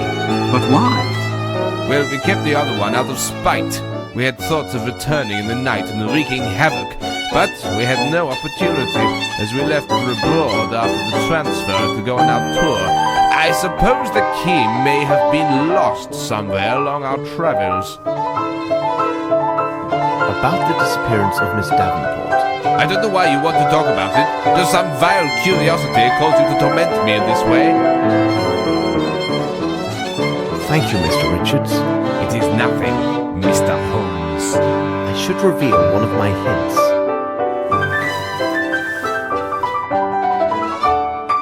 Oh, this can't be possible. How did you come by this? Dear God, if only someone like yourself had been present that evening. Please tell us what's happened. That night, after the performance, I left to stroll alone along the riverbank. The next morning, I had barely returned when I was seized by 2 local policemen and led to a prison cell for interrogation. Why? When I got there, an Englishman, the local chief of police, told me that a deserted boat had been discovered along the opposite bank of the river. Inside the boat, I found a star covered with blood. It belonged to Veronica, who had vanished, along with my other partner, Jeffries. And then what happened? No one could prove my innocence, but they also found no proof of my complicity in these events, nor had they found any bodies. Tell us a little more about your partners. I had met Jeffries while on tour. He was just a young tramp drunkard. Whatever my feelings were then, I feel no pity for him now. He betrayed me. But it wasn't the same with Veronica. I fear the pain caused by these events will forever haunt me.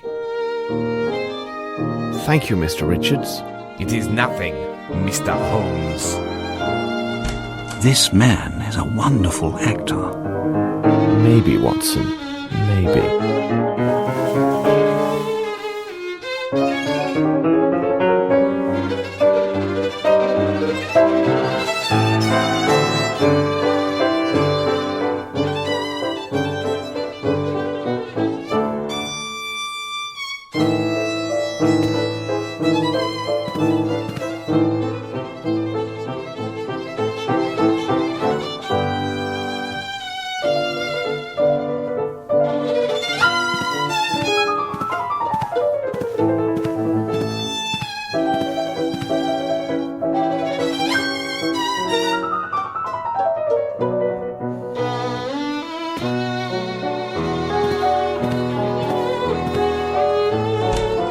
What chaos!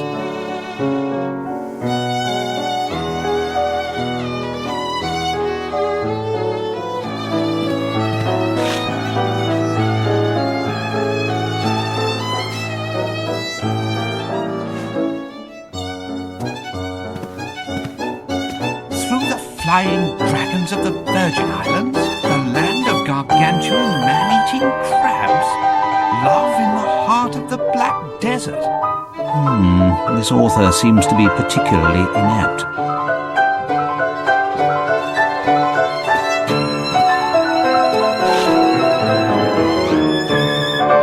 A set of costumes. There are 30 listed.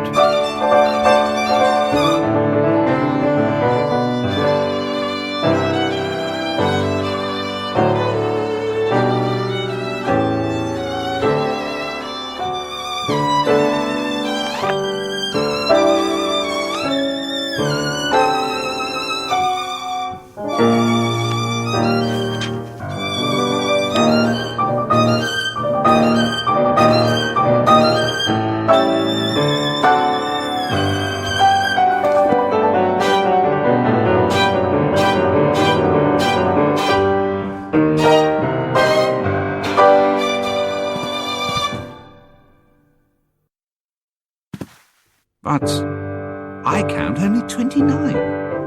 Yes, the artillery officer uniform is missing.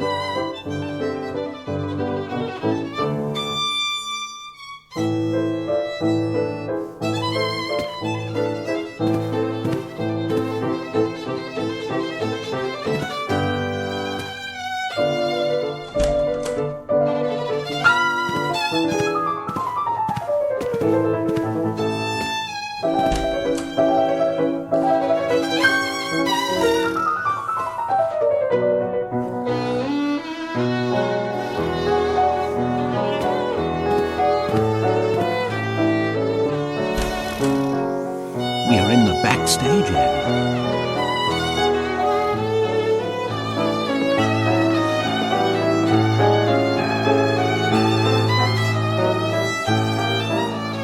May I ask you a few questions? It all depends on what you're asking. What are you doing? My job, my lord. I'm making this jumble look a bit neater. Could you tell me what happened in Brazil? Yes, my lord, I was there when it happened. But Mr. Richards takes it very personally if we chat about those times, and I won't risk my position without some consideration, if you get my meaning. Here's 5 guineas. How's that? Oh, my lord, you're too kind. I don't really know much of what happened. You see, I was alone at a tavern that night, and I was, as one could say, very fond of the local alcohol. When I returned to our lodgings, I learned that the actress and the costumier had taken to their heels. And what did you do then? Here's 5 guineas. How's that? Oh, my lord, you're too kind. I don't really know much of what happened. You see, I was alone at a tavern that night, and I was, as one could say, very fond of the local alcohol. When I returned to our lodgings, I learned that the actress and the costumier had taken to their heels. And what did you do then? I made my way to the inn with all haste to learn what they'd taken in their sudden departure. You must understand my position. I was solely responsible for the security of the luggage and troop properties. Can you then imagine my surprise when I saw that nothing was missing? Absolutely nothing. They hadn't even taken their personal items. I can understand that of a man like Jeffries, but it was most unusual for a lady such as Miss Veronica. So the idea came to me that perhaps they hadn't truly left, you see. And what of Dwight Richards? I learned that Mr. Richards had been seized by the local authorities. It seemed he was under suspicion for the murder of the missing lovers. This was too incredible. And then there's another odd thing that weighs on my mind. When we finally returned to England, Mr. Richards asked me to do him a small personal service. What was strange was that he insisted I keep the matter confidential and not breathe a word of it to anyone. What kind of service? Well, there's a small room with an iron door located above the backstage. It was used to store the stage lights and fireworks. He asked me to help him move all of Miss Veronica's personal belongings to the room. Every little thing, without exception. Her large trunk, her dresses, all of it.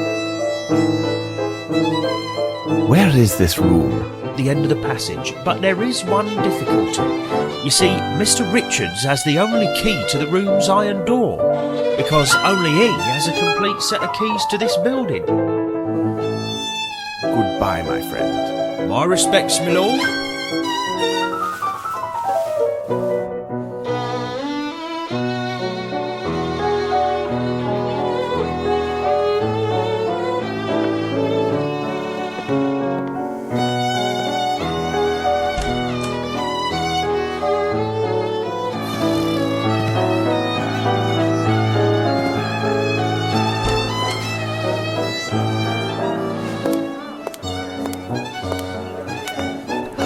She's fabulous, isn't she?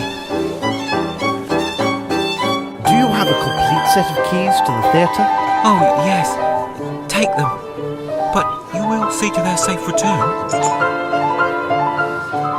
Goodbye, young man. Goodbye, sir.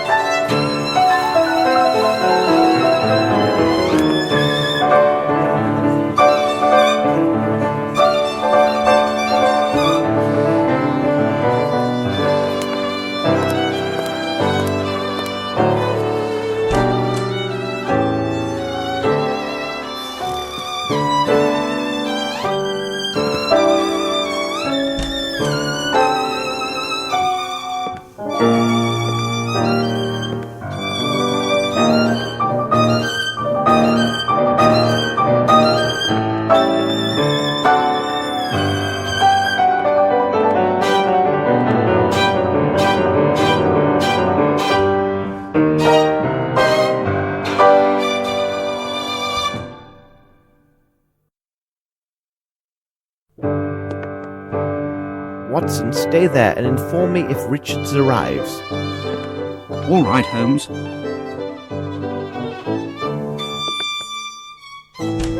Let us see whether we can find other evidence.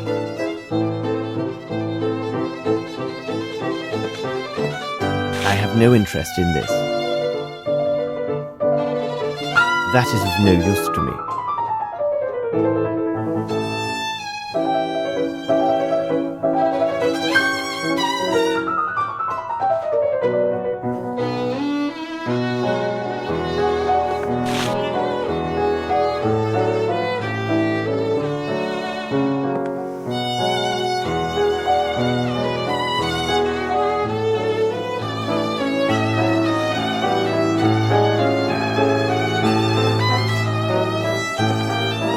A gift from the gods.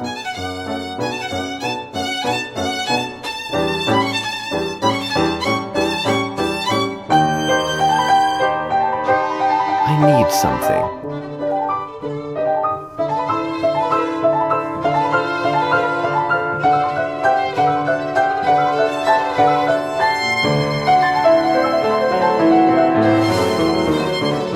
Nice pattern made of encrusted nacre. What does it mean? This lock has never been forced.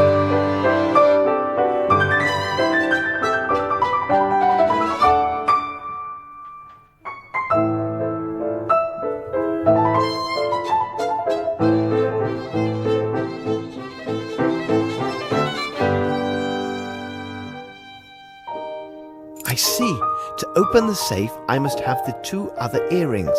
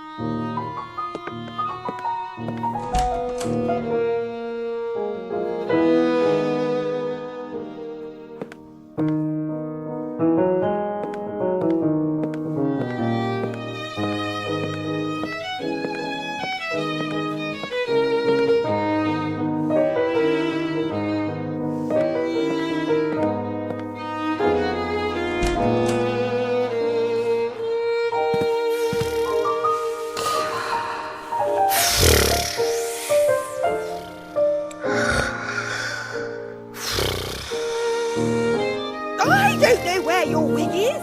I cannot take her earring.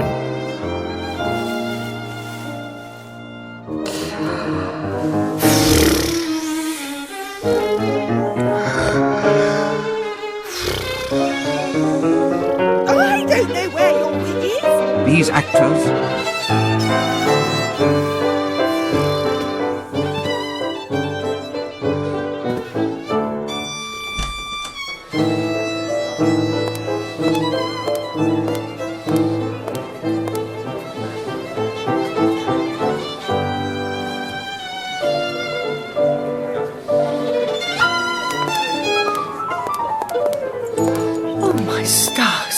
Would you mind lending me your earring? I shall give it back to you in a few moments. Certainly. Maybe you would like to borrow Doris's earring as well. I don't believe she would give it to you, but to me, certainly. If you wait here, I will get it for you.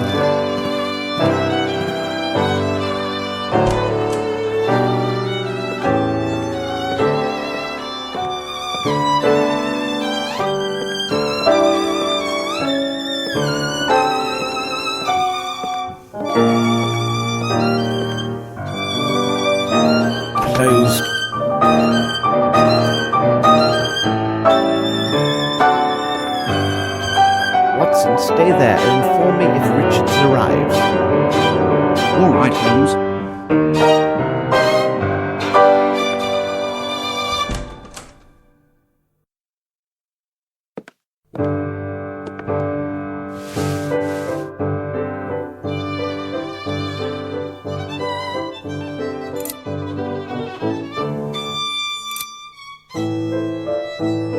It is elementary.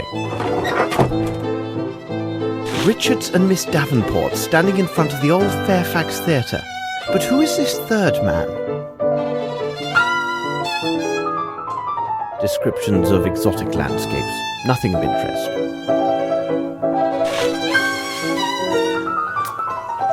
Well, well, gentlemen, you arrive at precisely the right moment.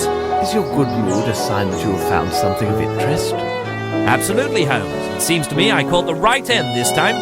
What? Really? We learned about it only by chance. It appears that at 1 o'clock this morning, Grimble arranged for his solicitors to send his demands to the court for the appropriation of Bromsby Enterprises. My men will spare nothing in their search for the elusive Grimble. Lestrade, pray, continue. Then I followed your advice and we advanced further into our investigation of Mr. Richards. Did you know that his true name is Gaetano Riccardino? As this, Mr. Riccardino, at age 19, he was sentenced to 2 years' imprisonment for armed robbery of a fair stall. And who would you think the complainant was in this case? In truth, a certain Melvin Bromsby. This new evidence of his criminal past makes him another principal suspect in these murders. Very interesting. Any other findings? It would seem that Grimble and Richards are old associates. They were both intimately involved in the sale and transfer of the Fairfax Theatre. These two make quite a pair, don't you agree? Well, Lestrade, I'll keep my thoughts on these matters secret for the moment. Bah, you're not playing according to Hoyle. Really, Holmes, you must at least tell me your opinions on Richards. Mr. Richards is an intelligent person. He is a man of great personal resources. If I had the power of Scotland Yard at my disposal, I would take all steps necessary to ensure that Mr. Richards is secure within a prison cell. And the sooner the better for all concerned. When the case involves murder, it is not wise to underestimate any possibilities. You are a good man, Holmes. I swear upon my name that within the space of an hour our friend Mr. Richards will be warming a cold cell at Dartmoor. Very well, my friend. By the way, I would like to see you tomorrow at Sherringford Hall to discuss in greater detail some of the more puzzling elements of this case. Can I expect you? I would not miss it for the world. This is most fortuitous, as Miss Bromsby also invited me to the hall. I was told they had good news to share, and it seems to me an engagement announcement must be at hand. So, we shall see you tomorrow. Let us return to Baker Street. Well, is Lestrade right? This case does seem resolved. There is but one piece missing that I need to complete this puzzle. Oh, it's not very important from the criminal point of view, but from the economic aspects of this case, it is essential. Regarding the question of whether Lestrade is correct, I will give you 2 items that should provide the answer that you seek. The first is a table representing the shoe sizes of the main characters in this case. Examine it carefully, Watson. A parcel for you, Mr. Holmes. Ah, this would be Mycroft.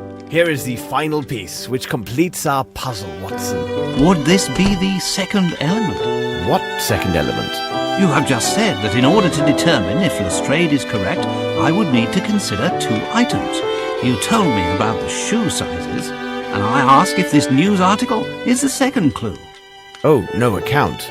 The second clue is a question, a very simple question. The answer will take the grass under the feet of several English citizens, for if they cannot even guess the answer to this question, they are for the gallows. The question is as follows. Watson, do you think that Horace Fowler slept with a cushion?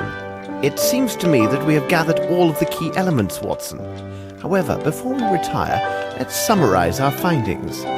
The question should be answered yes or no and justified by the evidence or testimony received during the investigation.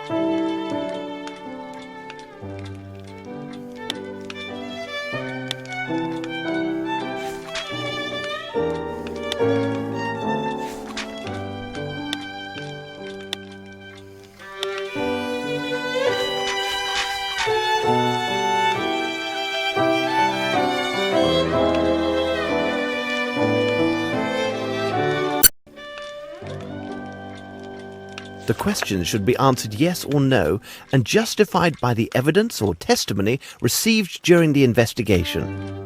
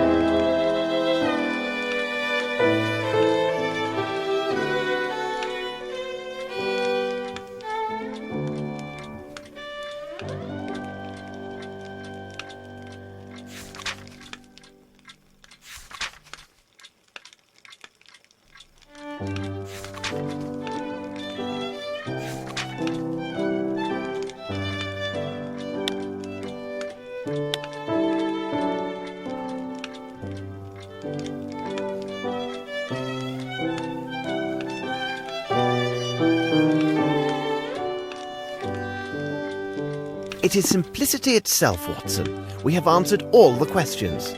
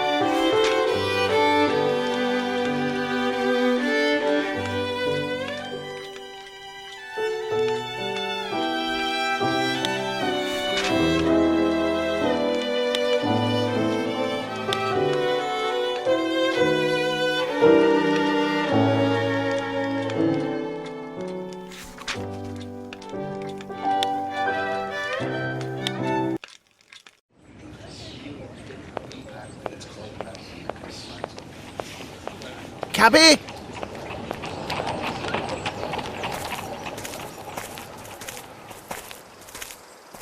Mr. Holmes, Dr. Watson, I feel relieved that everything is settled. The inspector told me that you were not as useful as you had hoped in this case, but you did your best, and I am grateful to you.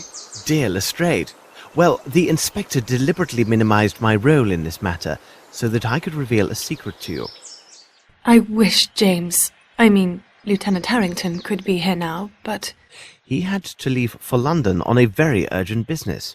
But how could you know? It is my business to know, Miss Bromsby. Thus I am able to tell you about the case of the silver earring. Everything begins on that sad afternoon, which was to celebrate your birthday, and ended with the untimely death of your father. Miss Bromsby, you did not murder your father. I kissed your hand that day and did not detect even the slightest smell of gunpowder. I also discovered powder traces that proved the shot was fired from behind the second side door. You were not seen at that door, but where did the murderer go after taking his shot? Everyone who tried to exit through the side entrance found it blocked. According to witnesses and other evidence, none of the guests could have possibly been the murderer, because they were all present in the ballroom. No one left through the service door, and traces confirm that no one could have fled by using the staircase. The windows in the kitchen, as elsewhere in the manor, were appointed with thick bars, thus they offered no escape. So did he vanish into thin air? In fact, one of the parties did leave the ballroom and went to the kitchen corridor. He left to meet his accomplice, who was not an invited guest. This accomplice was a professional actor who was disguised to resemble our missing invitee. This guest hid under voile in the shadow of a statue and waited for his moment. Meanwhile, his twin acted out his part in the ballroom and provided the murderer with a perfect alibi. When the killer heard the applause, he left his hiding place, aimed, took his shot, and hit his target. It is important to know that the actor was well placed at the manor. He secured entry to the manor by impersonating a French head waiter. Using his position, he persuaded those in charge to use long tablecloths and to arrange the tables in a most peculiar manner.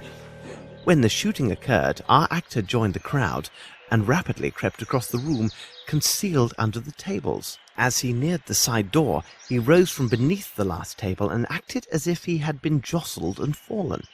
However, as he stood, he accidentally snagged a small piece of his dirty glove upon a chair. When he arrived at the door, which was held closed by the murderer, he tapped on it using a prearranged code and was allowed entry. He exited to the corridor while his partner continued to hold the door shut against all others. The actor discarded his disguise in the deep kitchen well, helped himself to 2 bottles of excellent whiskey, and quietly went outside. The assassin waited several minutes. Then, in the last seconds of the confusion, he returned to the ballroom. Thus, we have the crime committed by an individual whom everyone swears was in the room when the shot was fired. But this agrees with my conclusions. Richard is an actor, and everyone swears that Grimble was in the room. I didn't consider the course of events as you described, Holmes, but admit it, our deductions agree. Moreover, both of these suspects are similar in size and manner. Your theory presumes that Grimble is an excellent shot, which is false. It also takes on faith that Sir Bromsby had discovered the misappropriations, supplying Grimble his motive, but irrefutable proof that neither Grimble nor Richards were guilty waited at Horace Fowlett's, the matter of his pillow. But there was no pillow at Horace Fowlett's. Nevertheless, Mr. Fowlett slept with one. When I arrived at his home, I believed him already dead. Therefore, the news of his hasty departure came as no surprise. From the evidence obtained at his home and the statements of his neighbour, I learned the following. On the evening of his death, Mr. Fowlett was visited by a man who desired to sell him some exotic trifle. While this man distracted Mr. Fowlett, a second man quietly crept into the house and tried to open his safe. This individual was well acquainted with the house and the location of the safe, but when he failed to open it, he most likely became enraged and killed Mr. Fowlett. This individual, Miss Bromsby, was your cousin, Wyatt Collins, who returned to England under the name Johansson. But what about this pillow?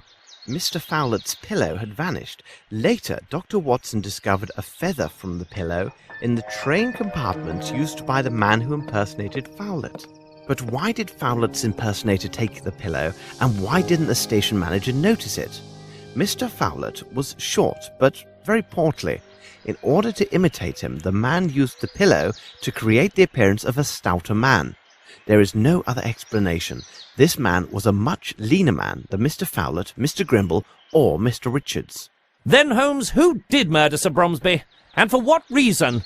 You see, Lestrade, when it's a question of multiple murders, Except for the deviant ones, there are two primary motives, revenge and greed. Wyatt Collins' presence at Fowlett's tells us his motive was about Bromsby's wealth. He went there for the express purpose of stealing the will so that he would receive at least a portion of Bromsby's estate. If his uncle had died with no will found, Collins would have been entitled to a share of the inheritance under English law. But if my cousin failed in his attempt and the evidence clears my name, though I am to inherit, why were my father and cousin murdered? Besides, tomorrow I am to announce my engagement and will be married soon. Holmes, hold on. There is a flaw in your reasoning. There is only one key for the door to the cement factory, and Grimble is the only person known to have it. So he must be directly involved in the murder of Collins. Is that true, Lestrade? Mr. Richards told me that there was indeed a second key which was lost. And have you forgotten the murder of the barman hunter? A young man without any criminal record, whose sole interests were painting and flowers. Why was he murdered in cold blood, with no signs of forceful entry or theft at his lodgings? Simply put, he was killed because he was present when your father was murdered. But why Hunter? What did he see or hear? And above all, how did he acquire the earring of Miss Veronica Davenport, the leading actress of the Fairfax Theatre and Dwight Richards' mistress? I can stand this no more. My thoughts are dazed. Will you finally reveal who murdered my father? The murderer? Here he comes now. I understand your feelings of incredulity, but I have never been more serious. You must know that the first person who enters this room is the murderer of your father, Miss Bromsby, and I will provide irrefutable proof of their guilt.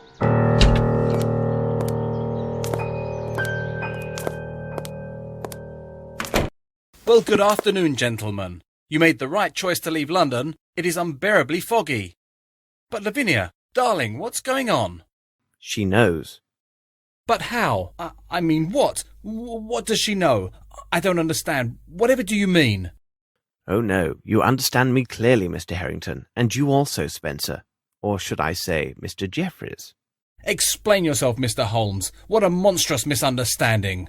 Oh, I've just explained myself to Miss Bromsby about the truth of her father's murder, but I can tell the story again from the very beginning. It begins several years ago. Wyatt Collins, the nephew of Mr. Bromsby, is forced by his uncle to leave England for South America. His hatred is fostered by the ingratitude he perceives in Sir Bromsby. Wasn't his uncle's career financed by his mother's money? In Collins' mind, Melvyn Bromsby owes him an eternal debt of gratitude, and was thus obliged to finance Collins' indolent lifestyle, fulfilling his every need. Here is our first criminal, Wyatt Collins. Then we have you, Mr. Harrington. You were a brilliant student at the military academy, and are an excellent shot, are you not? You were the only person at the reception with sufficient skills to make the shot that took Sir Bromsby's life. During my investigation, I learned that ex-officers of Her Majesty's Army enjoy great favour around the world for administrative positions. You left India and made your way to Brazil, where you obtained the position as warden of the prison in Guaquiamo. Do not try to deny your presence there. The pictures in your hunting portfolio could have been taken nowhere else in the world except Guaquiamo. We now have our second criminal, Lieutenant Harrington. Mr. Jeffries, your arrival in Guaquiamo set things in motion. The theatre company had come to Brazil as part of their worldwide tour. You had been involved with the lovely Veronica Davenport, and loved her with a passionate yet possessive love. However, Miss Davenport did not share your affections. She had in fact tried several times to end your affair prior to the company's arrival in Guaquiamo. It seems she was truly devoted to Dwight Richards and would never leave him. After you arrived, you frequented the town's bawdier spots. This is where you first met Mr. Harrington, and you quickly became close companions. It seems tedium and heartbreak do bring certain people together. After the performance, maddened by alcohol and grief, you killed Miss Davenport because she had rejected your love. You then fled to your newfound friend, the warden, to confess your crime and beg for his help. In a show of friendship, he helped dispose of her corpse and directed suspicions towards your rival, Dwight Richards. Afterwards you lay low, leaving the others to believe that you had been killed or had gone missing.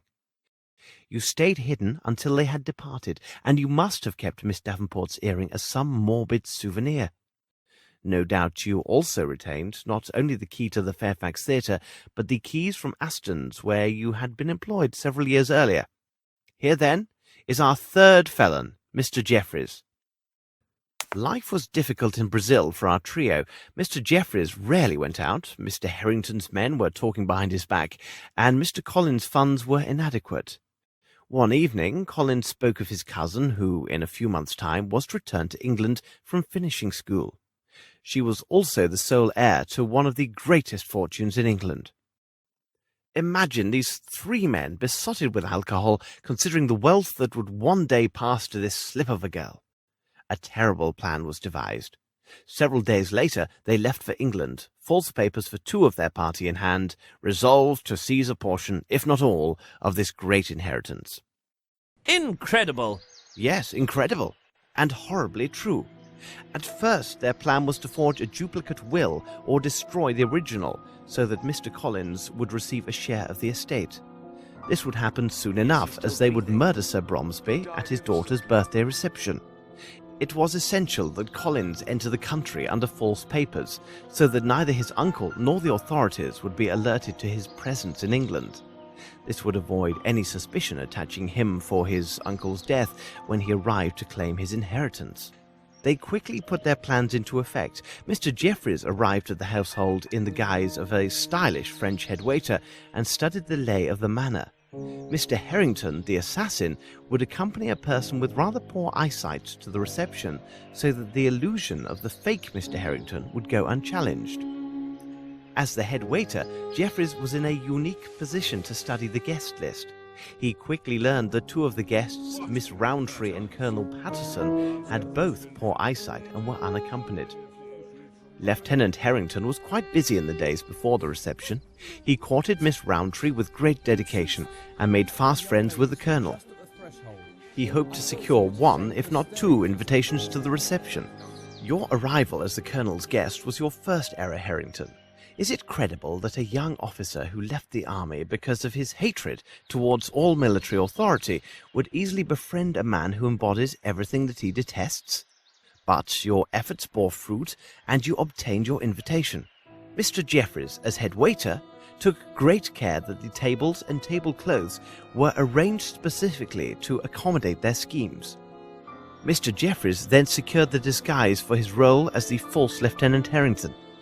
He remembered that an officer's uniform, similar to Lieutenant Harrington's, and a red wig, identical to the colouring of the lieutenant's hair, were in storage at the Fairfax Theatre. He learned that the company had taken up residence at the site of the old Aston Theatre, for which he still had the key. It was therefore a simple matter for him to acquire these items for his masquerade. They now only lacked the will, which Mr. Collins presumed was kept at Flowlet's house. Their plan was to take these papers prior to the murder of Sir Bromsby, so that Flowlet would be unaware of either their presence or a substitution until it was too late. But things went badly. Mr. Jeffreys tried to divert Mr. Flowlet, but he must have been alerted by some noise, as Collins struggled vainly to open the safe. Upon being discovered, Collins killed Flowlet on the spot. The two conspirators then left the house in such a way that witnesses believed it was Flowlet himself who had left. They would now have to find another way to get hold of the money, because no doubt Sir Bromsby had disinherited Collins in favour of his daughter. They decided to take the money from his daughter, a young, naive and vulnerable young woman. On the day of reception, Mr. Harrington arrived with Jeffreys, disguised as his servant Spencer and the Colonel. With the promise of whiskey, Jeffreys easily secured the unwitting aid of two fellow servants and assumed a position at the service door. He wagered that he could pinch 2 or 3 good bottles of liquor from the kitchen if his companions would cover for him. I have just explained what happened next. After the shooting, he took 2 bottles of excellent whiskey.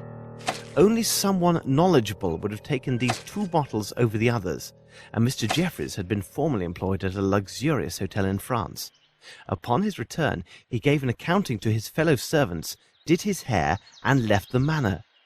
The promised delivery of the liquor and his frightened look secured the two men's cooperation in providing his alibi. They could not have known his true role in these events. The one problem for the conspirators was the barman Simon Hunter. He had perfect eyesight, unlike the colonel, and realized that the man who claimed to be near the bar at the time of the murder had in fact lied. He hinted as much to Mr. Harrington and most certainly intended blackmail. As they were short on funds, the accomplices gave him Miss Davenport's earring as collateral and pledged to return with the money he demanded. That night, when Lieutenant Harrington visited us in London, he had just come from Simon Hunter's. Hunter had told Harrington that the earring had been pawned and he would not reveal the name of the shop unless Harrington paid him his money. Mr. Harrington ruthlessly killed Hunter, and the earring so precious to Mr. Jeffries was lost. Earlier that morning, Jeffries lured Collins to the cement factory on the pretext of fabricating false evidence against Grimble. But they no longer needed Collins to acquire the Bromsby fortune. Mr. Harrington would wed the young heiress, then, after a reasonable time, they would cause her untimely death, and they would take it all. So Mr. Jeffries murdered Collins and made sure his body was barely recognizable. If he was identified, it would not affect their plans, as they believed leaving the corpse at the cement factory would direct suspicion towards Grimble. When Mr. Harrington came to see us, he learned we were hot on Collins' trail and had traced his movements up to the factory. He assumed we would go there within the hour and left to quickly round up his associates and devise a plan. Jeffries, from his days at the Fairfax Theatre, knew an Asian of questionable talents who had no visible ties with this case and could attack us without drawing suspicion their way. We avoided this attack, and from that moment I was convinced of Lieutenant Harrington's involvement in the conspiracy. The last elements of proof were revealed at the vagrants' camp near the monastery outside of London. Mr. Jeffries had tramped through England in his past and might have thought to hide Collins in the forest near the Richmond's Abbey. The very day that I was there, he tried to destroy all evidence of Collins' murder. Fortunately, he did not manage to destroy everything. It seems Collins, foreseeing his possible death, left a small surprise for his accomplices. It would be easily missed, except by someone who observes all and misses nothing. But this is merely some draft to lull us to sleep, Mr. Holmes. Lavinia, surely you can't believe these mad accusations? They arise from nothing. What proof do you offer for what you say? None. Believe what you will, Mr. Harrington. I will warn you that Mr. Collins left a letter written in his own hand, which named yourself and Mr. Jeffries and accused you both of complicity in the murder of his uncle. At this very moment, Inspector Lestrade's men are conducting a search of your rooms. They will find the evidence that, when added to the accusations within this letter, will prove your guilt beyond all doubt. The Chirapaqui cigarettes, your portfolio, as well as a feather from the pillow which was taken from Horace Fowlett's. These items prove my deductions. I suggest we wait here for their arrival with these proofs, and I assure you our wait will be brief.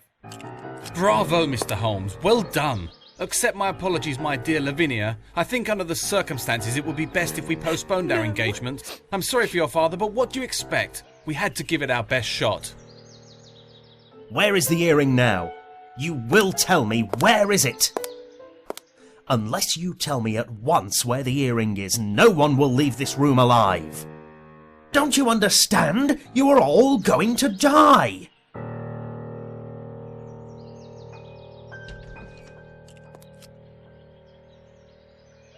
They are all yours, Lestrade. I suggest you return with your agents to London as soon as possible. Thank you, Mr. Grimble, for literally applying my precepts. Watson, let us escort Miss Bromsby to her rooms. She will need her rest. Holmes, Collins never named either Harrington or Jeffries in his letter. Indeed, Watson, but they could not have known. I played my bluff, and they believed me. And Grimble, where did he appear from? You can now boast that one of the most influential men in England served as your driver. Since my visit to Fowlett's, I knew that Grimble had nothing to do with this crime. I asked him to assist with the investigation, and it was at my request that he took steps to acquire Bromsby Enterprises. He gained us precious time by forcing Harrington and Jeffries to wait and see if Miss Bromsby would inherit. He ran quite a risk in doing me this favour, because their plot then turned against him. I also asked him to send the letter which lured the two murderers away from the hall. I needed a moment to explain everything to Miss Lavinia. It would be dreadful if she fell into the hands of her father's killer. From the beginning, Grimble was concerned only with saving her inheritance. He never once doubted her innocence.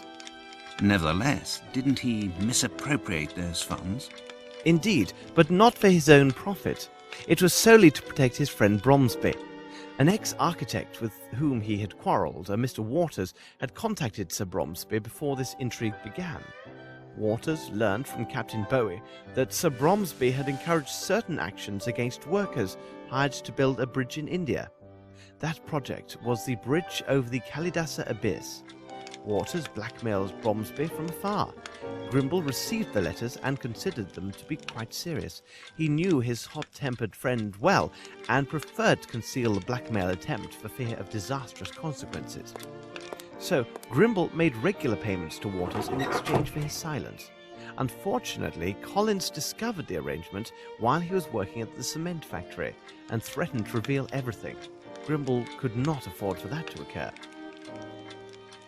He managed to rid himself of Collins by sending him to Fowlet. Then it was Bromsby's turn to discover the blackmail by sheer accident. He was angered, but before he could decide his next move, Mr. Waters died suddenly and removed all threat. When Grimble learned that Waters had died, he confessed all to Bromsby. He noted that the money paid was a pittance when measured against Bromsby enterprises, and that the same amount could now be applied in other ways. India had enriched them so greatly, and Bromsby had been cursed over the harm done to the Indian people in his employment. It was decided that these same funds would now be sent on a monthly basis to a Bombay orphanage in the care of a Sergeant Brahamai. It is possible that Bromsby intended to increase his patronage, and this was the important news he intended to reveal to the press at his daughter's reception.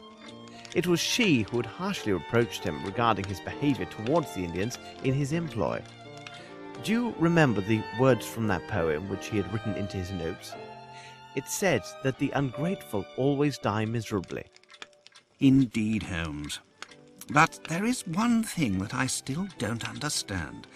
Why did you ask Lestrade to put Richards behind bars? He wasn't guilty of any crime, but you treated him as a murderer. I advised Lestrade that it would be prudent to place Richards in custody so we could protect him from harm. Mr. Richards is a wise and intelligent man. He would have recognized Harrington and Jeffries on sight. When he realized that Jeffries was alive and that I possessed the missing earring, he would have drawn the same conclusions as I. So this investigation would have been stopped cold by one or two more murders. I see. Well, Watson, you seem to know everything. Tell me, please, that small missive which I can see on the desk. It contains 2 invitations to the opera's opening night, does it not? If so, we shall finally have our opportunity to hear this marvellous soprano. Well, what do you say, Watson?